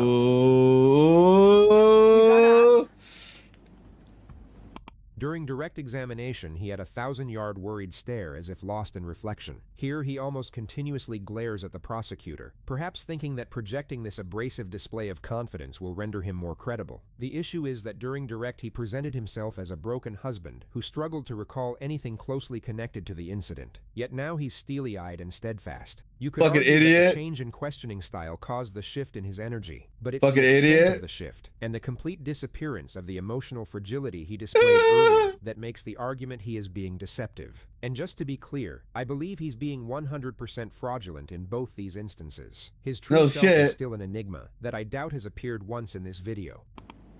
You got up from the couch where you were was- having your drink. I wasn't on the couch. You told the police that you got up. I don't remember talking to the police. You heard yourself tell the police that you got up. I saw a video. And you I was- heard yourself tell the police that you got up. I saw the video. And you got your Glock. Got that Glock, bruh. Are we talking about the video? And when you Oof. realized that you had just shot your wife, you didn't call 911. Ooh. Ooh, what a bitch. You told the police that you put her wallet in a bag. I don't remember talking to the police. I understand that, Mr. Ferlazzo, but you've listened to the video and you've heard your words. So you told the police that you put her wallet in a bag, correct? I did see the video. And you heard you utter the words, I put her wallet in a bag.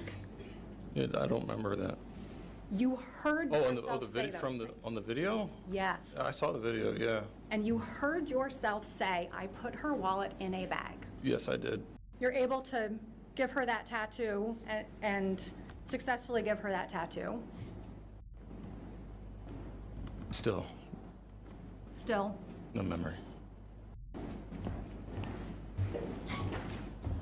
Mr. Frazo, that is your contact information, right? What do we got here? You did remember what day of the week it was when you were meeting with James and Seth.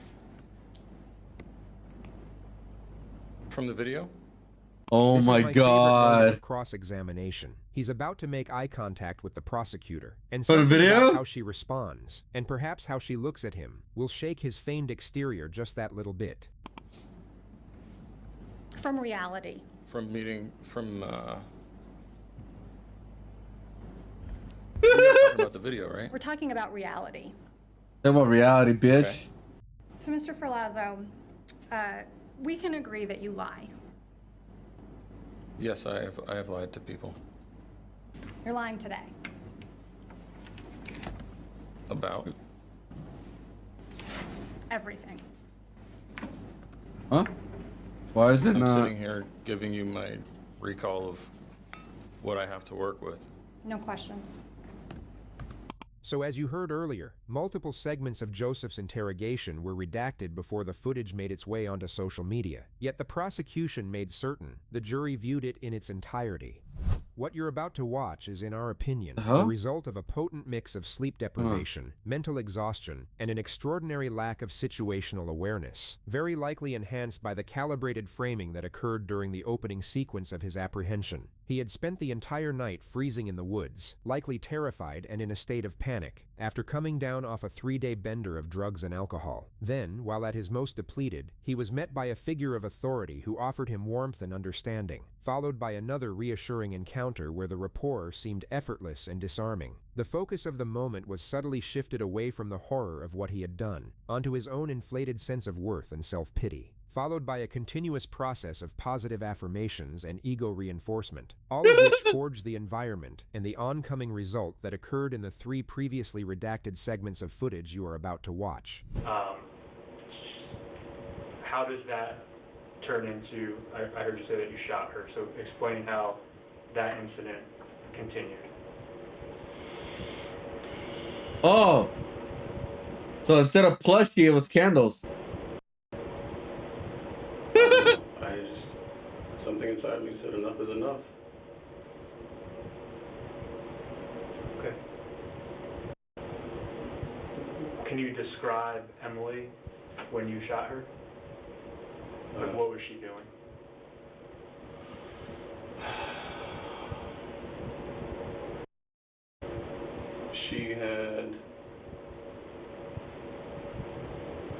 She had stopped fighting, and she had gone and laid down, and I went and jumped on top of her.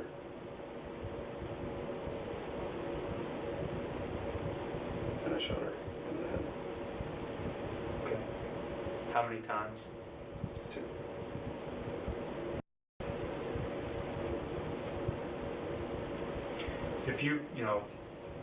If you could talk to Emily's parents, is there anything that you would say? Oh? I mean, clearly I would apologize for being such a shit. But What about Emily? Huh? What about Emily? What would you say to Emily?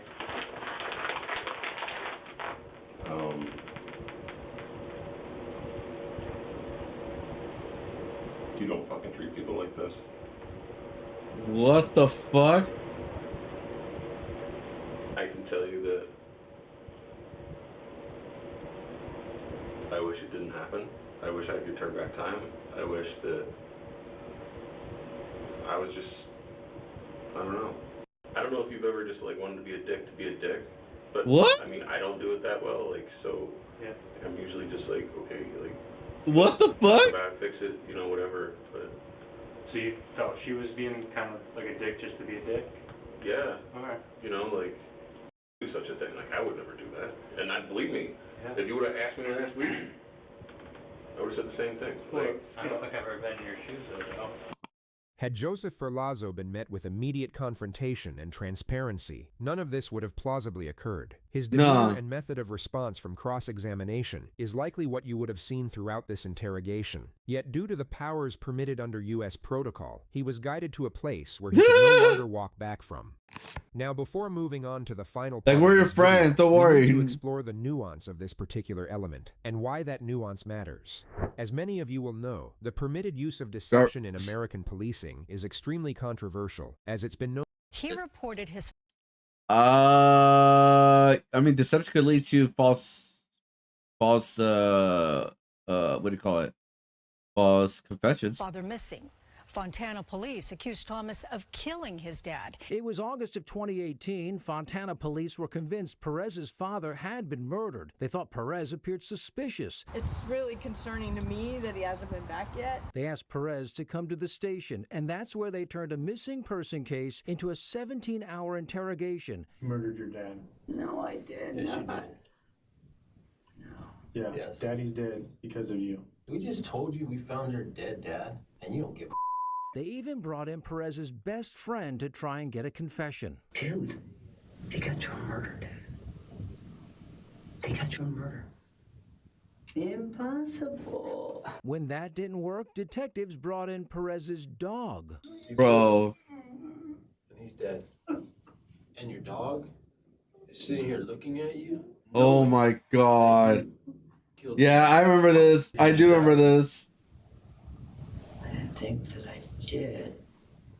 But if you did, where would you establish? It's kind of crazy what could happen. They learn. Like, it's kind of crazy that 17 hours could make it as any person insane like that. Tom's father was alive and well and was at LAX airport ready to take a flight to go visit his sister.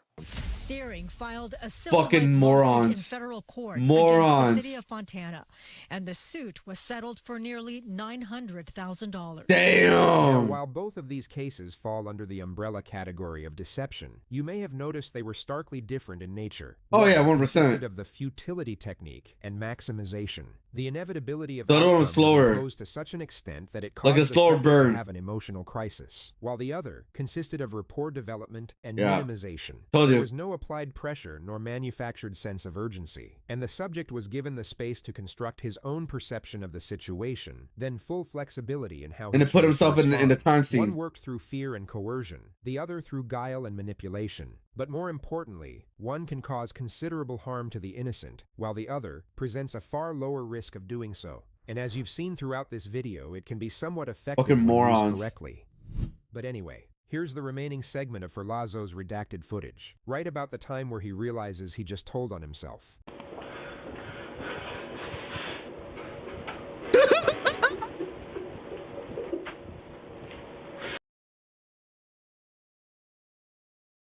Oh, that's hilarious, dude. After 2 hours interrogation, he's like, bro, I got fucking played. I literally just confessed to murder.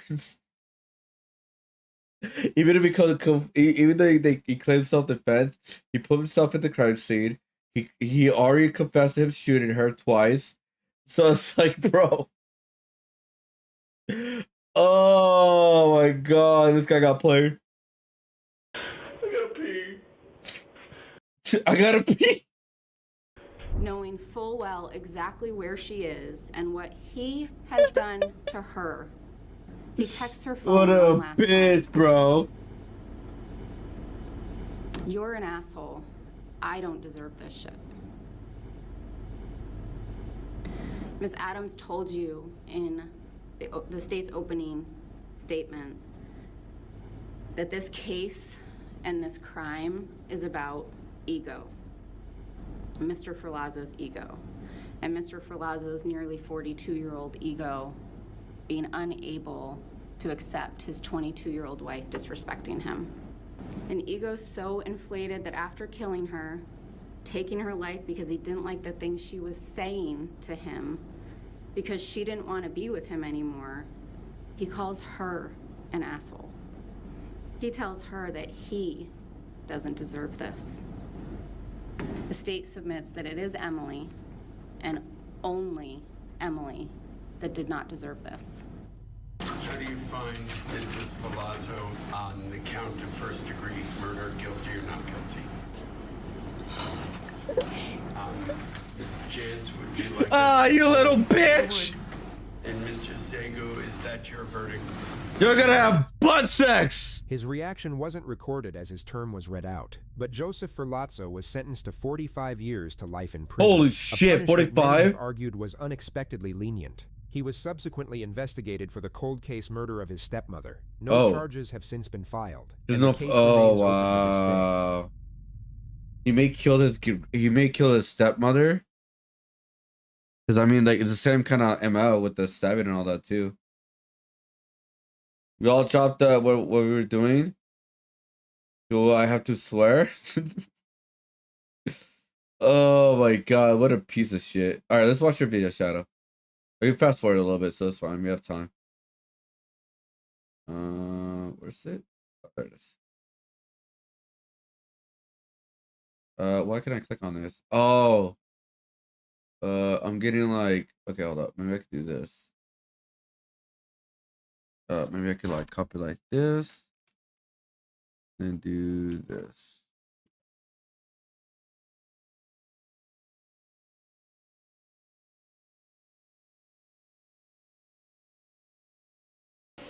Hey folks, Renee and Oh, here we go. Now So Secrets Mexican Mafia Meeting, Part 1. welcome back to another episode of Uncensored. We're going to continue with the series Past the Wire. And in this one, we have another mob meeting. Does he do all his videos blurred out, by the way? This is in a hotel. This is in the case People of the United States versus Alex Aguirre et al. And People of the United States versus Raymond Shryock et al. There was a 13-member indictment. It was a first RICO case. Bro, it literally says right here. I got like a random Quora thing. I don't know why I keep getting those. My husband cried after breaking his back in a car accident. I am no longer attracted.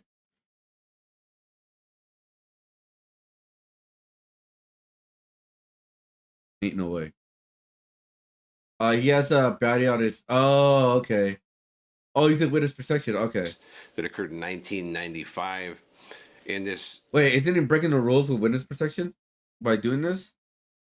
Video, you're going to see Ernie Castro, who was a Mexican mafia member known by Chuco from B&E. His picture is depicted here. In a hotel room with multiple Mexican mafia members. He would arrange for these hotel meetings to take place. This is part of the discovery process and part of public record. In the event that anybody's curious to the material, have good luck trying to get it, though. It's very difficult to acquire. A bunch of these exhibits are very difficult to acquire, but if you do, they are public record. So I'm going to run this video. You're going to see multiple Mexican mafia members. I'll identify them as we go along. As soon as they become clear in the picture, I'll identify them. I'll put a graphic of their picture. 90? 80. Okay, the individual you'll see walking with the hoodie and this towards the door and the mustache, standing directly next to the TV, to the right of the TV. That's Ernie Castro. He's a cooperating federal informant for the FBI. You'll note that there's camera placement in the room. The camera has the ability to oscillate, which is turn. And watch the job that Ernie Castro does at keeping the lens free of obstruction. Because the individual to the right of the camera, you see the little telephone right there, right in front of the camera, and you see two sets of hands. The one on the left is Gibby from Norwalk, Felipe Escobar, and the one on the right is Escobar. Ralph Rocha, Perico from Norwalk. Both of them cooperated with the United States Attorney's Office. Both of them dropped out. So the three individuals I've identified so far have all cooperated with the feds. They are no longer Mexican Mafia members, but they were active at the time. In fact, Gibby was cooperating at the time that Chuco was, unbeknownst to Chuco. Oh my God, that's funny. Grabbing the chips. That's Gibby standing up. Hey. Oh, yeah. Wait, hold up. Bring up hamburgers and shit or what? So they were all snitches? Notice the Gibby And only Chuco, they were stitches, but Chuco didn't know. But he was a stitch. Wait, what the fuck? was wearing the beanie, and Perico's the individual that stood up and grabbed the chips. Chuco's immediately going towards them. Oh, okay, knowing where the okay. camera is placed, he's going to move the chips. Only Chuco was, away from okay. obstructing the view of the camera. They beat? Yeah, they got menu. The individual that walked in with that funny-looking hat and the trench coat, that is Musclehead Mike Salinas. Mike The very same Salinas. individual I showed you in the Sana Ojeda clip, where Sana lifts up his hat and disrespects him. A lot of people have said that Musclehead was never a carnal. He was never a Mexican Mafia member, that he's no good, that this and that and the other. Well, I'm telling you today that Musclehead Mike was a made Mexican Mafia member. Here he is in a members-only meeting attending, and that's him walking through the door. So I don't care what expert you are or what you think you know about the organization. I don't say this with arrogance. I say with certitude. Musclehead Mike was a carnal. This proves it. All the other evidence that exists prove it. That he was a validated, made Mexican Mafia member in good standing at one time. He fell out of favor, and he got politicked on. And that's when they started saying he wasn't a carnal. So for all those naysayers, Musclehead was a carnal. Wait, so was Musclehead trying to go like? He just got his hand like, shook by had Perico this from pass? Norwalk. The individual behind Musclehead in the trench coat, you'll see him, he's well-dressed, is Champ Mendoza. Actually, that's China Boy Arias. All right, Mike. Never met. Champ Mendez is wearing a tie and an overcoat, that dark trench coat. His hair's slicked back. He has a mustache. He's the best dressed guy in the room. I've always admired the way the guy dressed. He had class. He had style. That's Champ right there. Damn. All right. He's shaking Gibby's hand. He's shaking Gibby's hand now. The individual in the center of that group of individuals with the winter coat and the medallion on his chest, that's China Boy Arias. He was murdered in federal prison some years back. China Boy. Sorry, I said China. China Boy. China Boy is now hugging the guy in the beanie cap, which is Gibby Felipe Escobar. China Boy is standing with. Yeah, I know, dude. You don't have to explain that part. Gibby's back. I'm sorry, you don't explain all of that. Is shaking the hand of Perico Rocha to the right of the camera. I have eyes.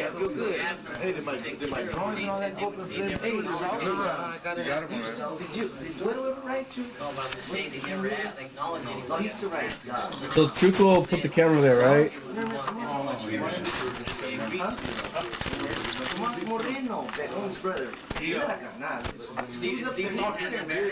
Is he? No. I just got a from Bay of Jerry. They have it. You hear Champ Mendez, Champ Mendez say that he just got out of Pelican Bay a year ago. They're talking about somebody who has just made a carnal. I didn't quite hear it, but that's what. Let me see. Pause to read the comments. Guys, it's getting down on those chips like he hasn't eaten in a week. This is like never-ending dip. Double dipping a chip on a Mexican Mafia meeting? That's got to be some reglas about that. Seems like Perico just came for the chips and dipped. Everyone loves the chips, bro.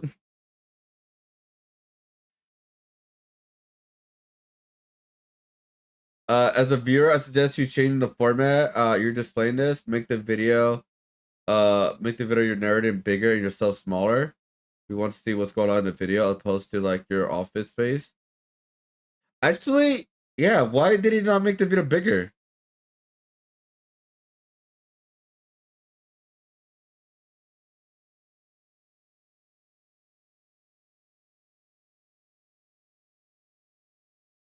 Yeah, I wonder why he did not make this part video bigger. Oh, okay. Yeah, because I'm like, my thought process is like, why didn't you just like use voiceover, make this video like, even though you're gonna have like black sides, I think people will prefer that, and you can have your face hide. You can just use your voice, since you're already using your voice anyways. And all those pictures they keep posting, you can like easily post it on the side of the black of like the empty space if you wanted to do that, you know. But yeah, I mean, I get it. You know, if you're like getting into it, and you're like don't know what you're doing, all that. Yeah. Discussing the individual walking with the T-shirt and the baseball cap right next to the TV. That's Tonito Rodriguez from Sereno. Tonito? He was killed by Sereno gang members, Sereno? resulting in a green light on one faction of that gang.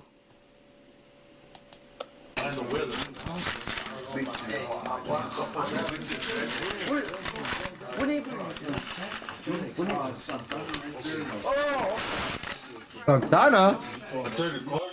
Here goes Chuco. Look at the efficiency with which he operates. Smooth as silk. He gets up. He's going to move that chip bag away from the camera so the FBI can get good evidence. They want to identify everybody in that room. Audio is up. In fact, in this video, we're going to show you some of the surveillance pictures. There's one of Pee-wee. Right now, we're depicting that. Pee-wee from Avenues standing on the balcony of the hotel, which is taken with a telephoto lens from some distance by the FBI. And there's another one we're depicting now of Wadoshai Shryak emerging from the hotel room. And this is this extent to which the FBI went to capture this event. This is a historic event. This is the only Mexican Mafia member, Mexican Mafia meetings that have been captured to this depth, including one where Pelon Maciel was made, the only time in history of the Mexican Mafia that an induction has ever been made and recorded. But these are historic in nature, and they're important because they play such a big role in the United States government's prosecution of the organization, right? And for those understanding and studying the subculture, this is the Mexican Mafia at its finest here. This is how business is done. There's an old saying is that when the U.S. attorney indicts, you're already done. They have enough evidence to convict you. And what they want you to do is plead out because you're already convicted. Very few times do people beat a federal indictment, particularly of this nature, a RICO indictment. This indictment, this investigation in and of itself was years in the making. And it's the first time that the United States government utilized the federal RICO, Racketeering Influence Corrupt Organizations Act, against the prison gang, particularly the Mexican Mafia. It's since the norm. It's become the norm. Crews are getting indicted all the time. But I'm going to continue with the video now. I know how to get in contact with this dude. The Mexican Mafia no longer incapable, right?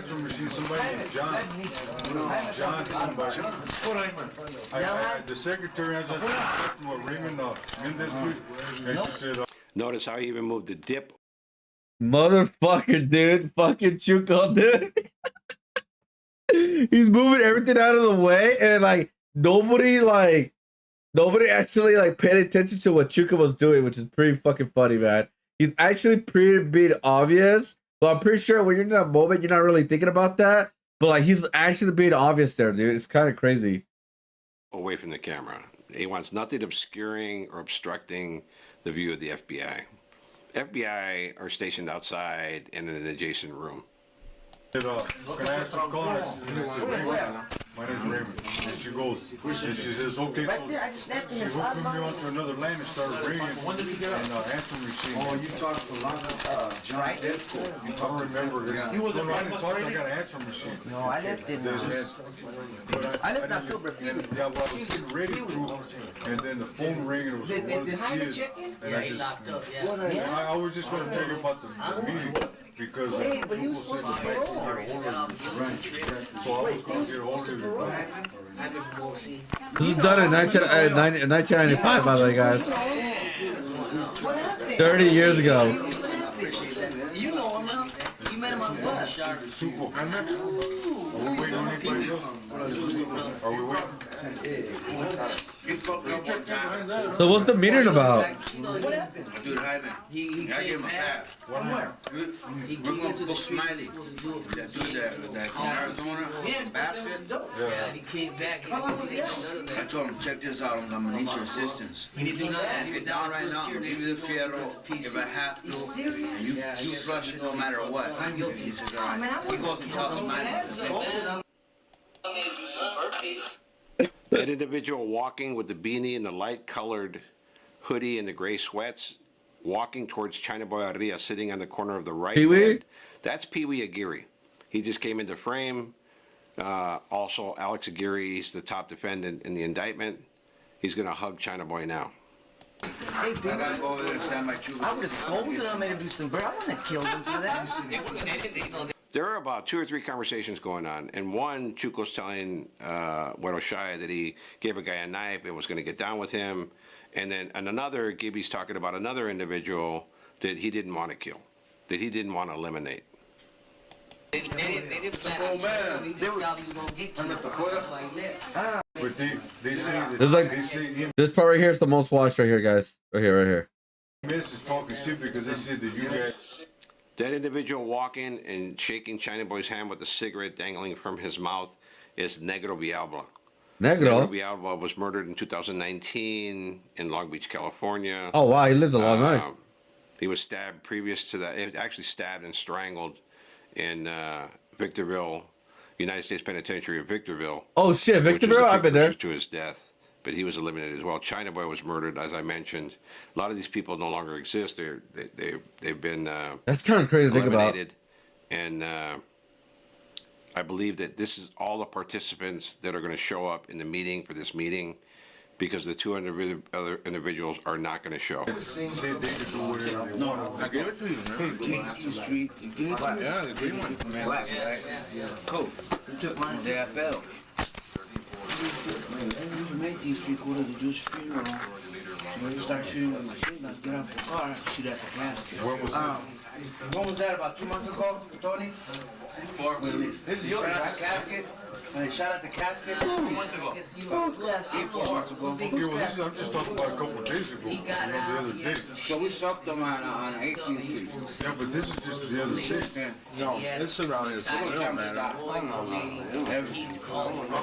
So what they're using like a I wonder, were they using like a clock? You put the camera there? Well, this is west. I don't understand. Dark green. This is the west side. This was Dagwood area, and there wasn't nothing happening when I stepped in. This is some shit that just started. So all this is preamble, right? The real issue that they're going to discuss is a territorial dispute between China Boy from Artesia and Negro Villalba from Artesia. The senior member or the elder statesman in the room is Güero Shaya from Artesia. China Boy is close associates with Tonito from Sereno and Pee Wee Aguirre and somebody loan from Big Hazard, right? That's his main key and key support. Negro Villalba's key support is Perico from Norwalk, Gibby from Norwalk, and Raymond Shryock, the elder statesman. And you'll see in the second part of this video that Güero Shaya will step in, weigh in on behalf of Sammy Villalba, because that's his padrino. Güero Shaya is the individual who sponsored Sammy Villalba. With that said, Oh, so this is a territory dispute. Huh. Oh, so like this is territory. There's 3 parts. Oh, I think we should save these videos for tomorrow or on Friday and just watch them all in one place. Yeah, I think like so. We're gonna get to the good stuff then, part 2 and then part 3. Right, here's part 2. So I'll save this one, and then from there we will we'll just watch it back to back. Right, might as well like save it like that. It's already late, so it's like might as well watch it tomorrow or on Friday, and then we'll just watch it back to back pretty much. Oh my god, people still talking about the chips. That fool double dipping the chips. My ear is still getting that crunchy noise thing on my ear, man. That's fucking annoying me. Man, they're still making videos about the David thing? Like, let's wait for a convention, man. Like, at this point. Let's just wait.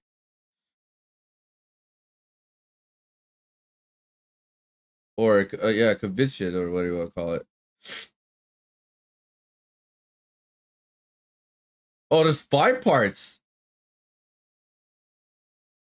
Holy shit, this guy milked the hell out of it. He's already a YouTuber. Even when he barely started. Like, she's already a YouTuber.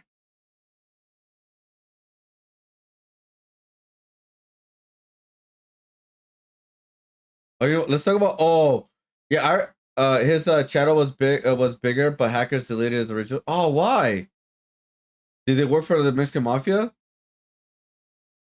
Probably, right? They probably work for the Mexican Mafia.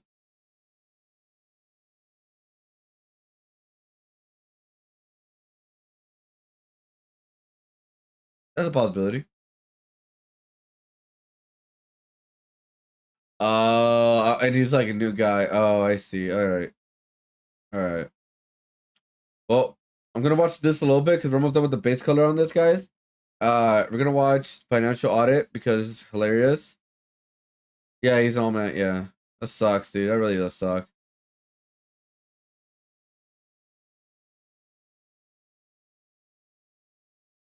You're the one that tried to say it's okay to f up your life Never today. said it's okay to f You up my were life. trying I'm to telling justify you what it. happened. Cry, cope, seethe, warm up your meal because it's meal prepping. Well, what if I don't have time to even meal prep? You do. Because of all the you hours dumb that I fuck. do. You work 48 Don't call me a hours dumb a I also need you to understand that I do have mental illness issues. Oh, that I deal with. here we I get have myself little on a empathy. debt. No, That the doesn't empathy I'm solve looking. Can you let me anything. talk? My mom's not fat. My mom has good health. My mom is also over twice your, no, she's a little under twice your age. She's done the 12 hours many times. She still does. Congrats to your mother then. Well, I know, but you cannot use this as an excuse for your misbehavior because that's what you're trying to do right now. And I'm just not going to let that slide. And I'm letting you know I understand that. Mhm. But you also need to understand where I'm coming from as well, too. I understand where you're coming from. I grew up in that household. Healthcare workers are everywhere. I know where you're coming from. You're wrong. You're coping. You're being stupid. Yeah, which is also why I'm here.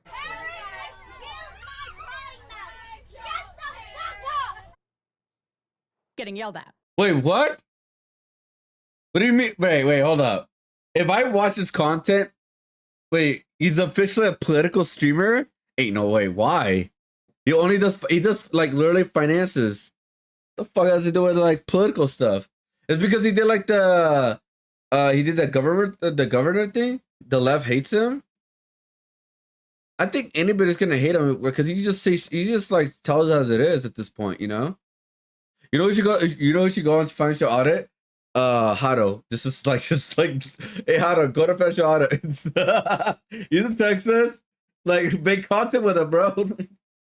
What? So I tell you 12 hours working is not an excuse to f your entire life? Oh, true. And here I am asking for help. Uh-huh. So you can bitch at me if you want, but I'm also making an effort on my end. Well, are you? You I spent actually 900 am hours going because out to hi, eat. I'm here. I'm trying to Well, figure yes, out what no, I'm doing. I'm not complaining about that. I'm giving you the What numbers. are you and I'm trying saying, to make hey, it? it's kind of confusing. I'm not so trying to figure criticize out- that. I'm not criticizing you for Okay. being here, but when you just said, what, you have to take into account my perspective. No, I don't. Your perspective was incorrect. It's a cope. It's wrong. It is, and that's also why I'm trying to dig myself out of the grave. I hope so. You're not doing that by spending 2,000 hours more than you make, though. That doesn't make sense. You keep using this word trying. I'm trying to budget. I'm trying to do this. Then you couldn't give a number, so good luck. You're not budgeting. You're trying to dig yourself out of the grave. You're going further in by 2,000 hours a month. What are we Yeah, talking and I'm about? about to hit the core, which is why I'm here What? asking for help. The core? The core of the earth. Uh-huh. The core of the what? Well, you know what we do here is go through the spending, call out the bullshit, build a budget, connect with resources, absolutely. But that is not an excuse or justification. This is what people like you try to do when they come on the show, is they get pushback for their options, they get pushback for their actions, and then all they say, because there's, instead of actually, you know, talking about it, willing to acknowledge anything, willing to do anything, the only thing they can fall back on is a cope because they can't handle the conversation. Okay, Caleb, this is me sitting and saying, yes, I understand where you're And coming that's why I'm here. Yes, that And is that's why I'm here. Well, okay. This is a fallback. This is an easy fallback. It's not an easy fallback. You told me what you wanted to hear, and I'm telling you what you want to hear. Yeah, but you were defensive about it. You I said am being defensive about it because you're looking at my budget and it's a personal thing. Do you think I'm proud of this? Who gives a f money? It's my life. My whole life on a spreadsheet. Uh-huh. Do you think I'm proud of my actions? Because I'm not. I don't know. You tell me. You're the one that tried to say it's okay to f Bro. up your life because you work 12 I hours never a day. said it's okay to f You up my were life. trying I'm to telling you justify what it. happened, Uh-huh. and I'm trying to make you understand. She's so where I'm coming from. triggered. I understand why you did it. It's incorrect, though. This conversation's not going anywhere. 40 minutes of not going everywhere, dude. Thank you. I'll lead the conversation on my show. Congrats. You should do a little better then. Well, I think top 10 podcasts on the entire internet. I think I'm doing pretty okay. Okay. If I'm being honest. Okay, congrats. Thank you. But either way, it's more just, again, calling out. If you are trying to sit back and now you're saying you're not trying to say it's okay for doing that, but you immediately fell back on it. You wouldn't say that if it wasn't a cope or Quite a few. well, that doesn't make sense because you're spending more than you make. Something's not working. That means, okay, so this is how it's working then. Can I have the whiteboard? I'll draw this out for you. Okay. Because this is likely what you did with how the math is working from the accountant who worked on your finances. This is your checking account. This is your savings. This is your credit cards. So, okay. You want I am happy I don't own any credit card. I will say that, guys. I'm literally, well, technically right now I'm $2,000 in debt, but I recently just got it. But I will pay it off. Like I said, I'm gonna work my ass off to pay it off as soon as possible. to take, yeah, let's say this is your income, right? Income, checking account, whatever. Okay. So you fill it in, you fill it in, you fill it in. Woo, we got our full 2 paychecks. Yummy, yummy, delicious. And you want to put some of it in savings. Yes. But unfortunately, in order to put this amount of savings in there, when you actually already spend this much more than you can, then comes in, and you want to put that in there, well, you take from here and put it in here. That's true. But then you immediately spend all this on credit cards to offset it. Yeah. So you've completely f***ed it because now you put it in a savings account. Yay, wonderful. You put it in a savings account that's getting like a couple percentage. Then you're losing 30% on here. Yeah. Butter chicken's not pretty great. good. Ain't that good. Not good enough for 30%. No. We don't need to be going on and getting that kind of bullshit. Yeah, but I do also I just need to had some pay last off. night. I still smell like it. Weird. Yes, actually. It's always more complicated somehow. Of They're course. always And the most don't forget the traumatized septum ones. piercing. You're forgetting the septum piercing. Oh, trust me, no one forgot about that. No, but it is difficult though. No. To find time to do all the little things. No. Grocery shopping, No. cooking, No. meal prepping. No. You just got to pick a day to choose. Like that's why there's laundry day, there's grocery day, and there's meal prep day. You got to pick a day to do that. Sacrifice 2 hours or something like that, and you'll be able to do it. That's what I do. Sleeping, No. accounting for all the extra things. No. Why? What's difficult? What are you struggling with? Just finding enough time and motivation to do the stuff. Motivate. There it Motivation, is. that's There it on you. is. Yeah. There it is. Why aren't you being motivated? You don't It's want to hard. fix your shit. You don't care I about do your want life. to fix my shit, and I do care, but I also need you to understand that I do have mental illness issues. Oh my god. Portland, I hate TikTok bullshit. mental illness. My TikTok mental illness is depression, anxiety, and OCD. Uh-huh. Are they all diagnosed? Yeah. Great. Okay. Congratulations. Thank you. You have that, so give up. That's the thing, because that's the only answer. If you're only fallback, this is what happens. I have mental health issues too. I have a panic disorder. It f***ing sucks. I don't just use that as a cope and crutch for everything in my life. Here's the thing. Yeah, I got the you have, tissue. Here's the thing. You have those, and we immediately talked about how it's hard. Well, it certainly can be, but I already know you have an extra. Okay, here we go. 24 times 7.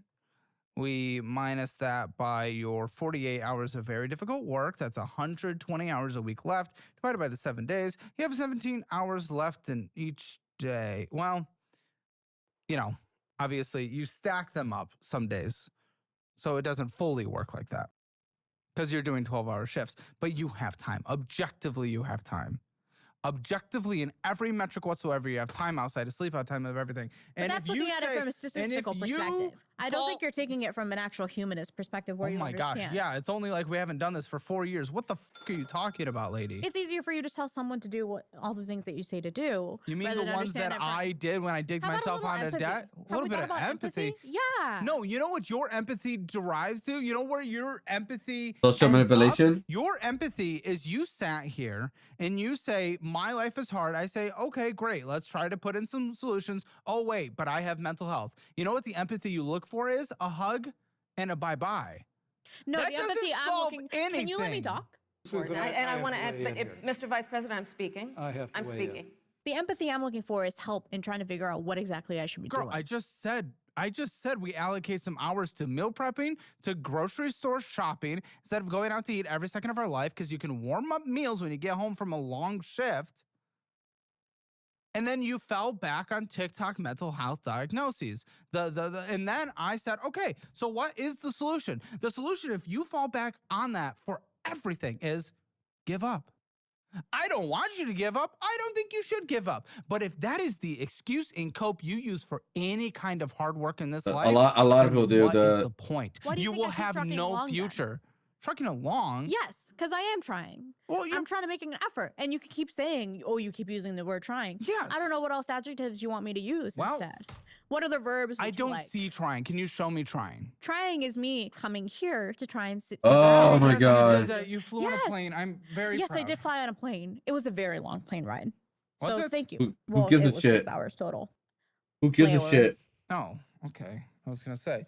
Who gives a shit? I mean, This yes, is me I'm making an effort to try kind and of to a figure certain out. point, because we pay for the whole thing, honestly, so it doesn't even make sense. So in reality, you took a little bit of time to visit a city that's better than Portland, and then great. So like, I'm glad you're being here. I'm just, that can't be the pat on the back, you get a gold star, so now you've won. That isn't actual shit you've put in. That isn't an actual. Okay, this is the issue I have with people like you, because you scream it's a lack of empathy, but here's the reality. What you're looking for are gold stars, pat on the back, and a hug, instead of actually putting in the work that actually creates the results that are better for your life. You want the feeling. Let's use this as studies that have been done on working out and losing weight, right? So oftentimes when people start a Are you calling her diet fat? or they start working out, a week in, they start being excited about it, and they tell everyone about how they started a diet, how they started working out. And they immediately get that dopamine and the responses that they seek.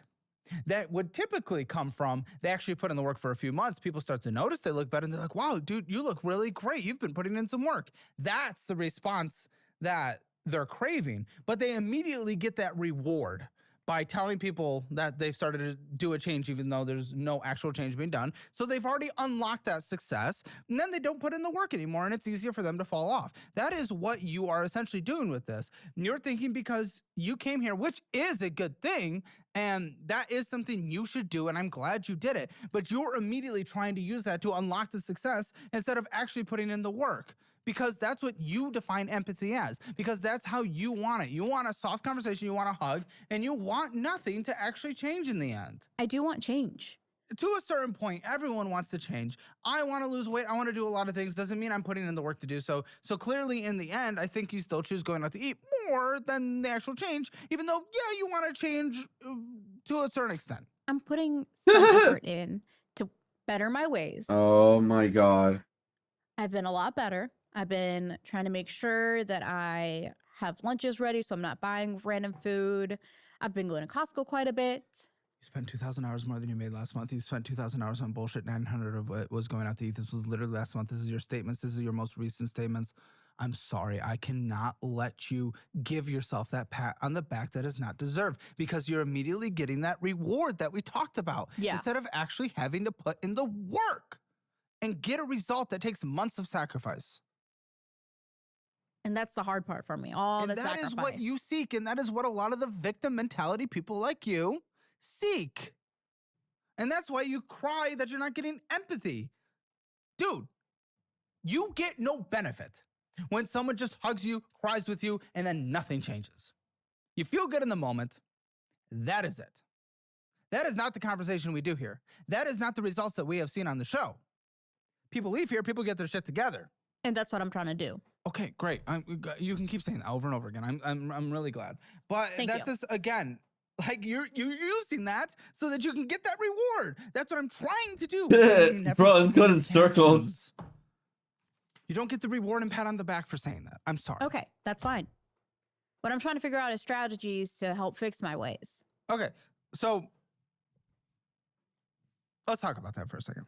Okay. Again, I am glad you came on the show. I am. And I think it takes a brave person to come on the show. When it comes to trying to do strategies, trying to learn strategies, this show is not groundbreaking information. This is But I chapter think 1 of a finance book. But I think it is a unique show because you get people who are everyday.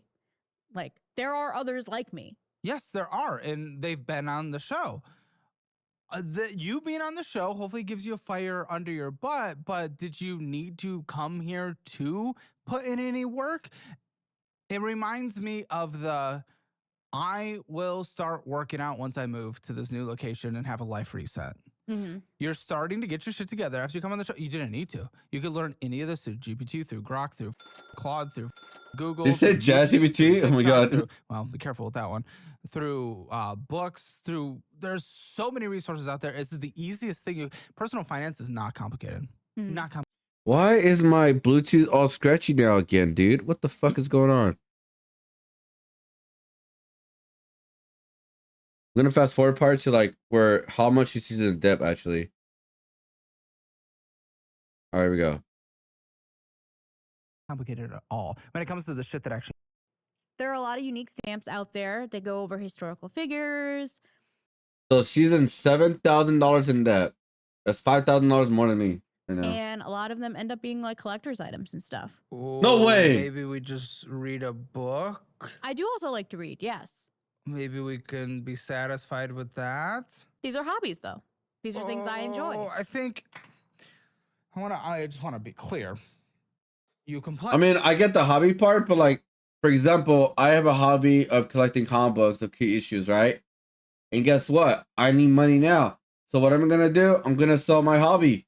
That was the whole point of it. I love collecting it, but at the end of the day, I need to pay my shit. Simple as that. So if you have a hobby, if you're a collector of some kind and you need money, sell your collection. It's kind of like the whole point of it too as well. That you didn't have time to meal prep. Die. Hobbies? F you. Die. I do have hobbies like F you. Die. No. If you can cry about how you work hard and you don't have time to do shit and take care of yourself, f you. Hobbies. You wouldn't have time for that if you are pushed to your limit. I know you're not at 48 hours a week. At 28, by the way, you're not 60. So I don't want to hear it. Time for hobbies? What the fuck are you talking about? What are you possibly talking about, time for hobbies? You got some people's sympathy, and it's immediately gone. Hobbies. Die. I do have hobbies. You! How else do you think I de-stress from work? De-stress from work? You're going to be stressed forever because you're in unlimited debt.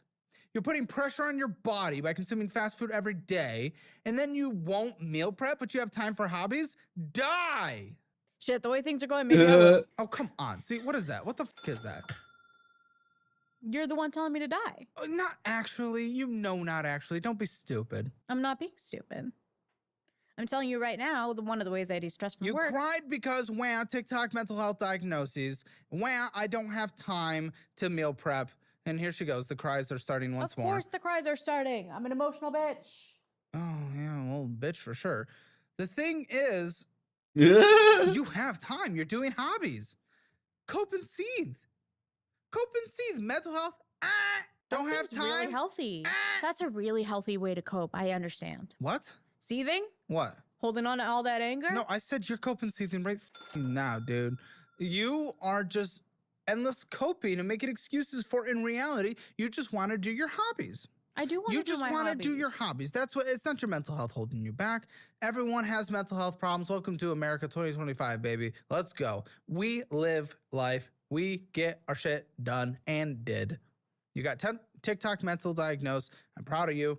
Then you got your blue hair. Woo woo. You moved to Portland. Everyone enabled you. Everything's great.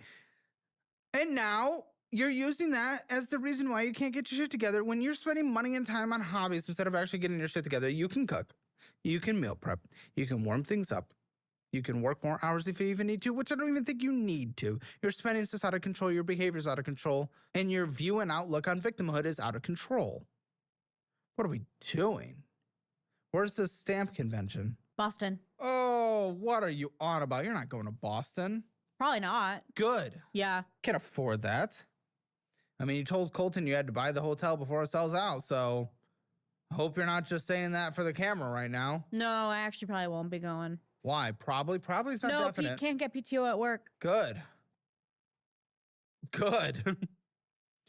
This is not an ad. I actually need your help with something cool I'm trying to build. Financial audit has gotten pretty dang big. You know what that reminds me of? I gotta book my hotel for the Nostalgicon. And I don't, oh fuck. I just realized I may not be able to go to Emerald Comic Con if I get added, because I'm on a wait list right now, but I may not go to Emerald Comic Con or Dream Con. Fuck.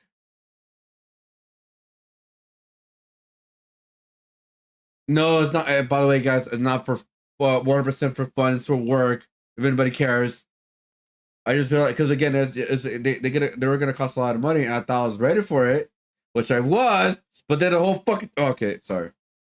Over the past few years, I went from filming on my kitchen table in my condo to renting out an entire office with multiple sets, a shit ton of full-time employees, and some big-time sponsors. Now, how? I dialed in the exact formula for making videos that gets hundreds of thousands. What's going on in this card right now, though? Which one are you looking at? The Amazon. How much card. money she has right now? So I do buy. Don't do an effort. Nothing's Yeah. Current debt on her Chase card. Total debt is $13,000. You're sticking your head in the sand I'm not for trying dating. to date though. Like Well, that's how's not your- like one of my biggest things in life. Okay, well that's fine. You just Yeah. told me you weren't dating, but then you made it sound like it was all sad, like you weren't getting picked. Yeah, okay. 13,000? I'm not the top end of the pick scale anyway, but you can. Well, this is get not the people full your episode type yet. If you put in the work, dude. If you went out to the bars and you started go to a les bar, cold approach, have some fun, dude. See what happens. You're tonguing that shit. You're tonguing that shit within the hour. U-Haul pulling up 2 weeks later. Oh. Shit, maybe. Yeah, in Portland especially. Come on. Gay. Austin, Portland. Keep both cities weird. We came up with it first, but very gay Sister cities, love it. Very gay cities. You got the fun one, then you got the heroin one, and I'm sure Austin's got its own fair share of problems. we have a homeless issue downtown and a DA who doesn't prosecute crime and lets criminals back out on the street. There you go. Yeah. He learned that from Portland. Oh. He's great. We Okay, love blame it DA. on Portland then. Let's bring Aaron in, shall we? Oh, here we go. Well, if it isn't our lesbian correspondent. I'm dead. Well, we're gonna find out right now. Hold up. We're gonna go past the quiz. Here we go. So she's right now at $17,000. Black people in a major city in the United States. It's very white. So it's kind of hard. So you just minimum monthly payment everything. Do you ever pay for anything ever? The student loan thing is. Wait, hold up. What did I just skip? Hold up. Oh, student loans. Wait, what did she major in? Hold up, what did she major in? Right, it's deeply concerning. Okay, student loans. Looks like this is federal. Yeah. What? $81,540? How? That's under my dad's Parent Plus loan that I'm also paying. Well, huh? No, Yeah. this is your dad's. So there's a Parent Plus loan and then there's my student loans. All in this? Or is this just yours? That's just my dad's. This is your dad's? Yeah. The Parent Plus Then loan. you have more. Yes. So your dad has $81,540. Because he took those loans under my name. Yeah. Under your essentially. name? Well, not under my name. My bad. You're not on the Parent Plus, though. No. So my dad actually paid for my brother's student loans, like half. So my brother did half, and my brother and my dad did the other half. They're no longer in debt. They paid all that off. He didn't have to do it for me because I got FAFSA and I went to community college. Just like he mostly just helped me pay like gas sometimes, for the most part. But other than that, just like I pretty much paid for like the books and stuff because I got FAFSA. Just I have no debt. I don't have no student loan debt, and that's what I'm gonna do when I go back to college. If 2026 does not work out for me, I'm gonna go back to college. I'm gonna get FAFSA, which I'm hoping for, and see what my options are, to like go back to college and see what I can do and all that. That's why the reason why I want to save a lot of money this year is because if it works out, cool. If it doesn't work out, at least hopefully I have enough money to put in money back into like what I like a career path and all that. Like at least restart it, I guess you could say, because I already graduated from college. I don't have to like restart the whole thing. By the way, guys, I just have to use the credits I still have still are active, so I could still be I could still like grow from there pretty much. I'm helping paying it because it's for my student loans that I had. How many kids do they have? How many Three. sibs you Three got? total. What the f are they doing this for everyone? This is insanity. No. Why? Why'd they do this? Pay for school. But it's nursing. Yeah. Nursing, you can community college. Yeah. Nursing does not have to be this expensive. For good Could've done this BSN for the- programs. Wait a minute. That was for nursing? Oh, shut the f up. Nursing you can get from anywhere and do so well. You have to remember, it used to be really hard to get nursing jobs. Before pre-pandemic, people were very picky. So if you had certain Wait, schools, I don't think that's actually true. I was following. That's not true. No, because if they saw that you went to certain schools, they were more likely to choose you based on your resume. So there were certain schools that they would choose. Dude, anyone could go nursing anywhere. Yes, COVID blew it up for sure. Yeah, but then nursing you also has need been to consider an ADN program. Nursing has been an underemployed, needed employee industry for a long time. A long time. They're still picky though, especially for internships and fellowships and stuff. Well, not internships and fellowships. not I don't care about that. But fellowships and stuff like residencies, they're very picky about. You're doing nursing. Yeah, but you have to have residencies for certain programs because you're a brand new nurse. What program are you doing? No, well, I did surgical tele during the pandemic, so it didn't count for me. I didn't have to do a residency because they were desperate for So I don't give a So pre-pandemic, they were very picky. So it was very hard to get a certain job. specialties, I'm sure, but just general For nursing. most specialties, it was because they had to train you from the beginning. You didn't have to do specialty. Yeah, med surg is a specialty. Huh? Med surg. Yeah, but why are you doing that specifically? Because that's the easiest one to get into. You just want to get into, and then you went in for, and then you put debt of $81,540 on your dad. Yeah, but that was pre-pandemic before the. But you didn't need the specialty. Nursing, my mom did. Because there's also a difference between an ADN and BSN. Certain hospitals don't hire people unless you have a BSN. You could have got nursing community college and you would have made good money. Simple as that. I know for a fact. My family is nursing industry to the core. Cousins, all this shit. None of them went to anywhere that's been known. It was all community college. And they make great money. They've always made great money. I think she got played. This is a cope to do something you wanted to do at a place you wanted to go. Well, I was also commuting. I'm sure home, it was so a it's not little really more like, picky, but it's still been a hyper in-demand job that's been underemployed for a long time now. Because it was the school that my cousin went to, so my parents wanted me to go. There you go. Well, your parents wanted to go. So then why should you pay this if your parents pushed you to go and he decided to take out the debt in order to make that happen? Why should you pay it then? Because it was for me. Yeah, but he pushed you to go to that school. Yeah, but it was still for me that he took it out. Doesn't matter. He pushed you to go to that school. Yeah, no, yeah, it's his fault. That's his fault. Pushing hard for you to do that, and he takes out a loan for that. Why would you have to pay that back? Probably guilt more than anything. So he's guilting you. Not necessarily, but I was putting more guilt on myself. I mean, $499 a month. Yeah. I mean, so we're on a 20-year plan, I guess. 20 years. Insane. Then are these your student loans? Those are my student loans. Great. So for nursing, which there's no other cheaper way to do this and still get a job, especially pre-pandemic, you went $106,000 into student loan debt total. Yeah. Because you also owe $25,214. Holy shit. What the Yeah. Yeah. What is wrong with you? Oh, so much. No, this is ridiculous. You did not need to do all this. This was not required for you to go to nursing. But when you're 17 and you don't know what you're doing, you listen to the adults in your life. I know, which is why I don't want. Okay, look, I will say this. Don't worry. Look, this is why I will defend her. I was close of having debt like that in the past for going to like a designer school, like art school, what do you want to call it. My brother took me out of it. I was pissed off, but I'm actually really grateful because he talked me out of it because my brother learned of these type of schools because he went to one for, I believe was for criminal or something like that.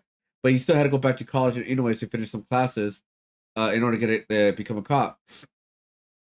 So he learned like, no, bro, just go to community college. You do way better there, and you'll save a lot of money. A lot of these trade schools are ripoffs, and they are. You have to pay a doctorate for a basic degree for an art degree or whatever. It's like, what the fuck?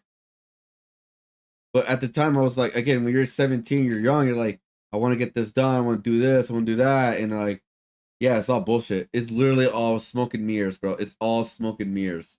So I could probably defend her on that part, but holy fuck, dude, I'm super grateful that my brother talked me out of it. Understand why you should pay that back. From a moral perspective.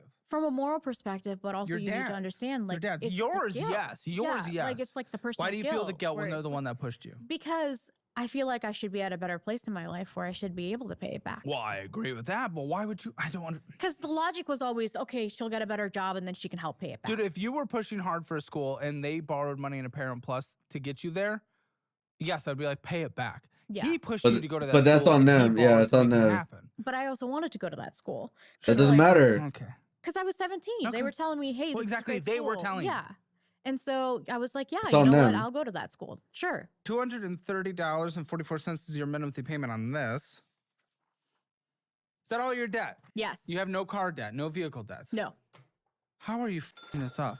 The student loan thing is hard. Nothing else is required here that you have. Yeah. There is no reason that you have all the rest of this debt. There is no reason. You've just lifestyle dumbassery. $351 in this checking account.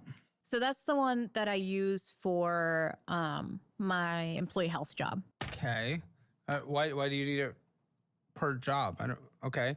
I made it specific just because like it was just easier in my head because the main account that I do for my full-time job is where all the bills come out of. And so it just made sense But look in my at your head. spending on here. This is absolutely insane. What's the point of this other job if it's all just spent on bullshit anyway? World Market, New Seasons Market, Asylum Spirits, Burgerville, Softy, I don't know. Bullshit. Cheese crack. Cheese crack? Wait, what? Class Pass Monthly, Amazon going into some bullshit, Papa Hayden, Joe Bar, Amazon, Starbucks, Papi Chulos, Glass Pass, Papi Chulos. Missed Class, Nordstrom Rack, going in some bullshit, getting some bullshit. Canteen, I think it's like vending machine or like the food mart at your work. Mm-hmm. Stopping in, getting some bullshit, or going to a restaurant, Fashion Nova, Relax Wellness, Black Salt Nails, DoorDash and Taco Bell, Starbucks, Affirm, which were up for $435, rejected. You spend 100 on food? I'm actually checking how much I'm spending on food. Bullshit every day of your life. See how much I have on. Unacceptable, immature child. When you tell me at the Okay. beginning of the conversation that you've been trying, I spend 18.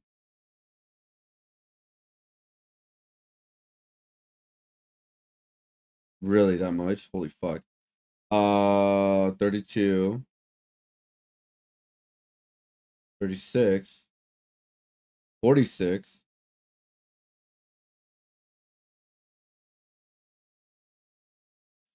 Wow.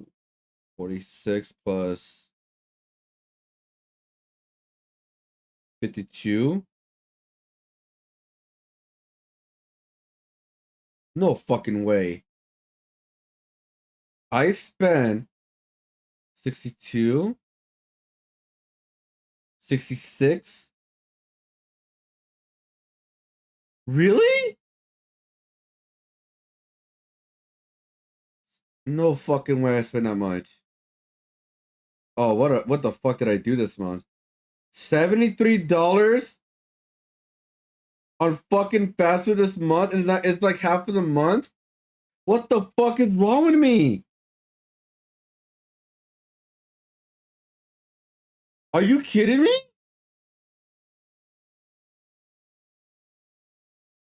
$80!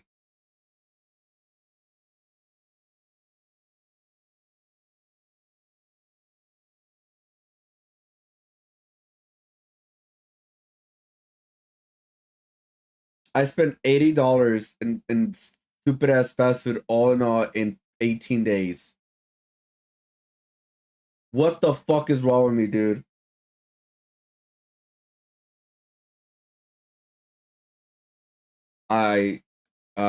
Wow.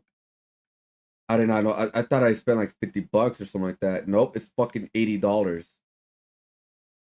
How much money you guys spent on fast food this month, guys? It's only half of the month. as a way to get out of any kind of pushback, or that's why I'm here. You look at this spending. 2 pages of bullshit spending and then having a payment you tried to make rejected. That's bro. Reject it. But for me, it is like $80 on fast food for 18 days. That's a lot of money, dude. For me, it is. Oh, you mean for yourself? Oh, like you didn't spend that much money on fast food? Like, luckily, like tomorrow, it's my grocery day, so I'm just gonna buy some like food that like I could just buy, like I could just eat like in bundles. Like I was thinking of like chicken breast and all that, because I haven't bought that recently, so it's expensive and I eat it every day. How much money you spend on your school lunch? But your school lunch is expensive. Because I do say so, like I don't sometimes I don't eat a lot, especially when I have work days. I just drink my protein drink, like and then a banana or something. That's how I say buddy. That's not mental health. No, it's just. That's not tired at work. That's Wow, really? bullshit.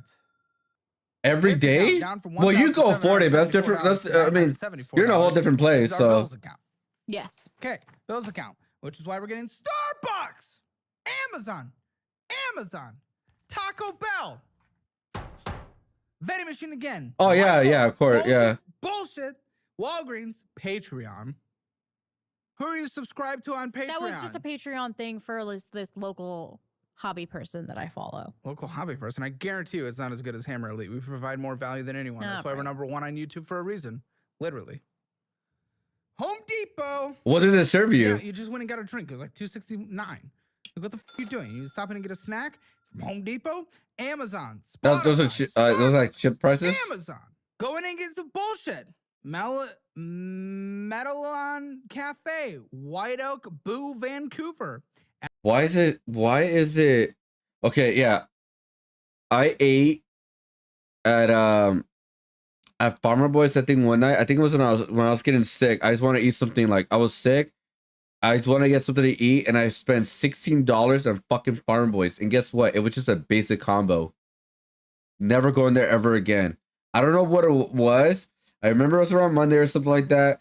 I was fucking tired. No, Sunday. I was fucking tired. I was feeling sick at the end of the night. Good thing I was no longer like delivering food. I was like, I'm just gonna buy fucking something to eat, and I'm just gonna knock the fuck out. For some fucking reason, my stupid ass fucking brain was like, you know what? Let me get a club sandwich at Farm Boys. I haven't been there in a while. I remember now why I haven't been there in a while. Because $16 for a basic fucking combo. Yeah, never going there again. Today I skipped lunch, but I got the spicy chicken sandwich for breakfast. Oh, but that was $6. What the fuck? Instead, I got the 12-inch sub sandwich and a bag of jalapeno chips for $15. Actually, that's as much as Subway nowadays, dude. Yeah, the 12-inch sub. What? Like, yeah, that's like literally the combo of Subway. Yeah, $15 nowadays. If you don't do like coupons and stuff like that. Nights, Taco I want to get 6 nights out, but that's me. Auschwitz. I never feel like that No, before. Aztec Willie's. Mad Sass Soap. Village Cheer. What? Bills account my ass. Oh, by the way, guys, okay, so I never go to my phone like this. When I was injured, guys, I've been having this, like, I didn't know. So this is how I organize my phone, right? So this is where it stops, like random apps right here, right? Right, like this is like my gaming app like side, and then I have like random stuff right there, and then I have like my full one, right? I didn't know I had this. This is what I had when I was injured. All the fast food outside. I didn't know it was there. I found it out the other day. I'm like, this was because this is when I was injured, right? I was like fucking in bed and shit. Fucking like, let's see what they have. Like, what kind of deals they have and all that. Like, I was like, what the fuck, bro? Like, this many, dude? Like, that is fucking insane. Like, holy shit, man. I'm thinking of using my Jack in the Box points. How many points do I have? So I could get rid of it. Am I done with them? I have 790 points, dude. Holy shit, I gotta get a junior chicken sandwich for free.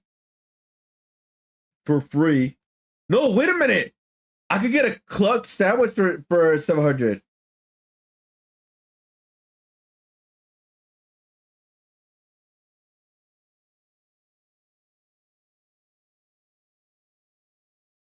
I gotta use the no, I'm not gonna use the points. I'm actually gonna I need to install everything, honestly. Yeah, I need to install everything. Because what the fuck's the point? Like, I'm never gonna go here ever again. Fuck you, Farm Boys, you piece of shit company. Taco Bell, do they even have like reward system here? Let's see. Use Fabo, get a free taco. Your dollar ticket to chill. Redeem a friend and redeem a taco. The fuck? Let's see. What's my rewards? I actually do have. I actually have points. I have 129 points. I have one reward, which 50% off of $20, which I'm never gonna use. And one free Catanina soft taco, which I'm gonna use. It's for free. It expires on New Year's. I might as well use it. I get it for free. Eat a free Catanina chicken taco. I'll get it for free. I'll use that next time. Let's see. What about Wendy's? Do I have any points on Wendy's? I'm not proud of this at all, dude. This is like, it was my darkest times. All right. So yeah, folders? Nah, not really. I don't like using folders on my phone. I have 0 points on Wendy's. Okay, that's good. That's really good. All right. Wait, no. I lied. I do have 100 points. What can I get for that? Nothing. I could get nothing. The lowest you get is 200 points for 4 McNuggets. That's good though. That's good. I'm never gonna go. I haven't ate Wendy's in a while, dude. What about Jersey Bikes? I haven't been there in a while either. I have 62 points. I used to go there all the time. View offers? No offers. Is there anything I can use my points for, or what's going on? 48 points to get a free mini. So I have 62. Why can't I use my free mini? Redeem a free mini today. Oh, wait a minute. I could get. Wait a minute. If I use my points correctly, guys, I'll get a free mini at Jersey Mike's. I'll get can I get free fries at Jack in the Box with my points? Yes, regular size curly fries for 500 points. I can get a free mini on Jersey Mike's, 500 points, free curly fries. All right, we got a meal. Oh, and we get a free soft taco. Oh shit, we got a meal. I mean, I think that's a lot, but still, we got a fucking meal. Let's go. And then I don't have to worry about the points anymore. Then went out money. Amazon, DoorDash, and Taco Bell. $1,800? I wonder what she spent on. All right, let's see her income, by the way. What she makes a weekly income? She makes about $5,400,000 a week, which is not. I mean, a month. Sorry, that's not bad at all. What's your rent? $1,800. That's not bad either. Utilities, internet, Included. gas, electric, All included. that is included? There you go. That's See, good. well, not that bad. Phone bill. I think $20. I usually just send it to my dad. Oh, you're paying. If you ever have to get on your own line, and T-Mobile is good there. I know it is in Chicago, but use Helium for $15 a month. Okay, gas, vroom vroom, drive. I used to spend more money on gas. Well, now it's a lot better. So I pay. Oh, I think I only pay like $20 a month now for my phone because I paid it off. Remember? I'm so happy I did pay it off now, guys. Now I don't have to worry about paying off my phone. I'm super happy about that. Now. $35 and something cents bi-weekly. It's not bad. So $70? Yeah. Okay, car insurance? Weekly, I spend.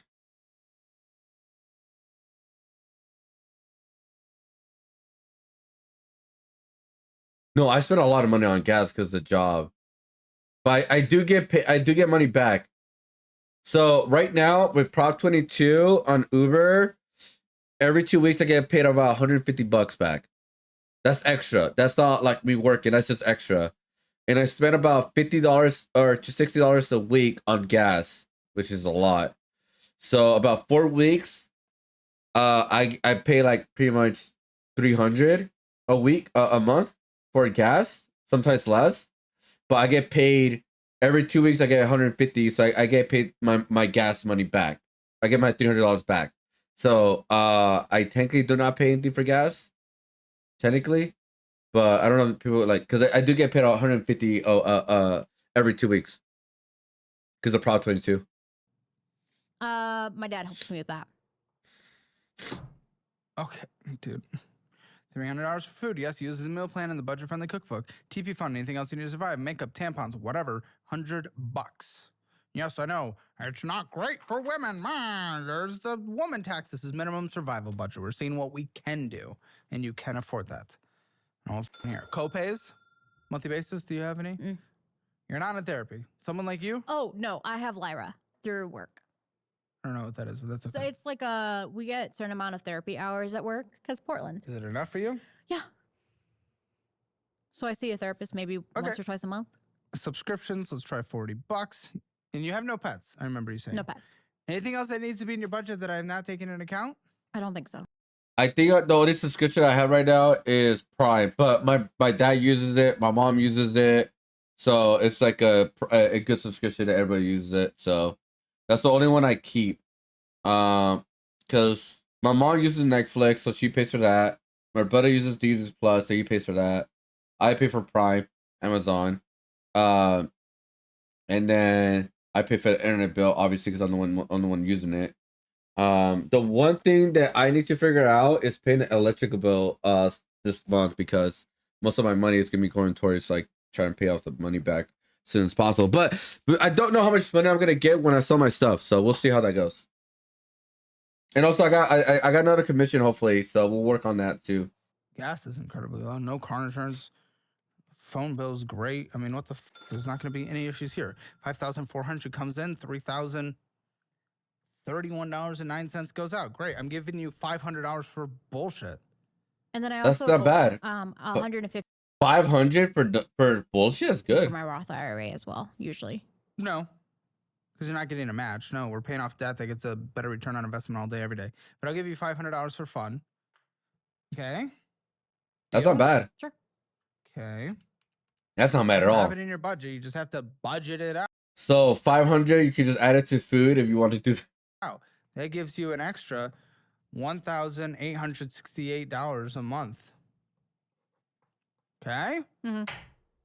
So obviously we'll get rid of the student loans because we'll minimum the payment until those are paid off. So of your $124,876 of debt, by the way, 81 of that is actually under your dad's name. But let's get rid of all the student loans because we're not freaking out to pay this off. We'll minimum the payment until they are. You owe bad debt $18,118.76 with You can pay that off pretty easy. Going to it on a monthly basis. You pay it off in 9.5 months. That's not even that bad at all. You This think I is could do that? ridiculous.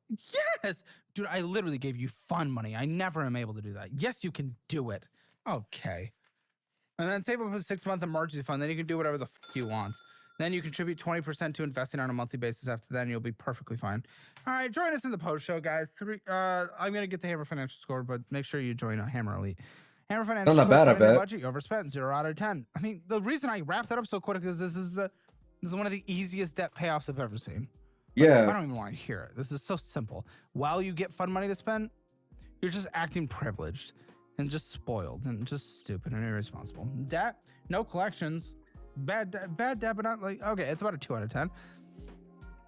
Emergency fund, there's nothing right now. You said you saved up $2,000? $2,000. I'll give you a 2. Well, you're going to probably just set that no more saving, pay off the debt instead. Okay. I was pretty good in my emergency fund, but my emergency fund is gone. Well, I have some money left, which is $400, but fuck, it's just fucking draining, dude. Like, I fucking hated this day. But I'm acting privileged because I'm very lucky where I'm at, and I'm lucky that I'm able to buy a new PC. Because like at least I'll be able to have that PC work for like the next couple of like decade. So I'm like, I have no reason to complain. I just gotta work my ass off. Retirement, definitely behind at about, what was it, like 5,000 saved up? I also have a 401k as well too with Wasn't that what I Roth saw? IRA. What's your total retirement amount? Both combined. Both combined. This is still probably the better one. Both combined, how much? I think there's only $5,000 in the Roth IRA. And then there's 5,000 in this? Yeah. So 10. Yeah. Okay. That's not bad. For beginning, about I 2 out guess. of 10. For your age, real estate 0 out of 10. Hammer financial score 1.5 out of 10. Get yours at calebhammer.com. Now join. I'm literally like at 0 right now, dude. I barely have investments now again. I mean, does collectibles count? I'm about to sell them, so we'll see. I bring up some money on investments. My emergency fund is like down bad, like a motherfucker. I have no money for retirement, which is very fucking scary, by the way. And I still have money on my bank. Like I still have like good money on my bank, which is like that was like technically I could have bought the PC on some of my own, but I would have been like close to negative because you're supposed to have a certain amount of money on the bank that I have before they start charging you, right? So I would have probably go barely on the negative if I did that. So I was like, obviously I couldn't do that. So that's that. It did, yeah. Yeah, we'll see. But yeah, I mean, like these type of shows really does motivate you to like figure out what you want to do and like what you don't want to overspend all that stuff like that. But anyways, we're done for tonight, guys. It's 2 o'clock, 3 o'clock in the morning right now. I need to get some sleep. I am like still sick, guys. I'm gonna try to finish a new video tomorrow because I uploaded one yesterday, so you guys want to check that out. It's about the AI on the Expedition 33 / Baldur's Gate games. So we'll be another video hopefully tomorrow on Friday. I'm trying to do every other day right now on YouTube, so if you guys can check those videos out, we're really appreciate it. I'm also gonna work on a new short today too as well on stream, but we will also we will be planning out everything on stream, guys, of new stuff. So before I go to bed, I'm gonna work on some emotes sketches for potential commission, and also finish some more sketches for a commission that I'm working on right now. And then also tomorrow I'm gonna upload my stuff to sell, and then like other than the comic books, because tomorrow what we're gonna do at the beginning of the stream, we're gonna check out some of the comic books, how much they're worth, even if they're worth selling by themselves or as a bundle, and I'll sell those comic books, those key issues and stuff like that. We'll go for like I'm gonna say like which ones I want to get rid of and which ones I don't really want to get rid of, but I have to get rid of, and we'll go from there pretty much. Because the goal is to at least try to get close to 3K of comic books. The reason why is because fees, fees, condition, all that kind of stuff. So by the time we get like 300K worth of comics, it'd probably be worth about 2,200, something like that. Like exit out all that. So we'll see where that goes. We'll see what's gonna happen, guys. But yeah, we are gonna sell a lot of stuff, guys. Because we need to. Well, I need to. But it's gonna be fun, guys. It's not like a bad thing, by the way, guys. That was literally like the whole point of me buying these comics in the past, guys, for the future investments. So that's like the whole point. So it's like all right, here it is. It's a lot sooner than I expected, but here it is. And yeah, I'll be putting up other things for sale. Other video games for sale that I got for free from GameStop, luckily. So I'll put it up for sale, obviously. And then yeah, we'll see how that goes. Honestly, we'll see how it goes. Oh, by the way, guys, I did get this for on sale. They're going out of business, these markers. So I got these for $20. This is before everything happened, by the way. But I got this big set of markers, 120 markers. So this right here, I got this for $20 because guess what? The company went out of business. So I was like, all right, cool, I'll take it. The reason why I decided to take it, guys, the reason why is because we're going to use these markers, these specific markers right here only for the comic book. Remember the comics I bought for a bundle for a while now, guys? We're finally going to work on it. We got markers to draw on them. And yeah, we're finally going to work on them, guys. Yeah. Like we got Spawn right here. So if anybody wants to get these comic books, commission me, I'm gonna work on some so I can like post some references stuff for you guys. But I got Spawn, I got Teenage Mutant Turtles, I believe as well. Yes, I got Teenage Mutant Turtles right here. I also got Transformers as well. I got Transformers. Let's see. Hold up. We got more Teenage Mutant Turtles. More Teenage Mutant Turtles. More Teenage Mutant Turtles. I forgot they sent me that by accident. We got Into Spider-Verse #1 right here too as well. So Spider-Man characters. Oh, 2 of them. And then we got Secret Wars, so it could be like Doctor Doom or anything like that. You know. We got more. We got 2 of those. 3 of them, which is okay. And then we also got Thanos comic book too as well. We got a Thanos one. We got a Joker one. We got a Joker. And then we also have a Batman one. A Batman blank cover. We have an X-Men, which is cool. We got a couple X-Men, I believe, because these I got for free because they sent me the TMT by accident. They doubled the order for TMT for some reason. But yeah, we got like 4 X-Men right here. And then we have 5 X-Men, sorry. And then we also have... Ooh, wait, what? Wait a minute. Hold up. Is this comic book worth anything?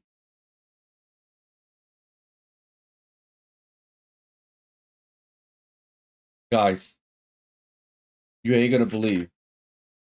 I have an absolute Batman #1 blank cover, but it's the first print of absolute #1. Holy shit, how much is it worth? I may have to sell this one. Hold up. Let's check out how much it's worth real quick. Hold up. How much is absolute Batman blank cover worth? Because the regular one, it's $100. Let's see. Absolute Batman 1 blank.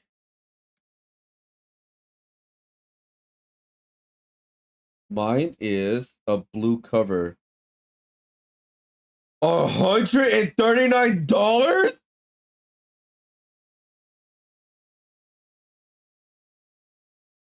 No. No way.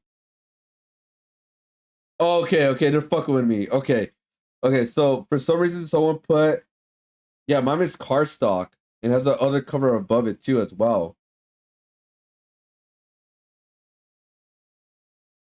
That's the 4 print. It's the red one.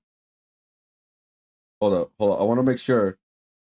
It's still worth a lot though. I mean, like, wait, hold up. Let me see. Let me look at for sold prices real quick.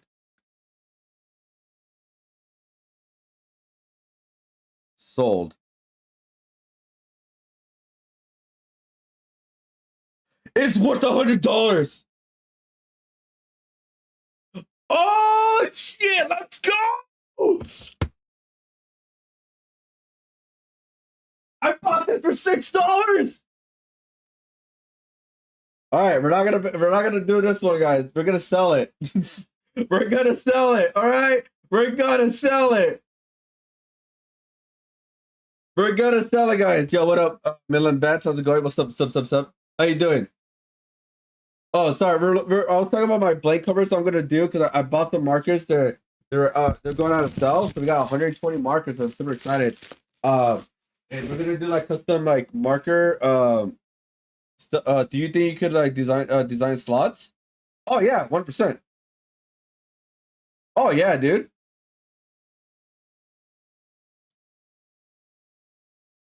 And we just find out that this book right here is worth 100 because it's the first print of Batman, Absolute Batman. Yeah, dude. I'm actually looking for work right now because I'm in a little pickle.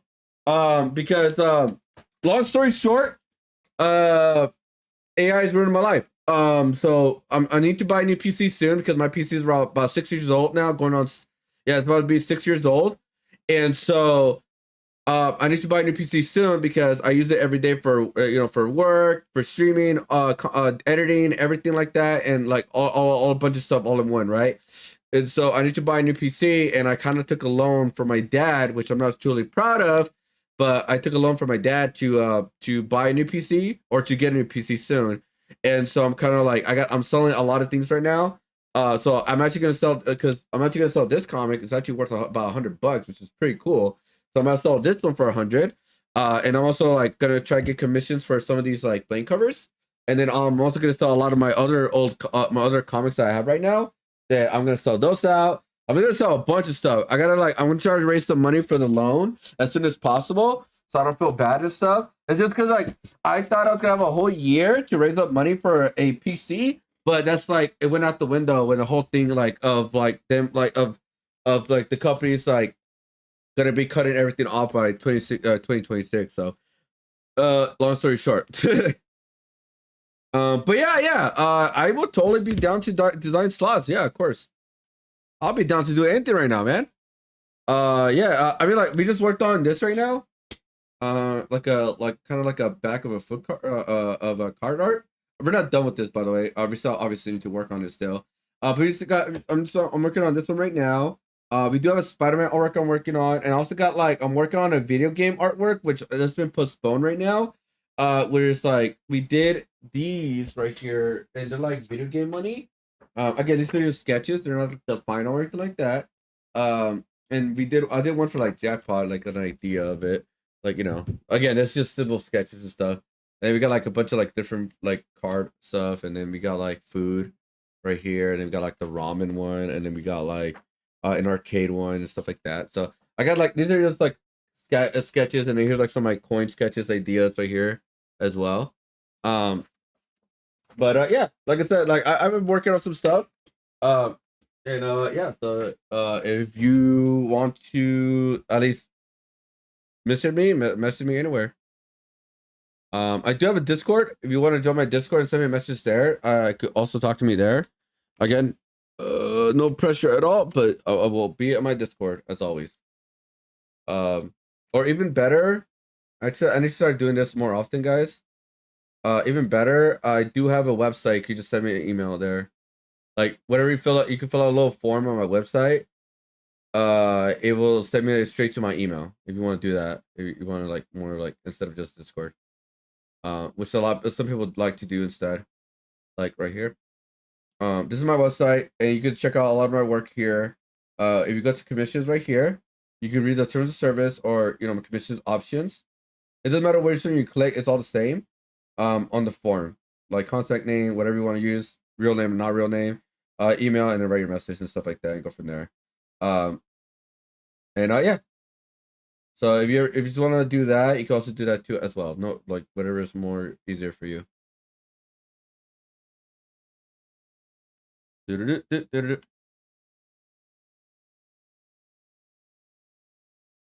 yeah, there you go. Hey, by the way, what do you guys think of this ramen artwork? By the way, I'm digging it. I think this is one of my most like clean artwork recently. I mean, I still gotta finish it up, but I feel like this is one of my cleanest works recently. You know what? You know what, Shadow? You're all right. The car accident did make me better an artist. It did make me a better artist.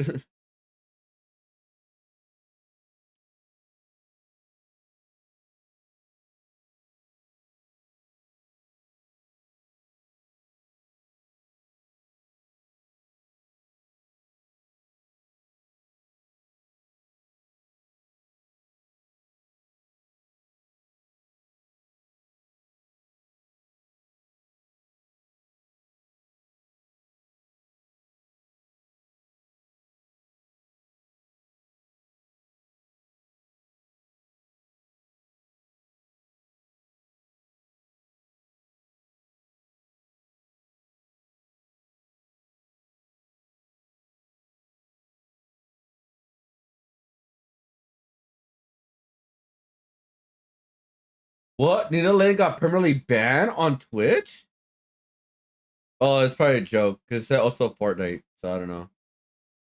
I was like, what? I didn't know that.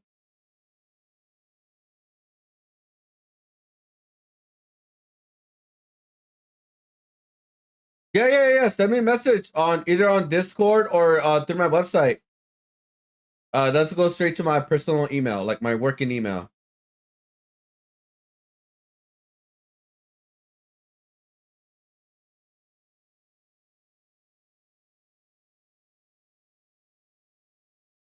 Discord? Yeah. Send me a message through Discord. Okay, I see you. Yeah, I see your message.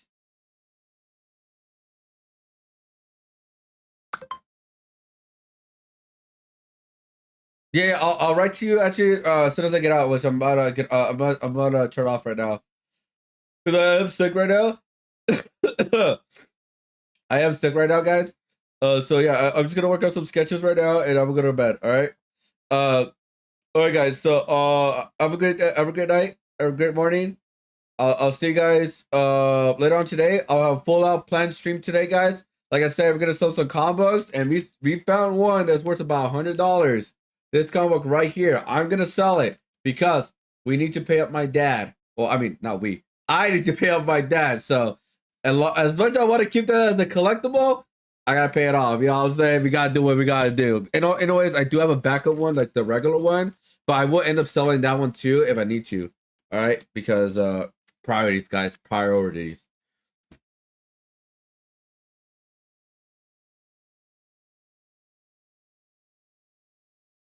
Procreate. The app has been on same state before updating the latest version. Oh yeah, Procreate's like for only like iPhones and stuff, right?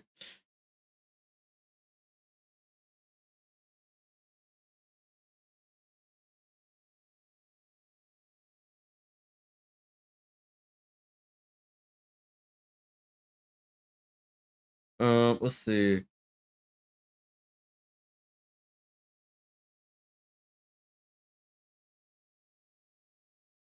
All right, cool.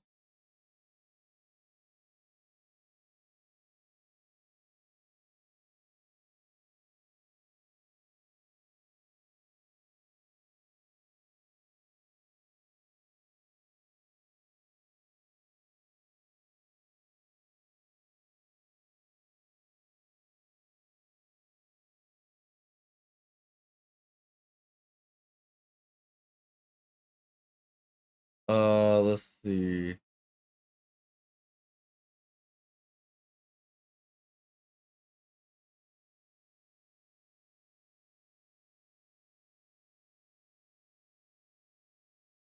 We should be good.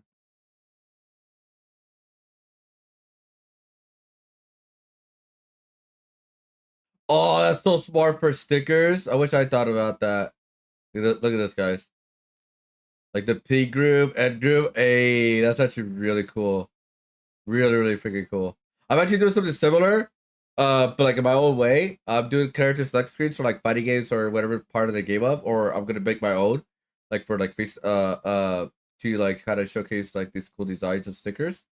Which I don't think I'm about to do soon, but hopefully. But well, maybe we could because they're gonna be 3x3, so they're gonna be like 5x8 or anything like that, so it can cost a lot more cheaper to make. But I don't know what they're at right now. Let's see.